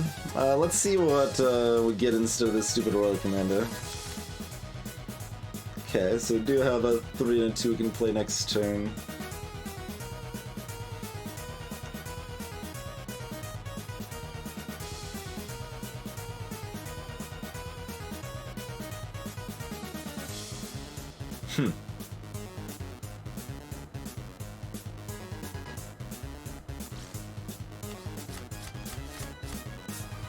Get rid of your hand, friend.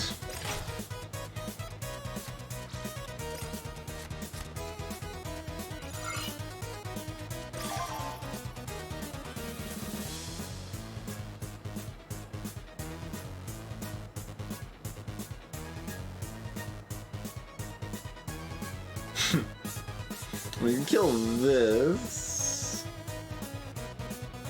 with a cultist lookout ping.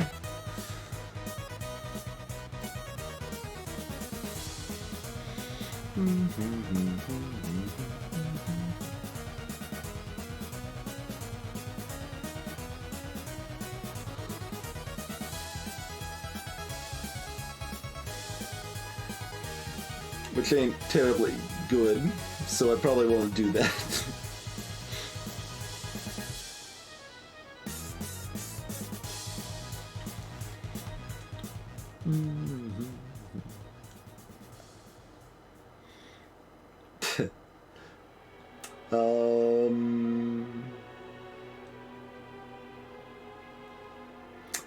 Man, It's a little sad that upgrading this is not as great as it feels like it is, right? Like, if 2 damage to neighboring targets, drop it there, kills both, right? No, not quite. Because then, like, it makes it harder to push this back and kill it anyway. This doesn't do too much. On the plus side, both of these can't attack this turn anyway.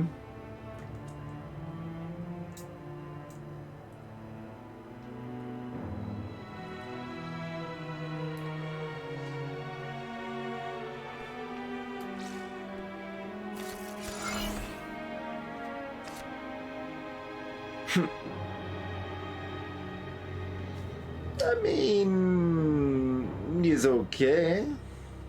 We have to put it where we want our fountain, mind you, but...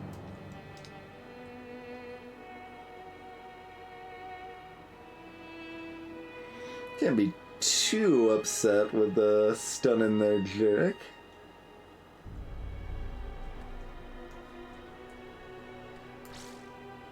Alright, I'm on board.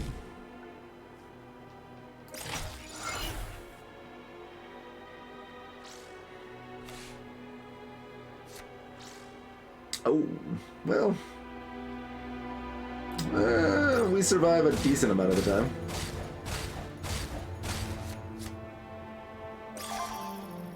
Alright, survived.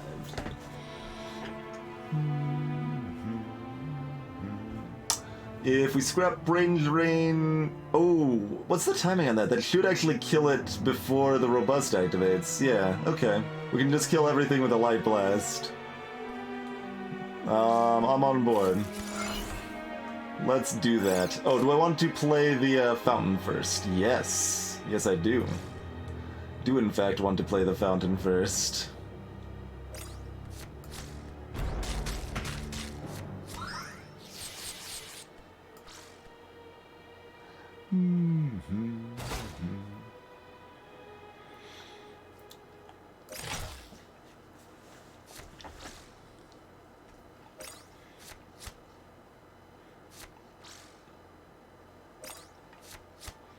Alright, they've still got 20 armor, which is more than they started with, but that's okay.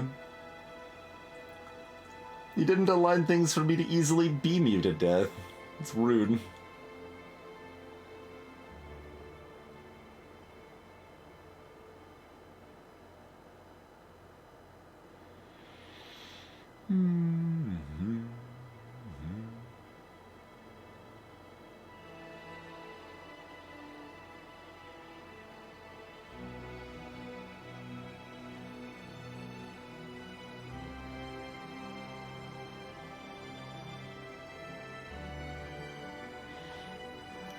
Stupid cultist copy not being blessed.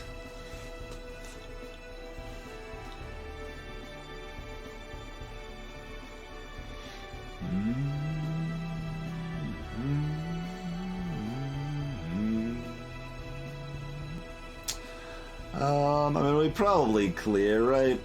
I think we clear. So...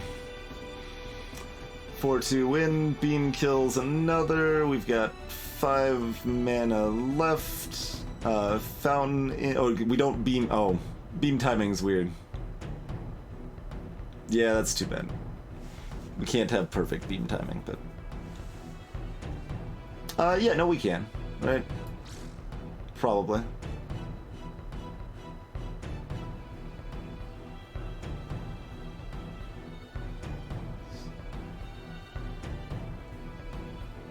No, beam only does 2 damage, not 3.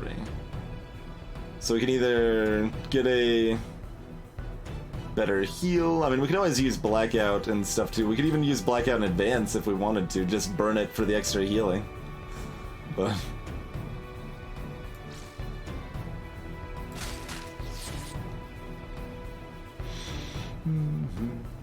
just depends on how much healing we want to pro offer here, I suppose.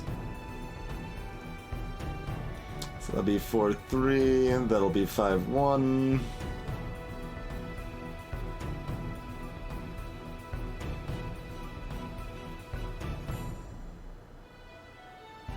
Otherwise, This is... we use blackout. Basically, this gets one more health if we black out in advance, right?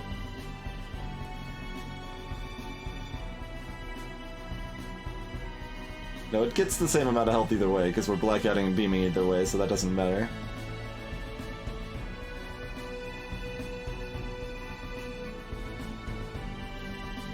This is just getting health from the beam instead of the blackout. That's all that would change. Doesn't actually do anything.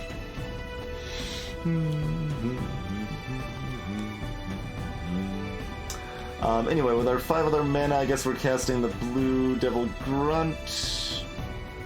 Seems like the thing to do. And do we want to heal further, or do we want to dig for something more exciting? Perhaps a sniper.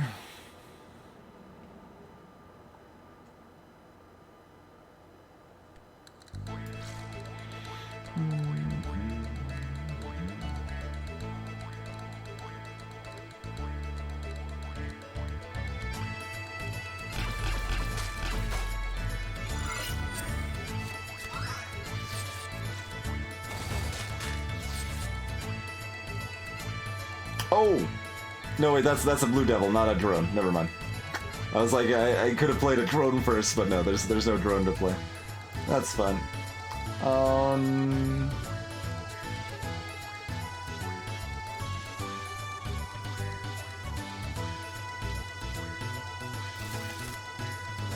Hey, look, it's a sniper.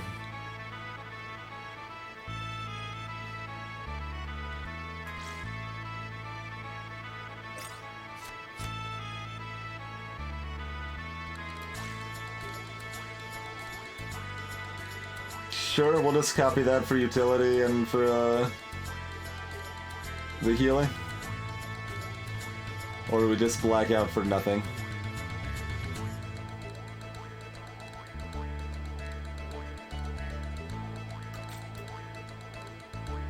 We might want to copy the cultist, I guess.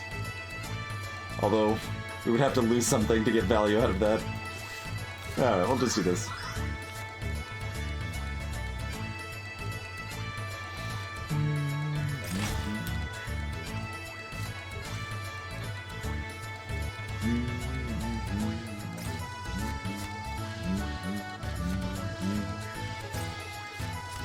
Don't want that worker swarm to have taunt, huh?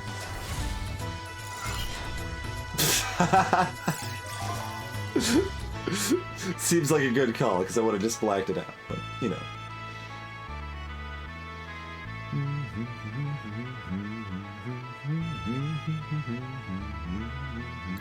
Let's see, we got 15, they've still got 28?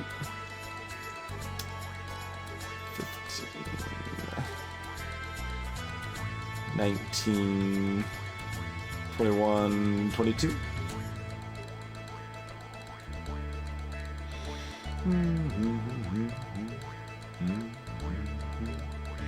There's not that much value in me beaming mid here. Like, them giving stuff taunt is actually just good for me. Because that means they get blacked out. So... Sun doesn't cancel abilities, right?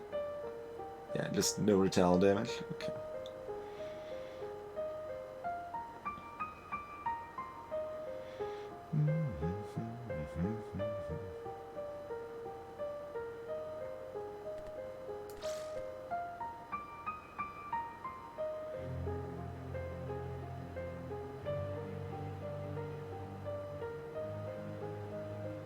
Sure. Do that.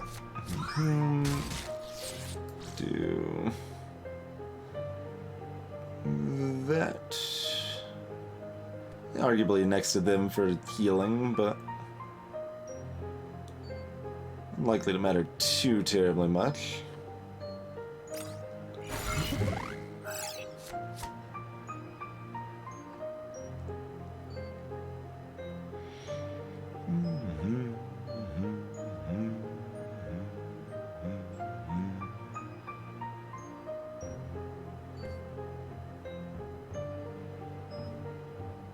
Yeah, just attacking isn't gonna move this back, so I don't actually have room to charge out anyway. Possibly keep deplete to use on my own unit.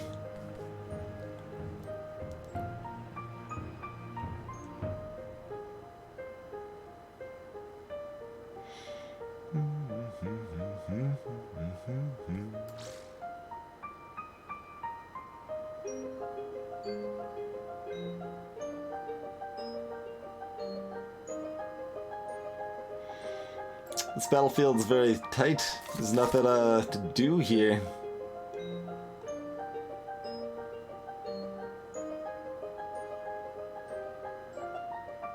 We just beam it anyway to kill it?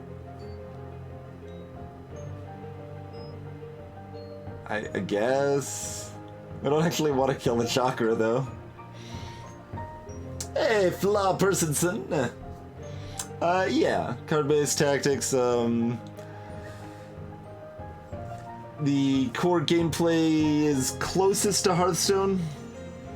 Then you've got a kind of FTL/Oregon Trail sort of event map where you go through various events and stuff, and a little deck building alongside that all.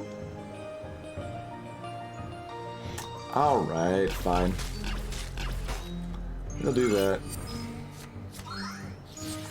Get healed back up.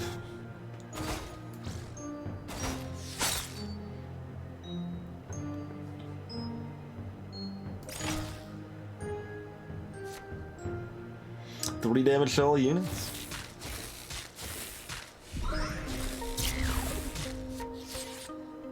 Get rid of your chakra. Oh god, no. That's some synergy. I don't like that.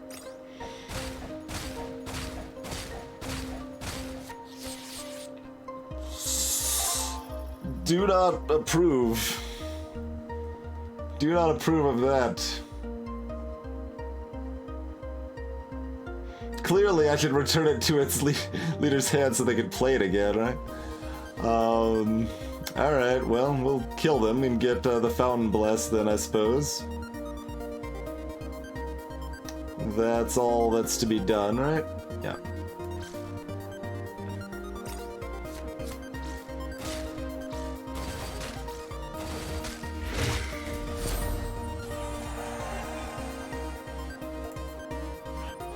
Not a big fan of those 3 wounds. Shock Trooper. The Explorers, kinda whatever. They can be wounded. That's not that bad. Warden sucks to get wounded.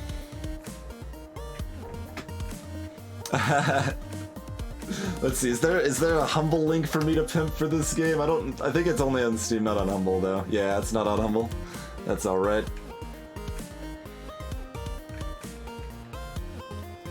But yeah, I've been enjoying it pretty well. It's got some rough edges, but it's been... Okay, it's on GOG and itch as well. There you go. Everywhere but Humble.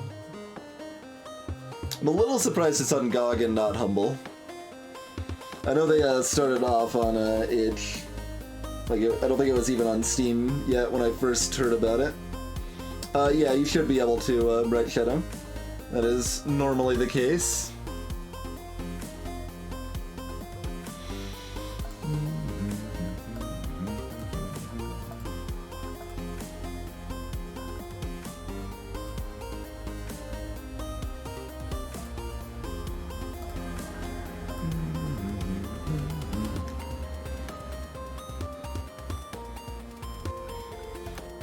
Itch is a pretty cool place because the developers can literally choose their own cut of what percentage of sales goes to Itch. Like, Itch will take the loss if that's what the developer chooses.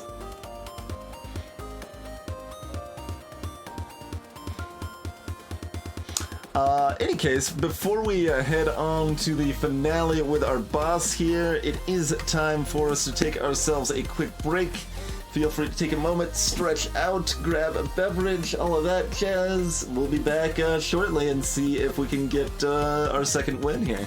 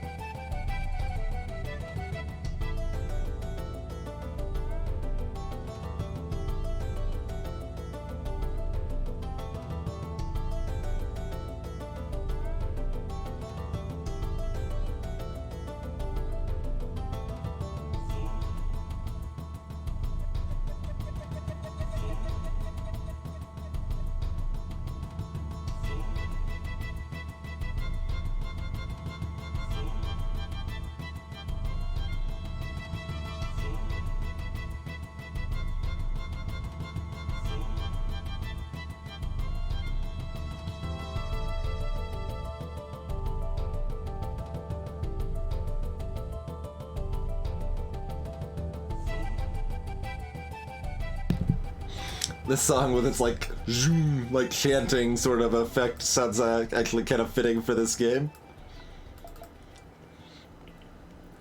We're back.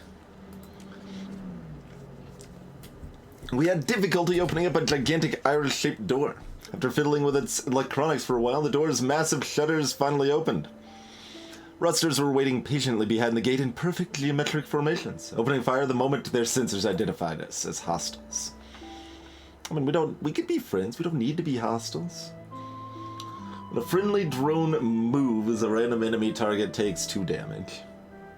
Okay, I mean, that means that rocks are a little bit less bad because they encourage them to move. I thought. Is that not registering? It is now.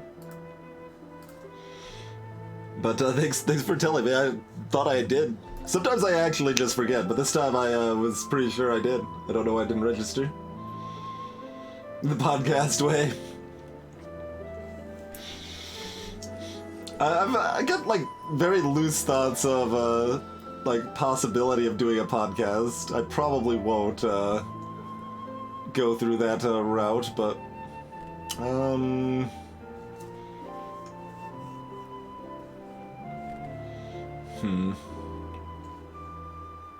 Not for direct gameplay, by the way. If I were to do a podcast sort of thing, it would be like, you know, actual like game design discussion or analysis, that sort of stuff, rather than just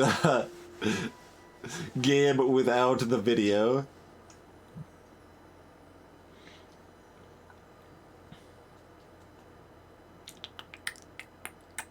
Yeah, I mean, I guess we're mostly fine with that, but we'll remove the warden.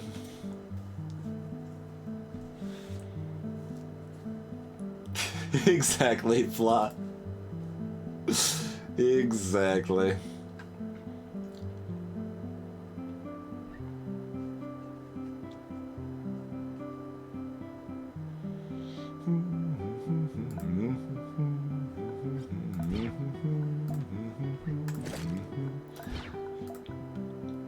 Oh yeah, that's right. The other Mandalo's even worse.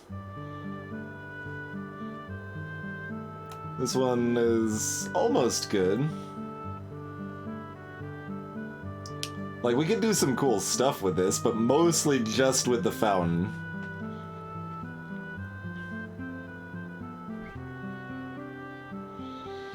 What games work the best without video?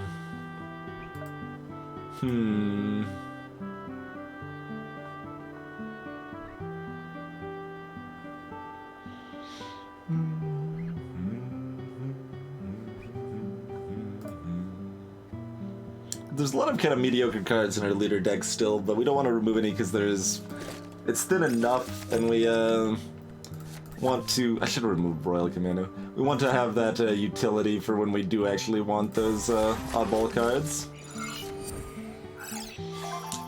Yeah, probably, well, visual novels, which is a little ironic with the word visual being part of the name, but, yeah, I would say visual novels probably apply.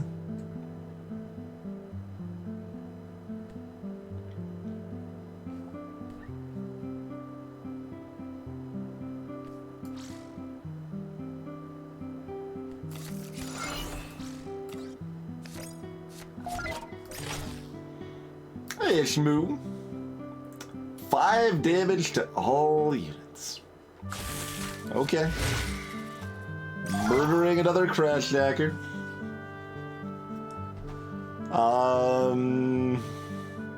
Yeah, I mean, these guys regain my tempo, so... And we've got 2 beams in our hand? Alright. No convoy cards for you. Get out of here.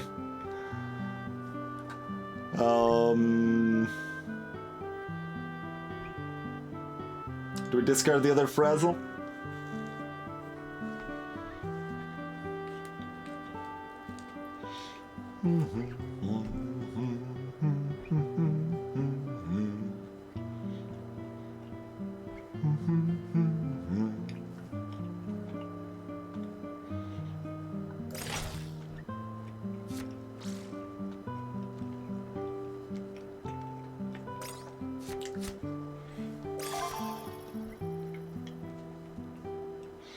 A little sad that they drew something not completely weak, but...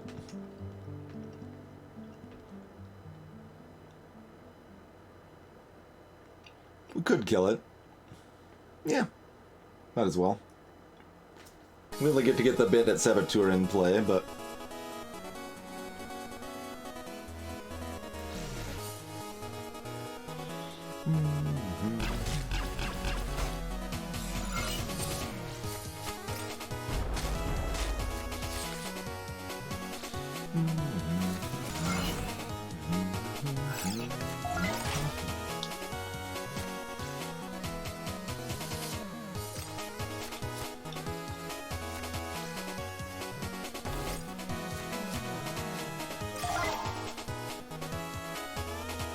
Alright.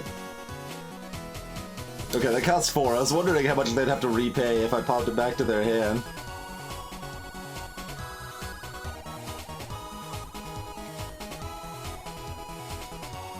There you go, Brent Shadow.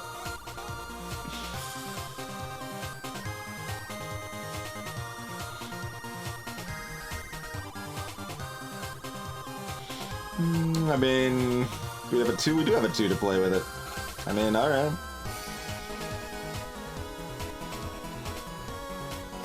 Ain't gonna look away from that gift horse.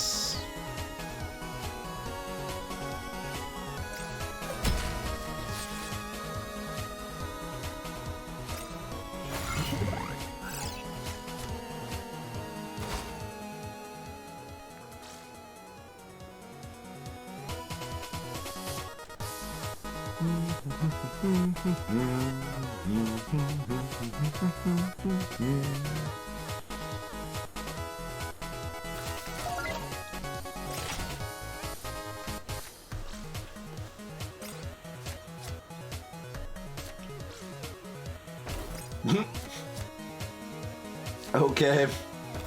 Sure. Good turn, friend. Oh, you're dead, probably, right? 22.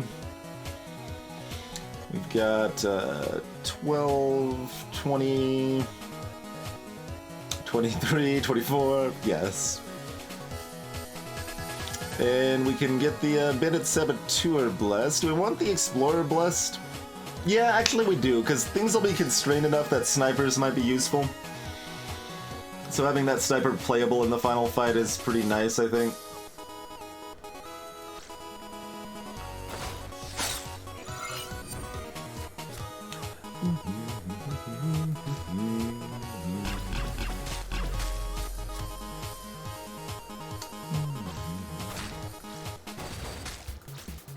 Alright, so we'll cure their wound, get him blessed.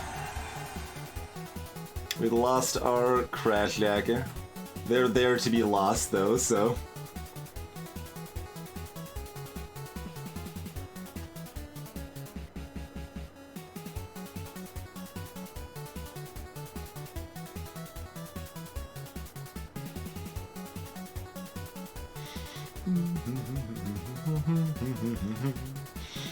Poker's a bit different than a slot machine, though, since there's a relevant element of skill in poker.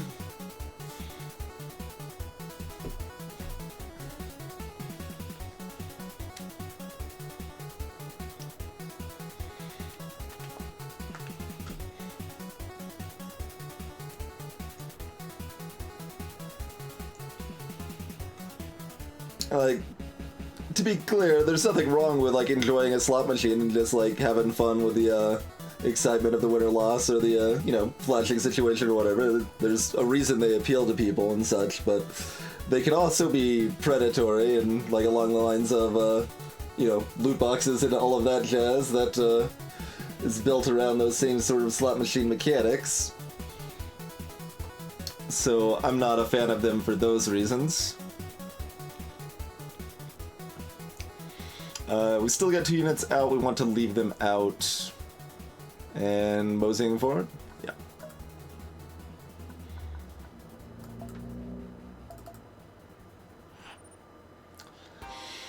Alright, we got enough Scholar. Oh, we've actually... Daxter Speed can access the computers too. We got all of the options. So... Any chance is there any known difference between Daxter using them and Scholar using them? I assume it's the same thing. Like, it would be weird if they weren't the same thing.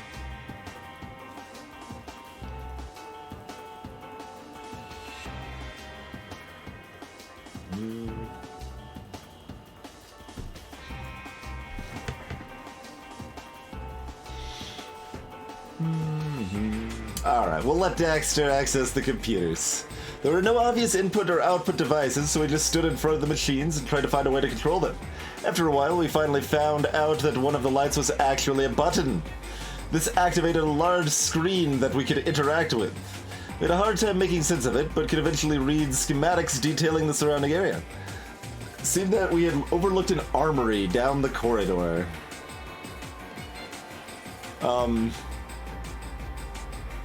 Okay.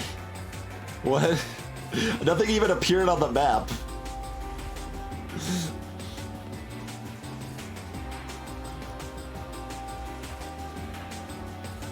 Exactly, Flaw. All of the skills. Well, I'm gonna attack the darkness this time. The stories were true. The heart of the crypt slept a demon. It attacked us every step of the way on our way into the crypt. And now it has stolen the voice of the stars to trick us. But we were not so easily fooled. As we started firing into the darkness, a single red eye suddenly lit up. And then a giant machine stepped into view, period, comma, followed by swarms of rusters ready to defend it.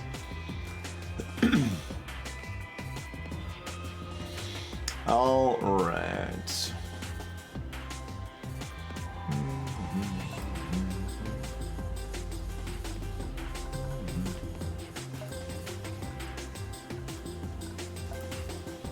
Hey, Shmoo!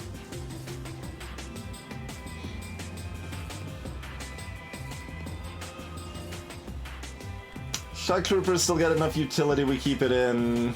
We'll go ahead and add in Feral. We'll add in Feral. We'll get rid of this corpse, by the way. Feral. Feral.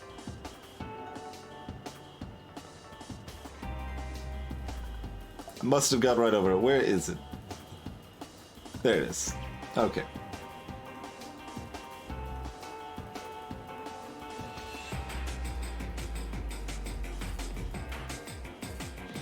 I'm afraid I would neither like the Mountain Dew nor Cheetos, but thanks for offering.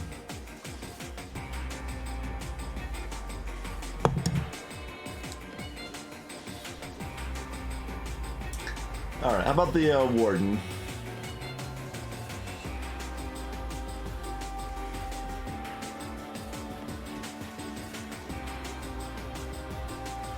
We could probably roll with Warden.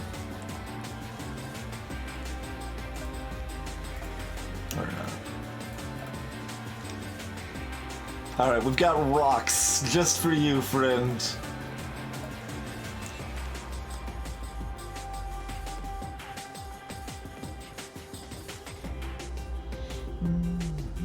Phase 1's pretty easy-ish anyway. Unless that's changed, which maybe it has.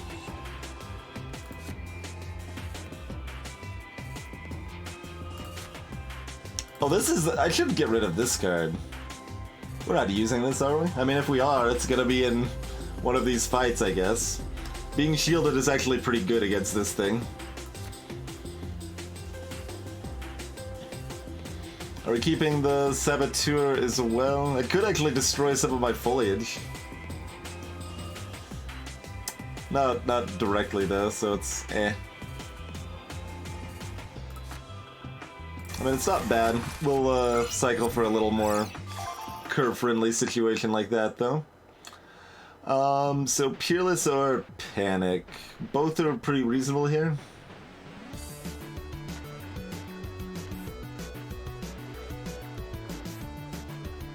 Yeah, it's pretty old at this point, so I imagine a lot of people haven't seen it, but it was an Easter egg, I believe in a game called Summoner. That was basically about the monsters in the game playing like a D&D session.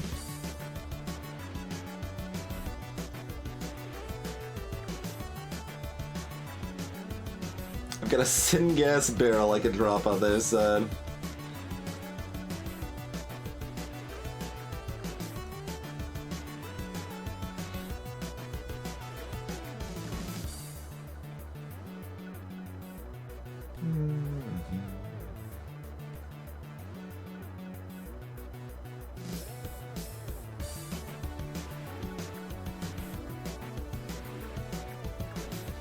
I'm just deciding what I'm scrapping, if anything. Probably the Rejuvenate. And we're probably playing the Peerless over the Panic Projector. That's more reliable battlefield control, I think.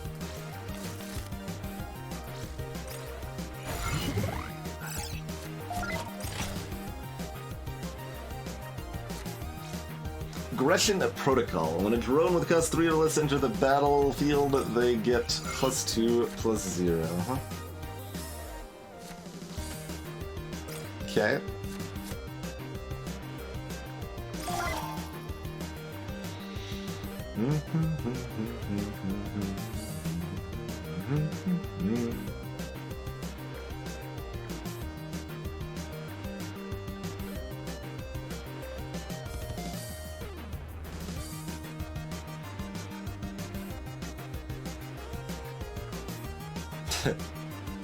There's a huge number of ways to deal with that, huh? I guess I clear the board in Frazzle, though. We don't cast any more creatures, but they don't have a hand. That seems pretty good to me.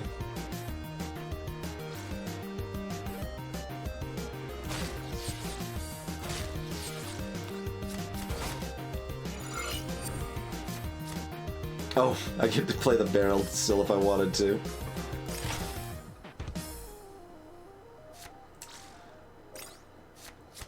Alright, good 2-1.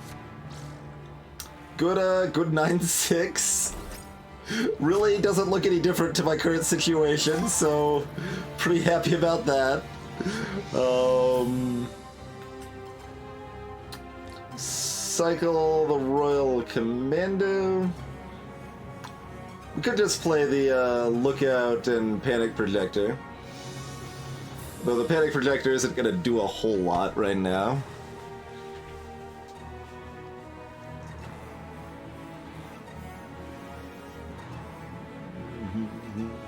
Why wouldn't I play the barrel? The barrel, like, is used to prevent enemies from attacking, generally. Any sort of barrier wall is really useful for that. So there's no reason for me to place it, like I could just like place it up here or something, which blocks off one of the rows, but they still have 3 rows they can attack from, and we're not going to let them have more than 3 units anyways, so that doesn't help me.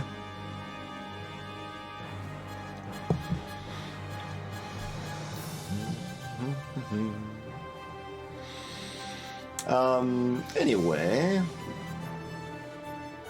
are we cycling the Commando, or... Yeah, we'll keep momentum transfer. Maybe we can make value out of it. So we're cycling either the Brain Drain or the Commando, then? Brain Drain might be for a kill, too. Commando's just dumb. Should remove this from my deck, I think. Hey, Bandit Saboteur is back.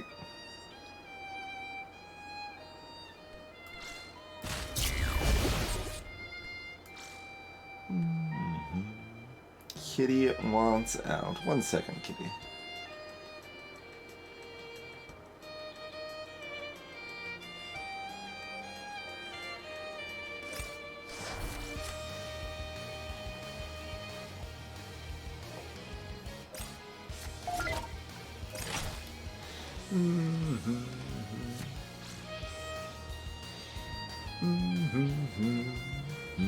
Okay. Then you're gonna kill it with damage. Oh, no. That's literally their turn. They've got a big boy they couldn't cast, it looks like. And Alright.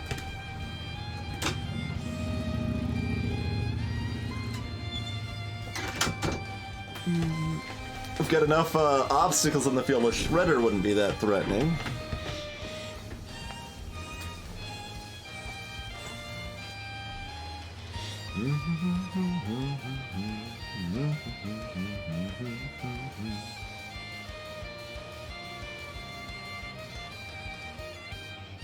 Greetings, Cacho Tognax.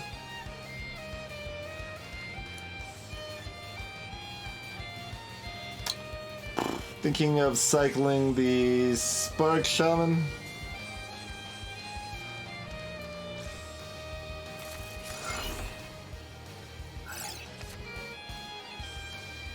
Okay. We've got a lot of utility sitting here, huh?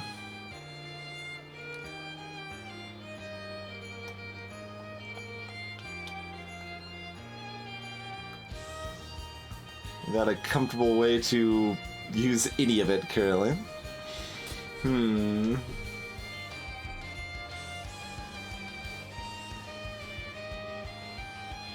We do want another big body in play. I guess I'd probably just go ahead and play Decoy.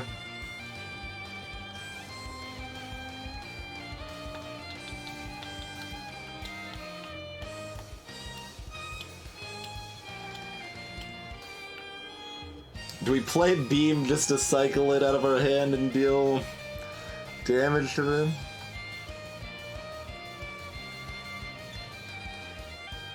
I guess. Like, it seems fairly unlikely I actually care that much about a Beam at this point, so I think we do that. Wink.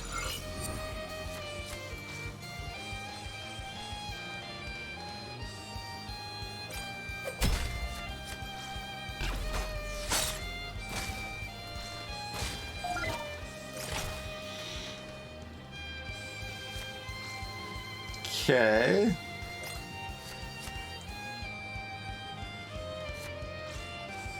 You destroyed my peerless hunter!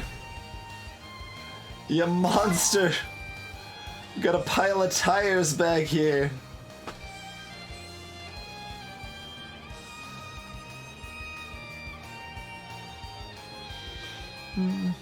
We're gonna make them discard their Uber card though, so you know, that's nice.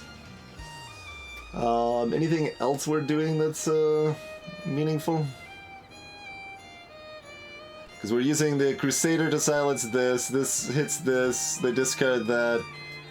We still got 3 mana. Oh, we've got an Explorer, perfect. I didn't even see that we discarded the Explorer. That actually is exactly perfect. Okay, cycle the Beam? Probably cycle the Beam. Or the Bandit Saboteur. Attack with this first.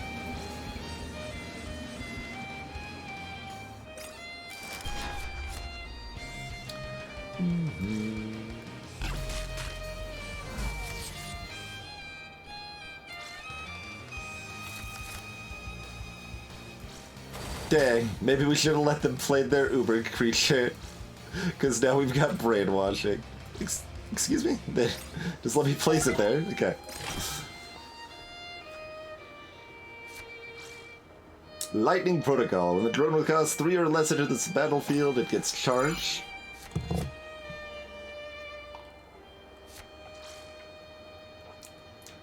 Okay. That 1/4 charge drone.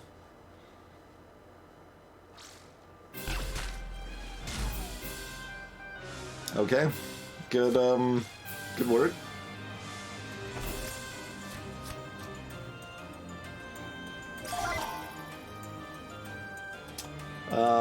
So we've probably got lethal easily, right? Yeah.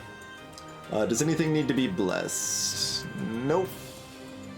Nothing needs to be blessed. Our shock trooper could be blessed. Do we delay the game and get cheeky?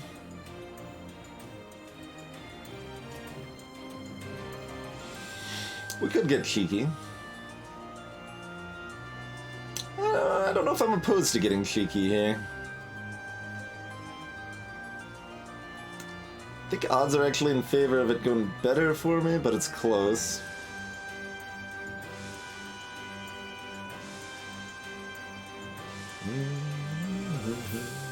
You cannot bless the constructs, no.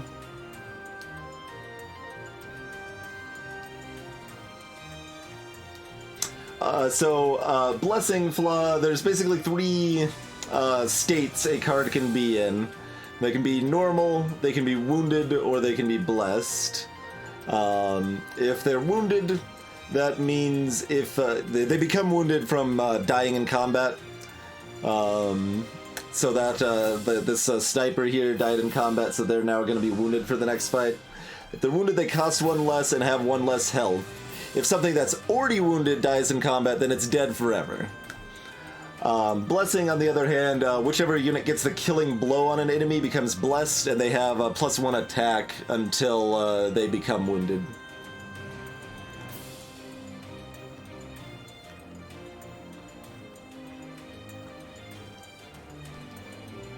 Casting Brain Drain this turn makes them discard this 1 leader card they have also.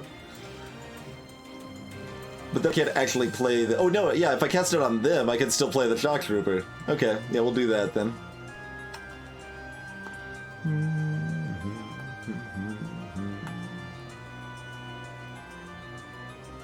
Yeah.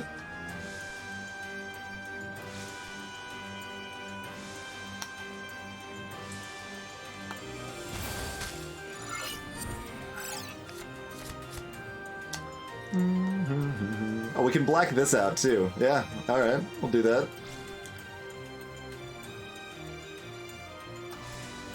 This says it can attack. Can it move? Oh, it cannot move. Okay, I'm glad I checked that. That cannot actually move. Which means we can't actually do what I wanted to do. Oh, we can we return this? No, we cannot. We could kill it. We could just trade it in, even though it doesn't do anything to trade it in. And then we would still be able to cast the Shock Trooper and have the Shock Trooper attack next turn. Okay. So we're doing horribly inefficient things in order to try to bless the Shock Trooper. So we do that.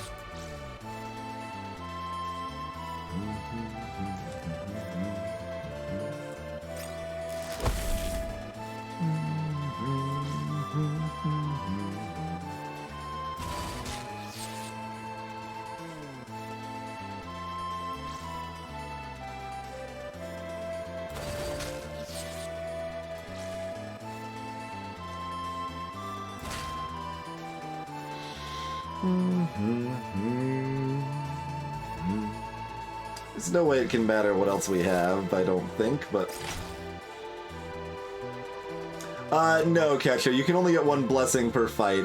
It's only whoever gets the killing blow on the enemy gets a blessing. Gatekeeper Protocol. Oh, weak drones gain taunt. Oh, okay, that's actually pretty bad. That's a bad card. Why does that cost 4?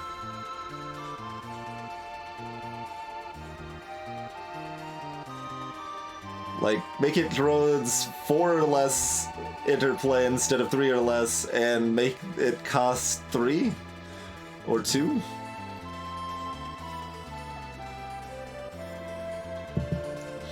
Okay, so we get 4 damage here. Blessing, notably, also heals your wound, so you cannot be blessed and wounded. That unit was wounded and now it's blessed. Warhorn, spawn a beast. Meh. Then followers will attack 3 or less. Meh.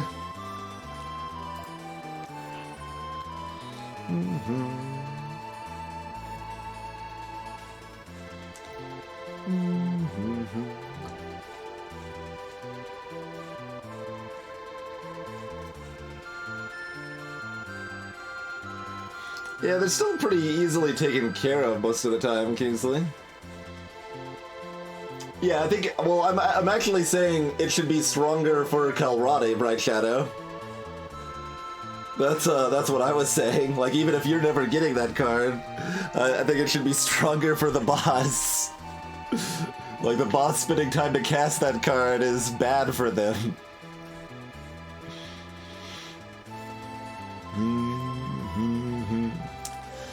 Limit Kelprati operational influence. Alright, says destroy. Let's attack again. There's no more time for words. We took the fight back to them before the machines could recover. Alright,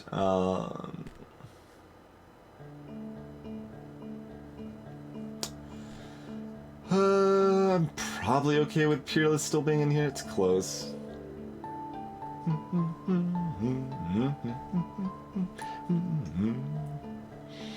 Do we want anything in our deck just to make it a little bigger? Like, I guess we're probably keeping the Royal Commando just to make it a little bigger. We would put Guerrilla Fighter in, except we already neutralized Taunt anyway.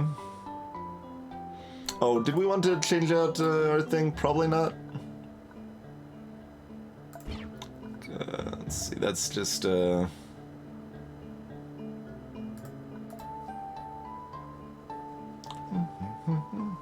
Scrap Healing actually has some appeal. It goes well if we have any wounded units.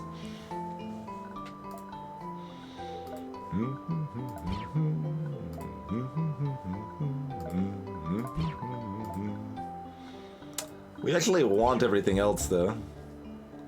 None of it is, like, super exciting, but we're certainly used to using our setup.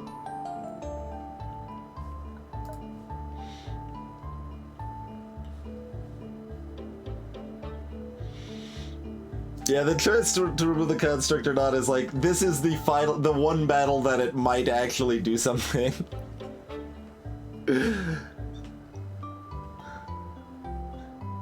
Our units being, untargetable, shielded, is pretty nice in this specific fight. I'll keep it, we probably still won't use it. Yeah, Cat Show, there's, regular places you'll be able to, like, heal up your followers or your leader.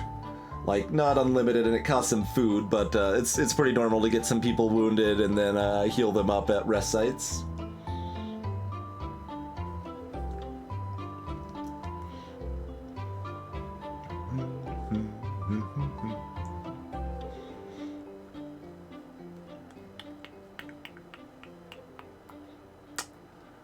Can also have the med kit instead of the 1 damage ping. 1 damage ping is inevitably, like, always definitely useful.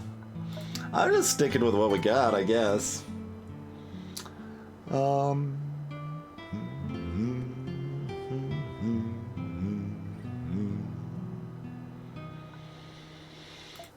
well, do we want any more mediocrity just chilling in our deck? So, the thing about this boss here is that they specifically, like, punish you for having wounded units to some extent. They have a lot of stuff that destroys injured units. That's enough reason I should probably bring the medkit. It's probably enough reason to bring the medkit. Oh, let me use my thing before I forget, though, the dies here.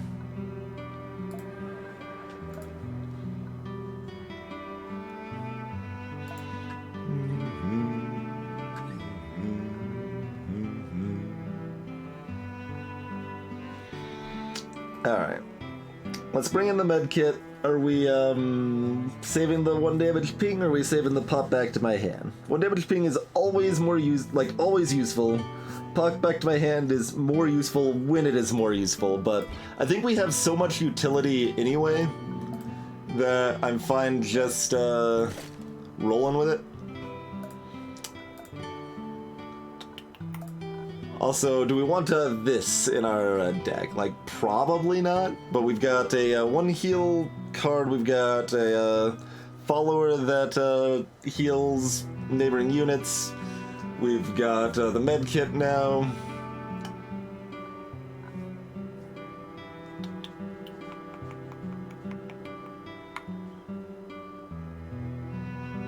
Like, that going alongside the fountain is actually pretty disgusting, but hope isn't in the red. I'm afraid not. I'm afraid not. Frazzle's definitely proved its worth. Frazzle's great.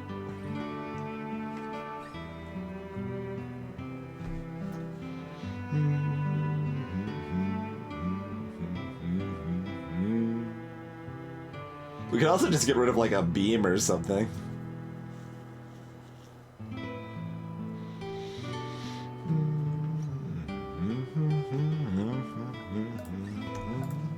Oh, there was, did we... No, they're still in here. The court champ's still in here. We just haven't seen them in a long time. Aight.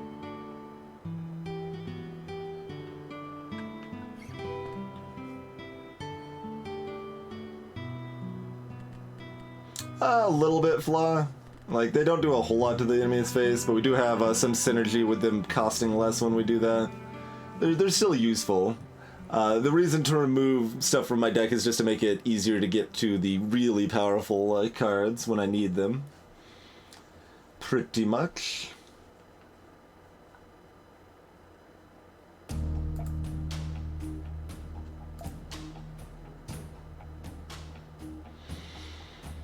I don't think we care that much about the keeper.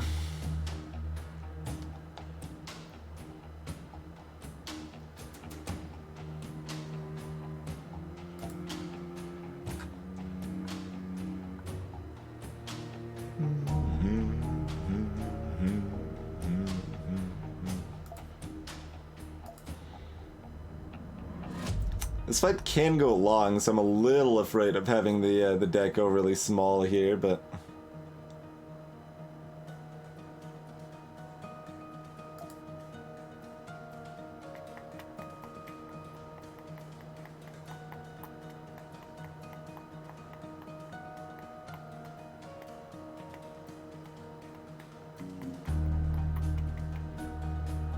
Pundit's actually a little hard for us to use in this deck since our discarding key leader cards is problematic.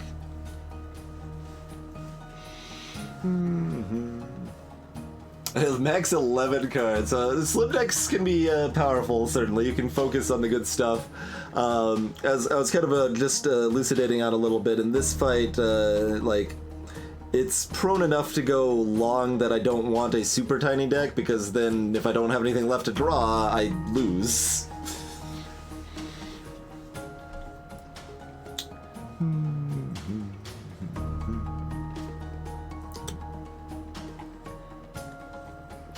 Like, I would kind of like fewer 4s, but my 4s are all excellent other than Spark Shaman, which we might remove.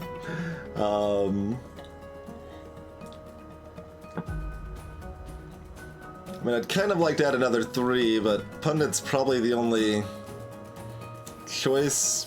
We already got one devoted guard in there.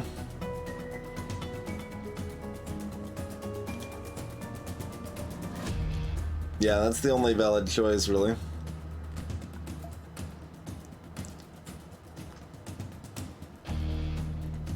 Yeah, no, yeah. It's fatigue, but I lose both because of damage and because that means I'm out of things to actually kill the enemy with, mostly. So, I should have clarified, because we might still be able to finish them off with a leader card or something like that.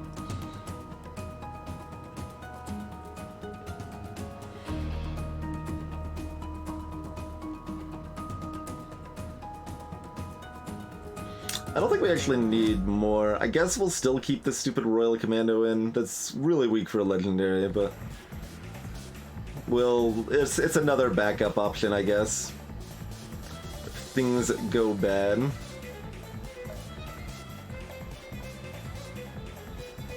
Let's dance. We definitely don't want to see you right now. We don't really want to see you right now. We maybe want to see you right now. I guess we want to see you right now. Ouch. Real unlucky there, but... Okay, well...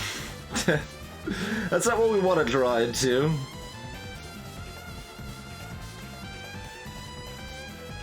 Gross.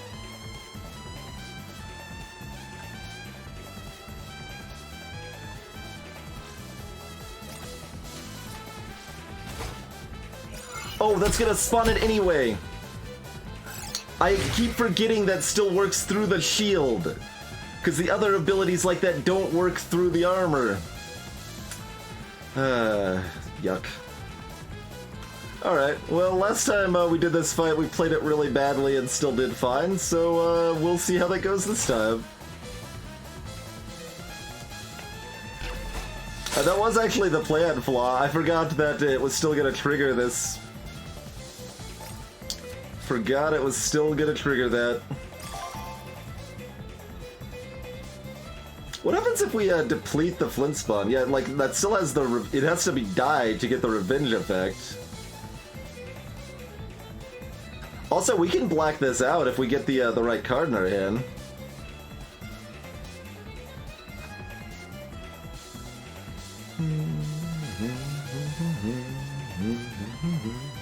We can also just stun it for now. That's fine. I thought about using the acid plant to block at Kingsley, but it's going to become more of a threat later.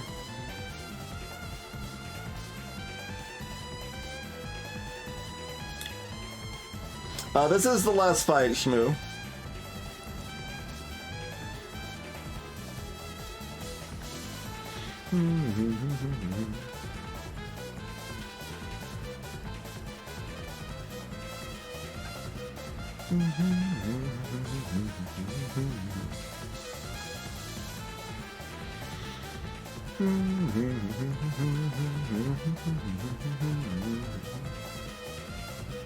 Some temptation just to frazzle here.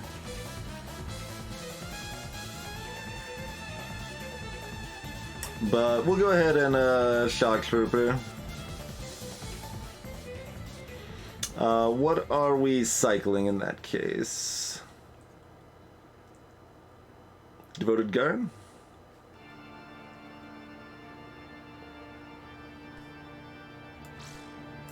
Yes.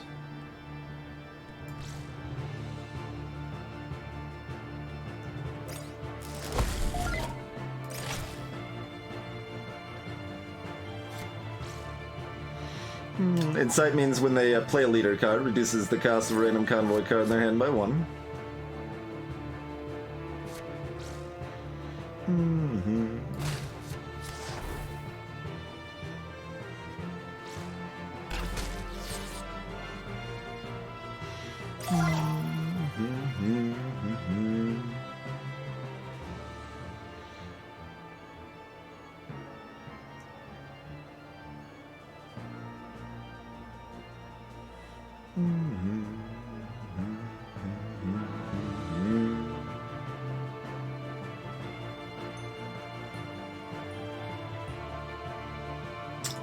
A little gross. I guess decoy ping to kill this, drop a plant here.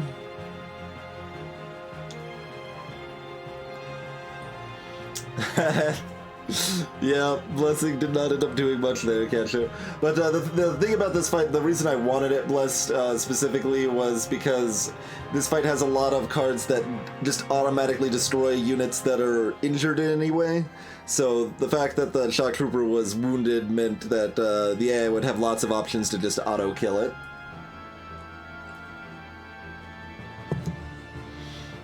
Correct, Flaw. But there's a lot of ways that this is not invincible. Any like poison effect or direct destroy effect will still instantly kill it. It'll only move back if it will be just killed through damage.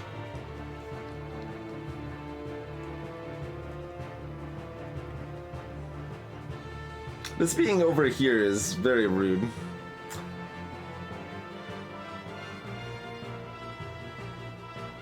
Amusingly, we could also put like the acid plant here to kill something that's robust too.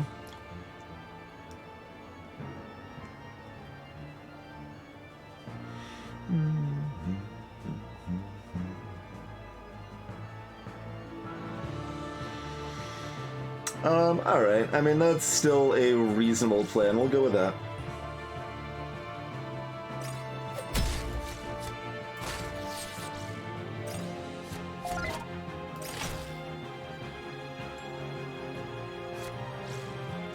Eight, 4, we kill each other.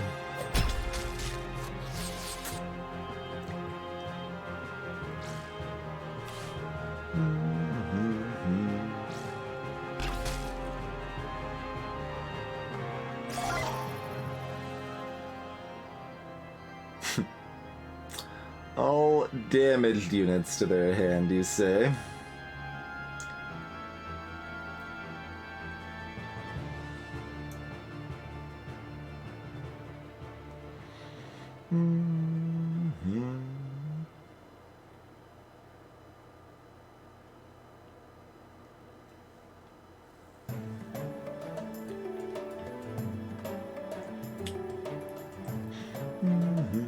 Of course, Flaw.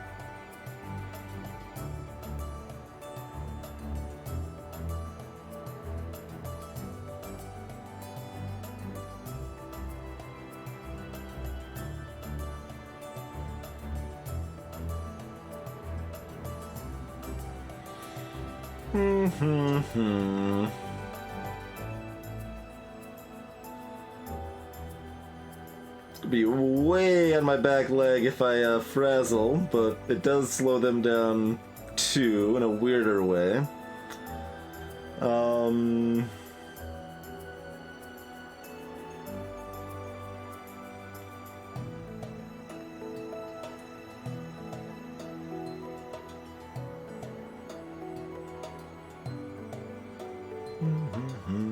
Be nice if I had any 2 costs to go with this situation.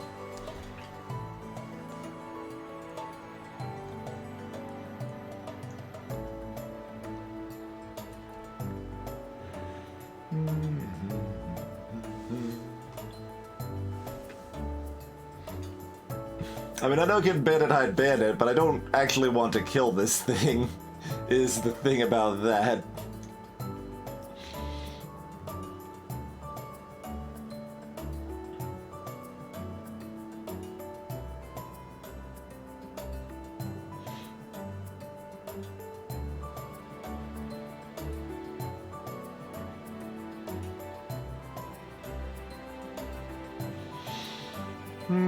Probably just drop the ascetic.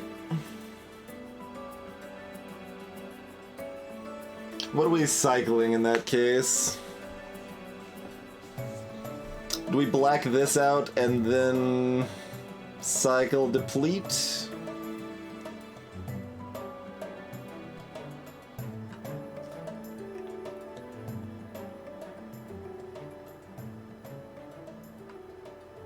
Oh, that's true. Yeah, we could band it with the frazzle. So it'd at least be able to play something. Wouldn't be the most exciting. But,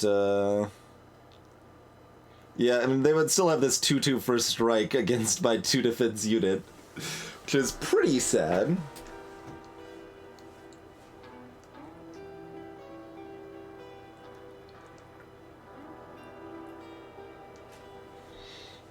But yeah, this guy keeps respawning stronger and nastier every time we kill it, basically.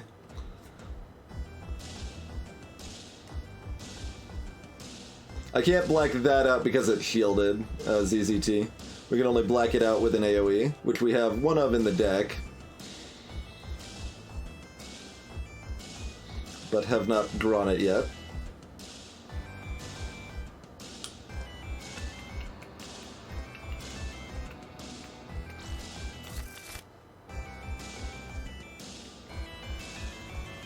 I can play Disintegrate alongside the Ascetic at least. I mean, that's good. Get in some damage right now and save the mana anyway, huh? Makes me feel slightly less bad about the turn. Whoa, whoa, whoa, whoa. Hello.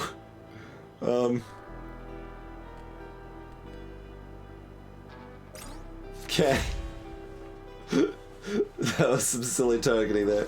Alright, let's black this out. I think that's worth.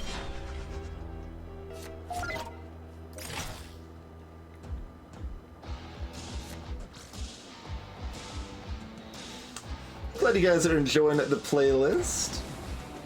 But, oh, that's sad. Goodbye. Dead so fast. They don't even get to take damage in the meantime. Just dunked on. But yeah, I've put a lot of effort into the stream playlist.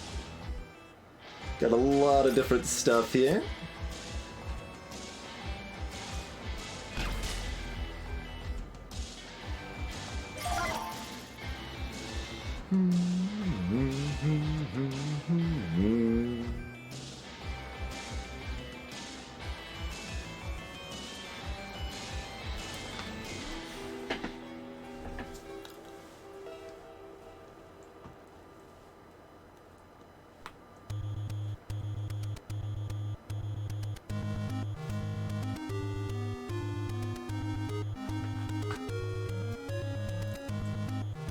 I mean, better to beat it with Banshee than Rocks, probably, Bright Shadow.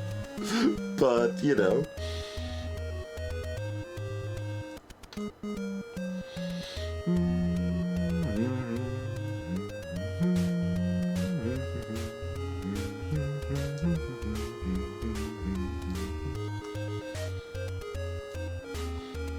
Yes, Rocks.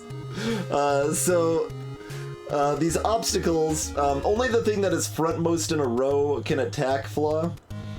So if something's behind this obstacle here, they won't be able to attack normally. So we were able to basically just drop a bunch of rocks like in front of like everything the enemy was trying to do. Yeah, we got a card called Custodian, which gives you a rock in hand, and then we popped it back to our hand and replayed it, so we got another rock in hand, and just wreck it. It was very effective.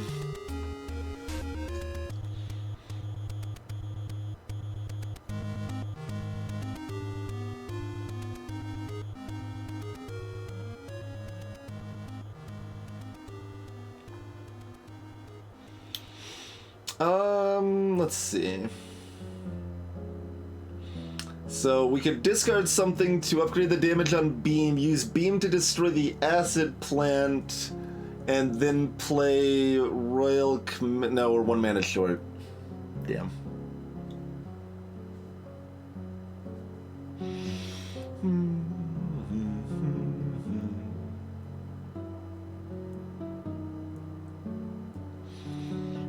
Yeah, that makes a lot more thematic and logical sense, even if it may or may not be best gameplay-wise. As far as being able to attack a rock that you're directly behind, it feels weird that you can't.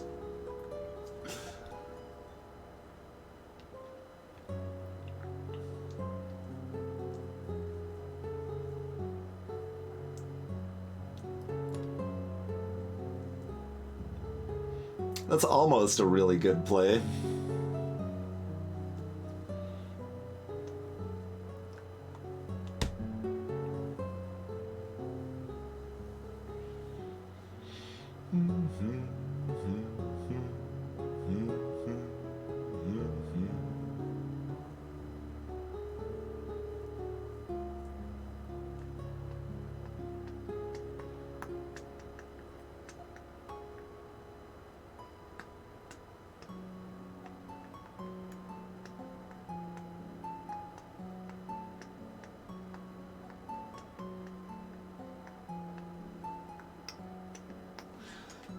We're in a bit of trouble.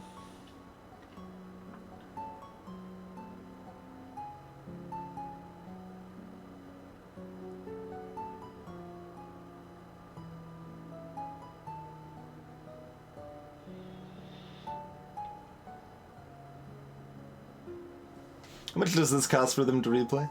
4. Okay.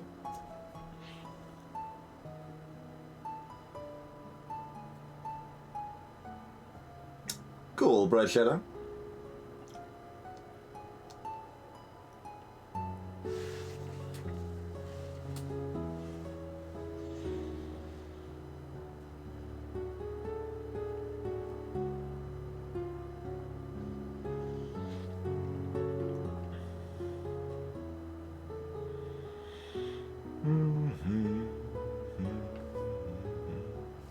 Only 9 cards left in that deck, huh?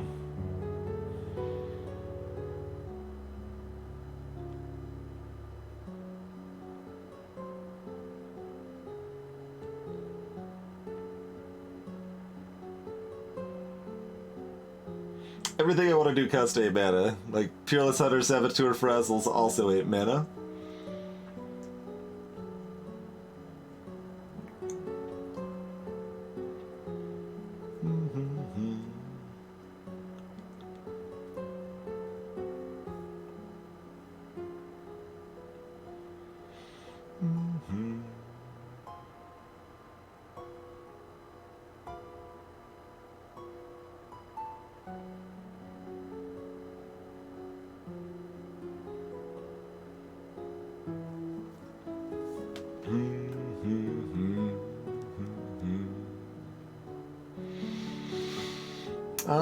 It's possible actually just clearing this is good. Not super excited about that prospect, but certainly thing we could do. That'd be 5 mana.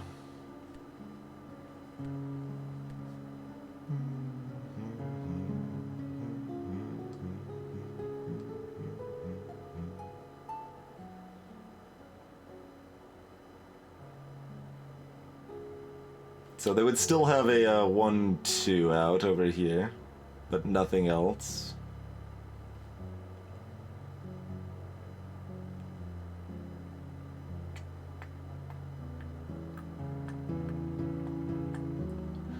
If that was the plan.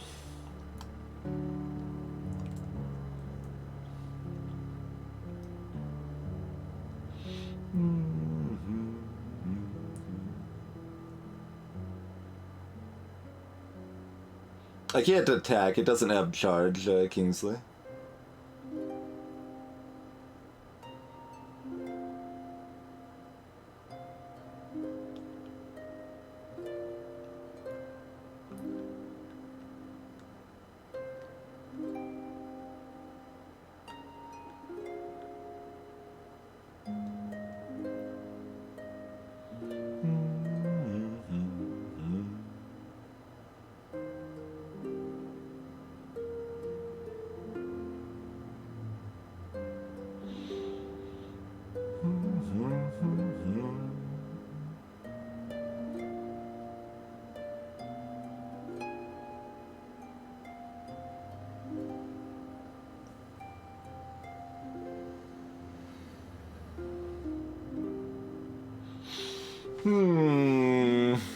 I could just eat face damage and do the Beam Royal Commando play next turn.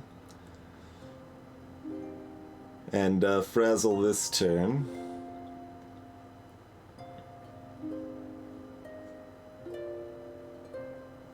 And distract them with the Saboteur, basically.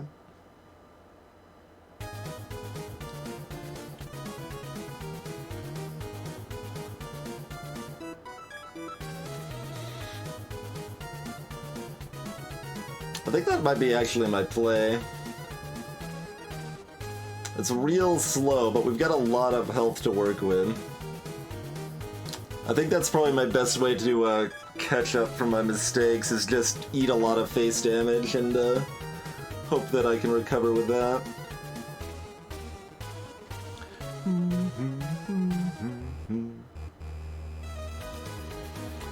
So do we use the Peerless Hunter or the Saboteur for our diversion? Saboteur just pops the shield.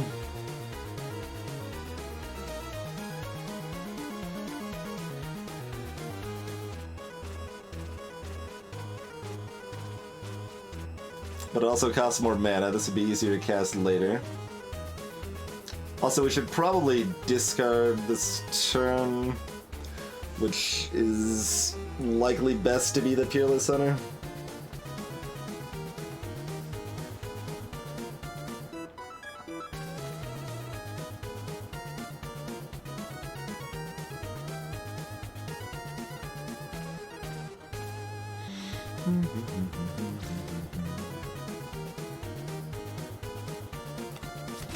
Alright, so they discard their leader cards.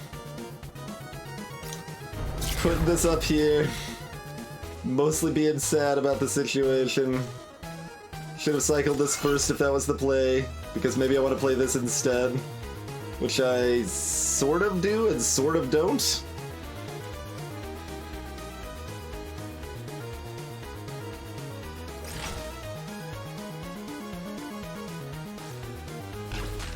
Four to face.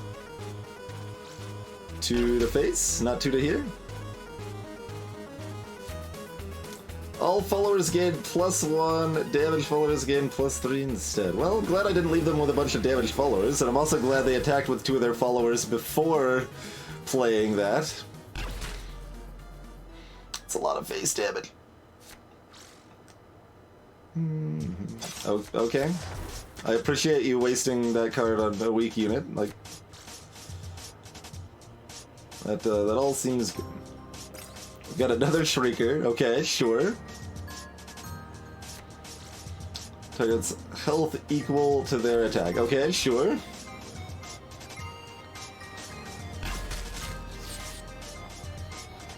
All of that went reasonably for me. It would have been better if this was placed here. That would have been the main thing that would have made that better. But, yeah, stick with the plan. Beam and Commando. Kill half of their stuff, return the rest of it to their hand, and then still have a 6/6 on board. Is pretty good, I would say.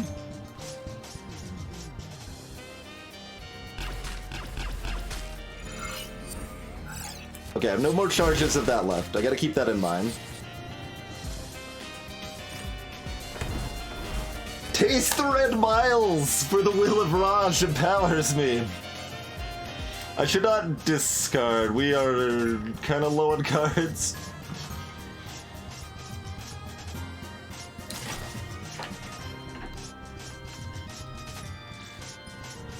Yeah, that stalemate would have been good. I knew there's... I mean, this is the whole reason that I even considered keeping stalemate around, was this exact fight.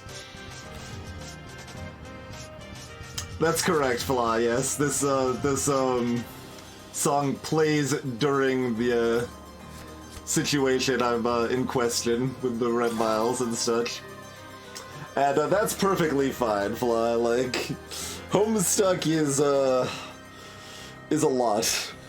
I think that's probably the best short way to describe it. Homestuck is a lot.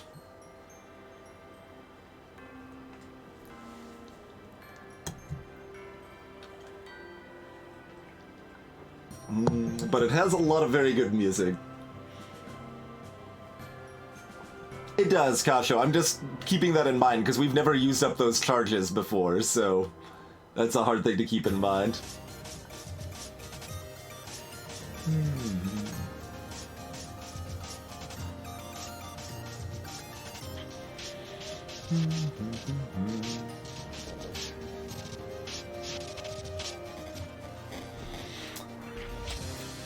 $300 pages in. That's not very far in, Kacho. But yeah, like it, I don't know if you made it through the end of Act 2. It does start a little slow, and then it gets way better, and then it gets way worse, and then it's all over the place. It gets worse, and then gets okay. That's kind of the arc. There's a graph. Here's the graph for those who haven't seen it. But yes, Homestuck is certainly a thing.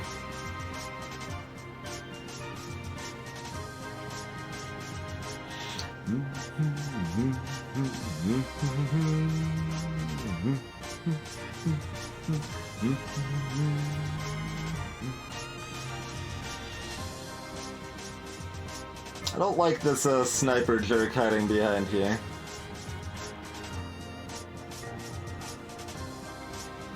We don't really have much we can do about that, I suppose.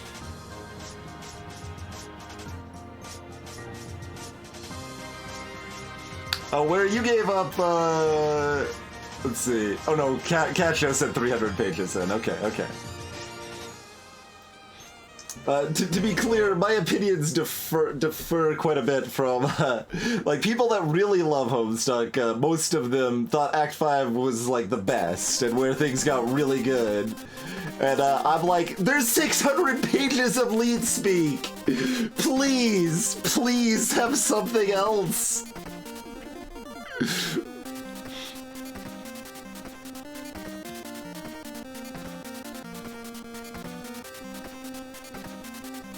I think I'd just go face. Is face the place?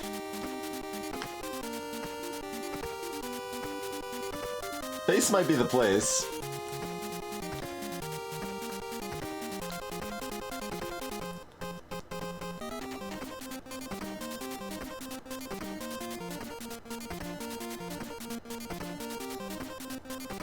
I mean, I really don't like this able to just auto-kill my fountain, but...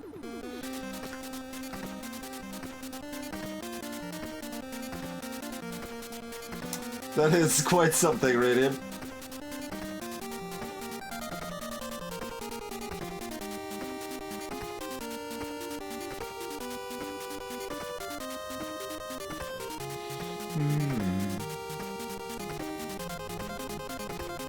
Indeed, Flaw. Like, I ended up getting a like browser extension to convert the lead speak into readable text, so I could keep reading the comic. Like, I'm too old for this crap. Oh my.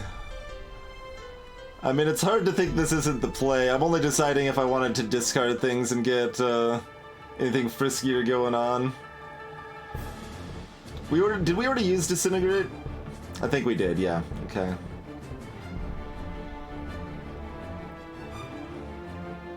We could actually cast Panic Projector instead of the Fountain.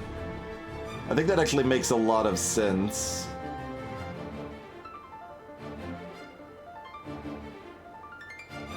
Yeah, let's do that. That can't be as easily dunked on, and it might actually get them to discard a card, which would be nice. Yep, okay.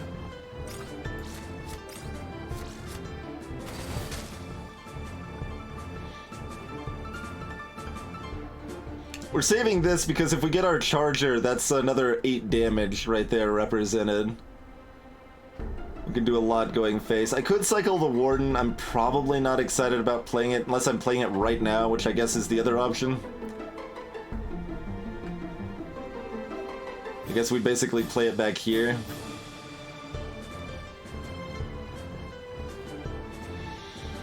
Another body on the field. A diversion for their things that auto-kill wounded units, perhaps.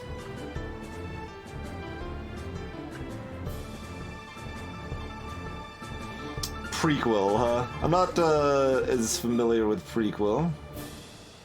I feel like I've vaguely heard of it in passing.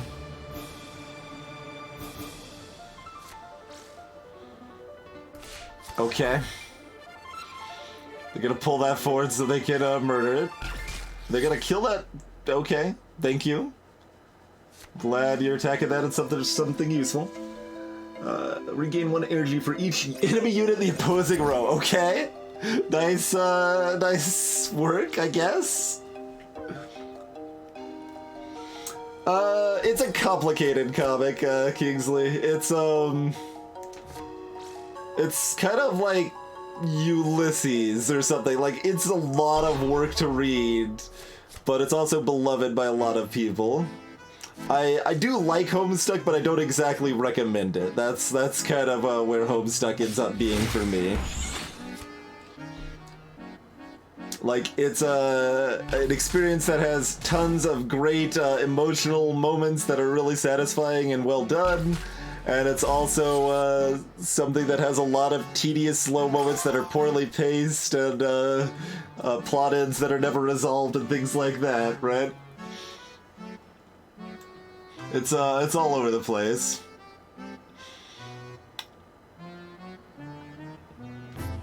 Okay, Light Blast can finish that off. We've got another 11 to the face, and then we can play one of these.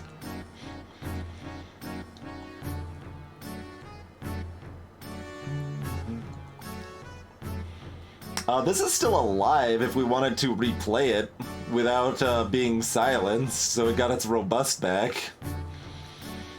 So that's a possibility. Oh yeah, this is stealth, I can't even attack it.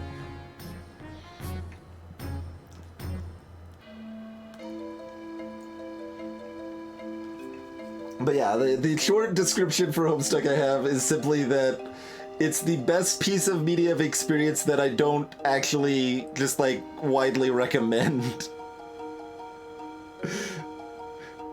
Like other stuff that I like really love, I widely recommend to most anybody, right? Like Steven Universe or Undertale or what have you.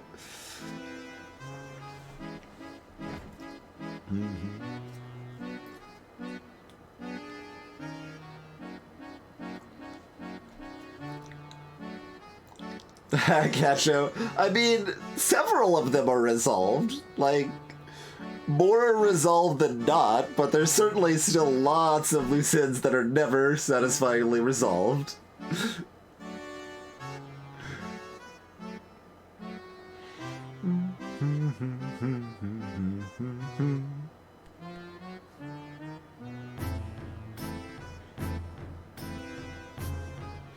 See, I'm gonna call out that face on Steven Universe, Kingly. Steven Universe is excellent.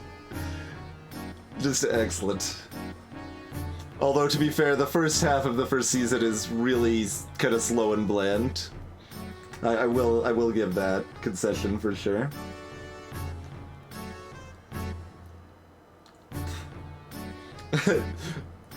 Oh, that's cute. Only 7 more main characters flawed? No. Don't be ridiculous. Oh god, there's so many.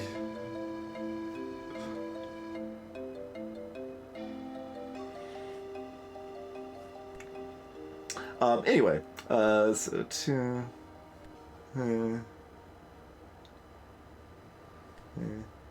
yeah, all that seems fun.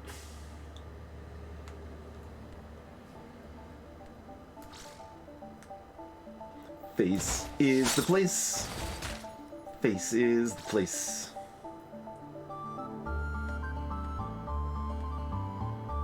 Oh, I guess we might as well do this. Yeah, that's slightly better. Probably.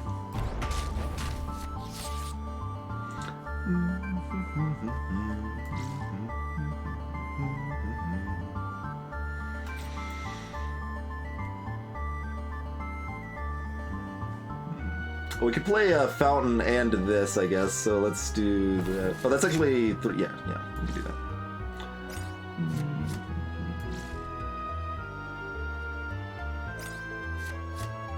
Okay. That seems good.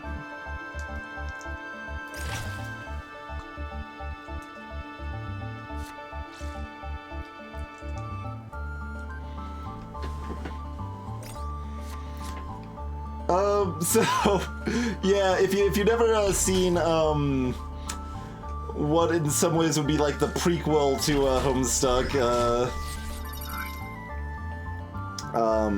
Problem Sleuth, the, intermission there is kind of, based on that, and is done in a lot of the same styles with similar characters to that. And I kind of hated the intermission because I thought it didn't matter, but it does end up mattering, but not enough that I didn't still kind of dislike the intermission. So, you know, once again, a mixed bag. Also, they are dead, so that seems good for me.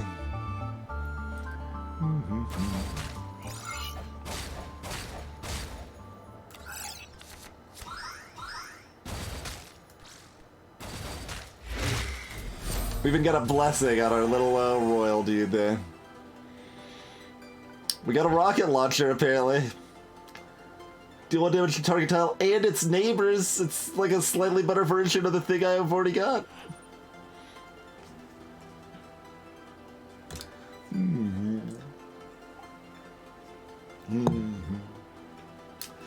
Dinma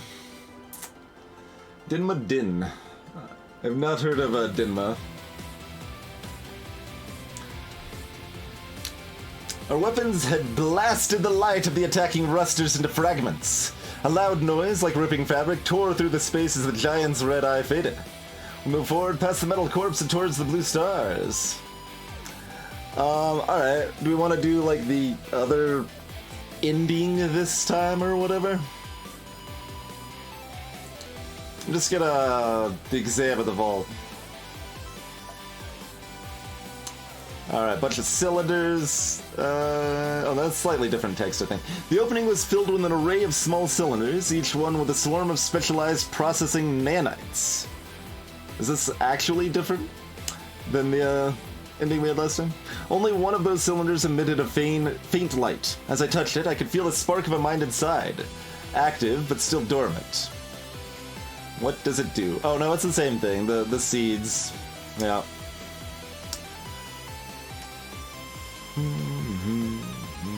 Take the seeds into myself. What about you?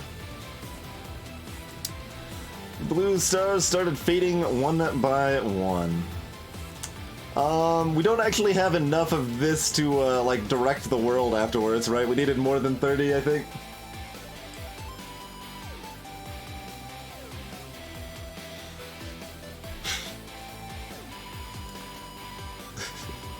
That sounds pretty OP, Cacho. Sounds like a very greedy card. Alright, let's destroy them all. The machines had brought too much terror to this world. We could not be part of their rebirth. Instead, we picked up our weapons and concentrated all our firepower on the vault. We only stopped once the seeds had been reduced to dull shards of plastic ass and substrate. The echoes of the last gunshots vanished, leaving us in the scarred and lifeless hall. The machine god had killed itself, and its evil twin and children were reduced to shards. Now we were the true rulers of the crypt, so it was up to us to decide the future. Should we use the knowledge and power of the crypt as resources to expand out into the world? And if we did, should we do it with words or with weapons? Or would it be wiser to lock the crypt's doors and foster a community hidden from the world?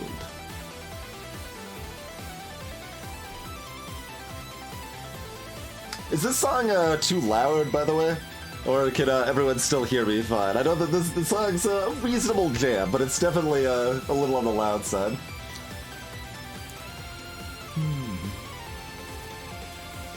Hey, Jagfar.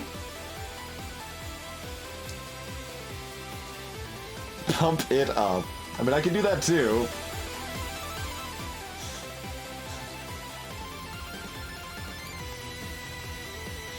Yeah, I think I should knock it down like 1 or 2 notches on the decibels of the volume normalization.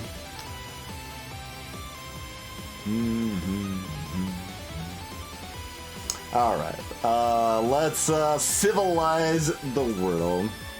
Aw, damn it. There was only one way to help the world: peace and cooperation. Violence would only make things worse. We argued about the means and ends of such an undertaking. Should we turn the crypt into a monastery to bring peace to the souls of our brothers and sisters? Or should we bring the wonders of technology into the land, like a torch in the darkness? Or should we start a trading community, sharing the riches we had found, perhaps even with all of Soma? I want to do both of these, honestly, like... As far as what my beliefs and morals are, both of these seem pretty awesome, but I guess we're trading. Once we'd explored the crypt and destroyed the remaining rusters, it had become the safest place on Soma. Soon we started to send out the first well-guarded caravans, trading harvested technologies to the local markets and beyond. It wasn't a swift triumph, but rather a gradual encroaching one of steady growth, just like the real world. Soon we became one of the richest trading houses on the planet, transforming the crypt into a powerful palace. Well, that doesn't really sound that exciting, but...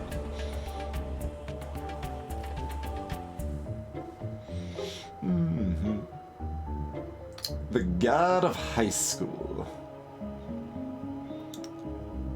Got the Traders and the Hermit unlocked. Visited 88 places, because we did a lot of... That game was especially long, because, yeah, 385 days. We took a year.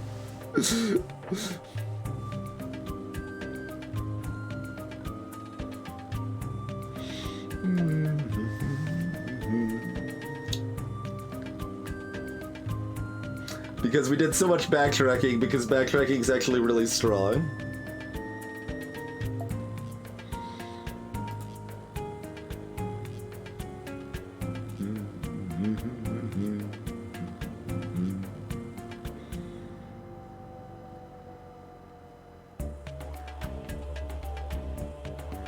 I don't know if we've seen that unit.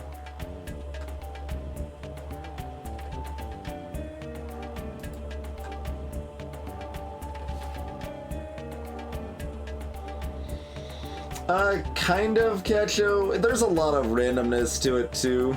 Like, we were actively trying to be jerks for the first, like, half of the game, and we still ended up with a giant pile of altruism points because, like, the rewards for events that give you altruism points are better, mostly. It's what it seems like, anyway. Alright, so we've got... Oh, we got 2 convoys, not any more leaders. Okay. So we've got the Traders and the Hermit. Just look at the general stats first. They got very few batteries and a bunch of hope. Sure. Alright, what do you got? You got 2 workers, so those are never being used under any circumstances. We've got a conscript, which is probably good. Which is good, I think. Cutthroats, which are pretty whatever. Initiatives, which are pretty whatever. Pariah, which is good. This is a good card.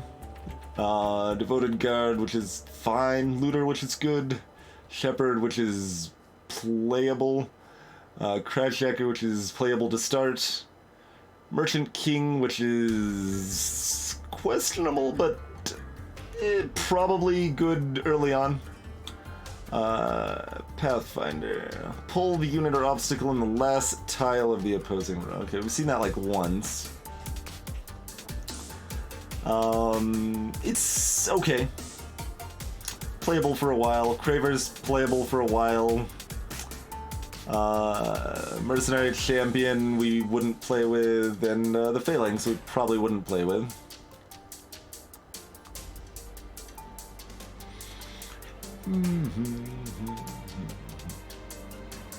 Well, I mean, there's ways to get no altruism points. Like, our goal wasn't specifically no altruism, it was just, you know, focus on something other than altruism to mix it up, because we'd always done altruism before, but that's just, like, the best way to handle events, mostly. Alright, Hermit. Starts with a POW, okay. Well, they've got money, and they got food, and they've got a loyal canine. This follower is reduced to 0 health. Put it on the bottom of its leader's deck with attack and cost increased by 1.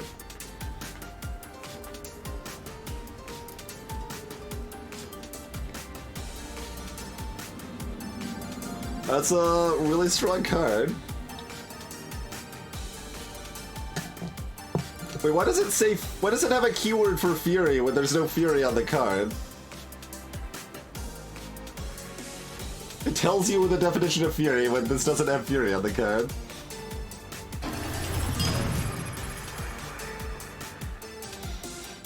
I have no idea if it's new or not, but it's what I just unlocked. It's new to me. How's it going, Rook Jackson? Appreciate that continued support. Oh, it's max 15 units, which is not covered here, is it? Which, I mean, is fine. Like, 15 units is plenty. Especially with that card existing.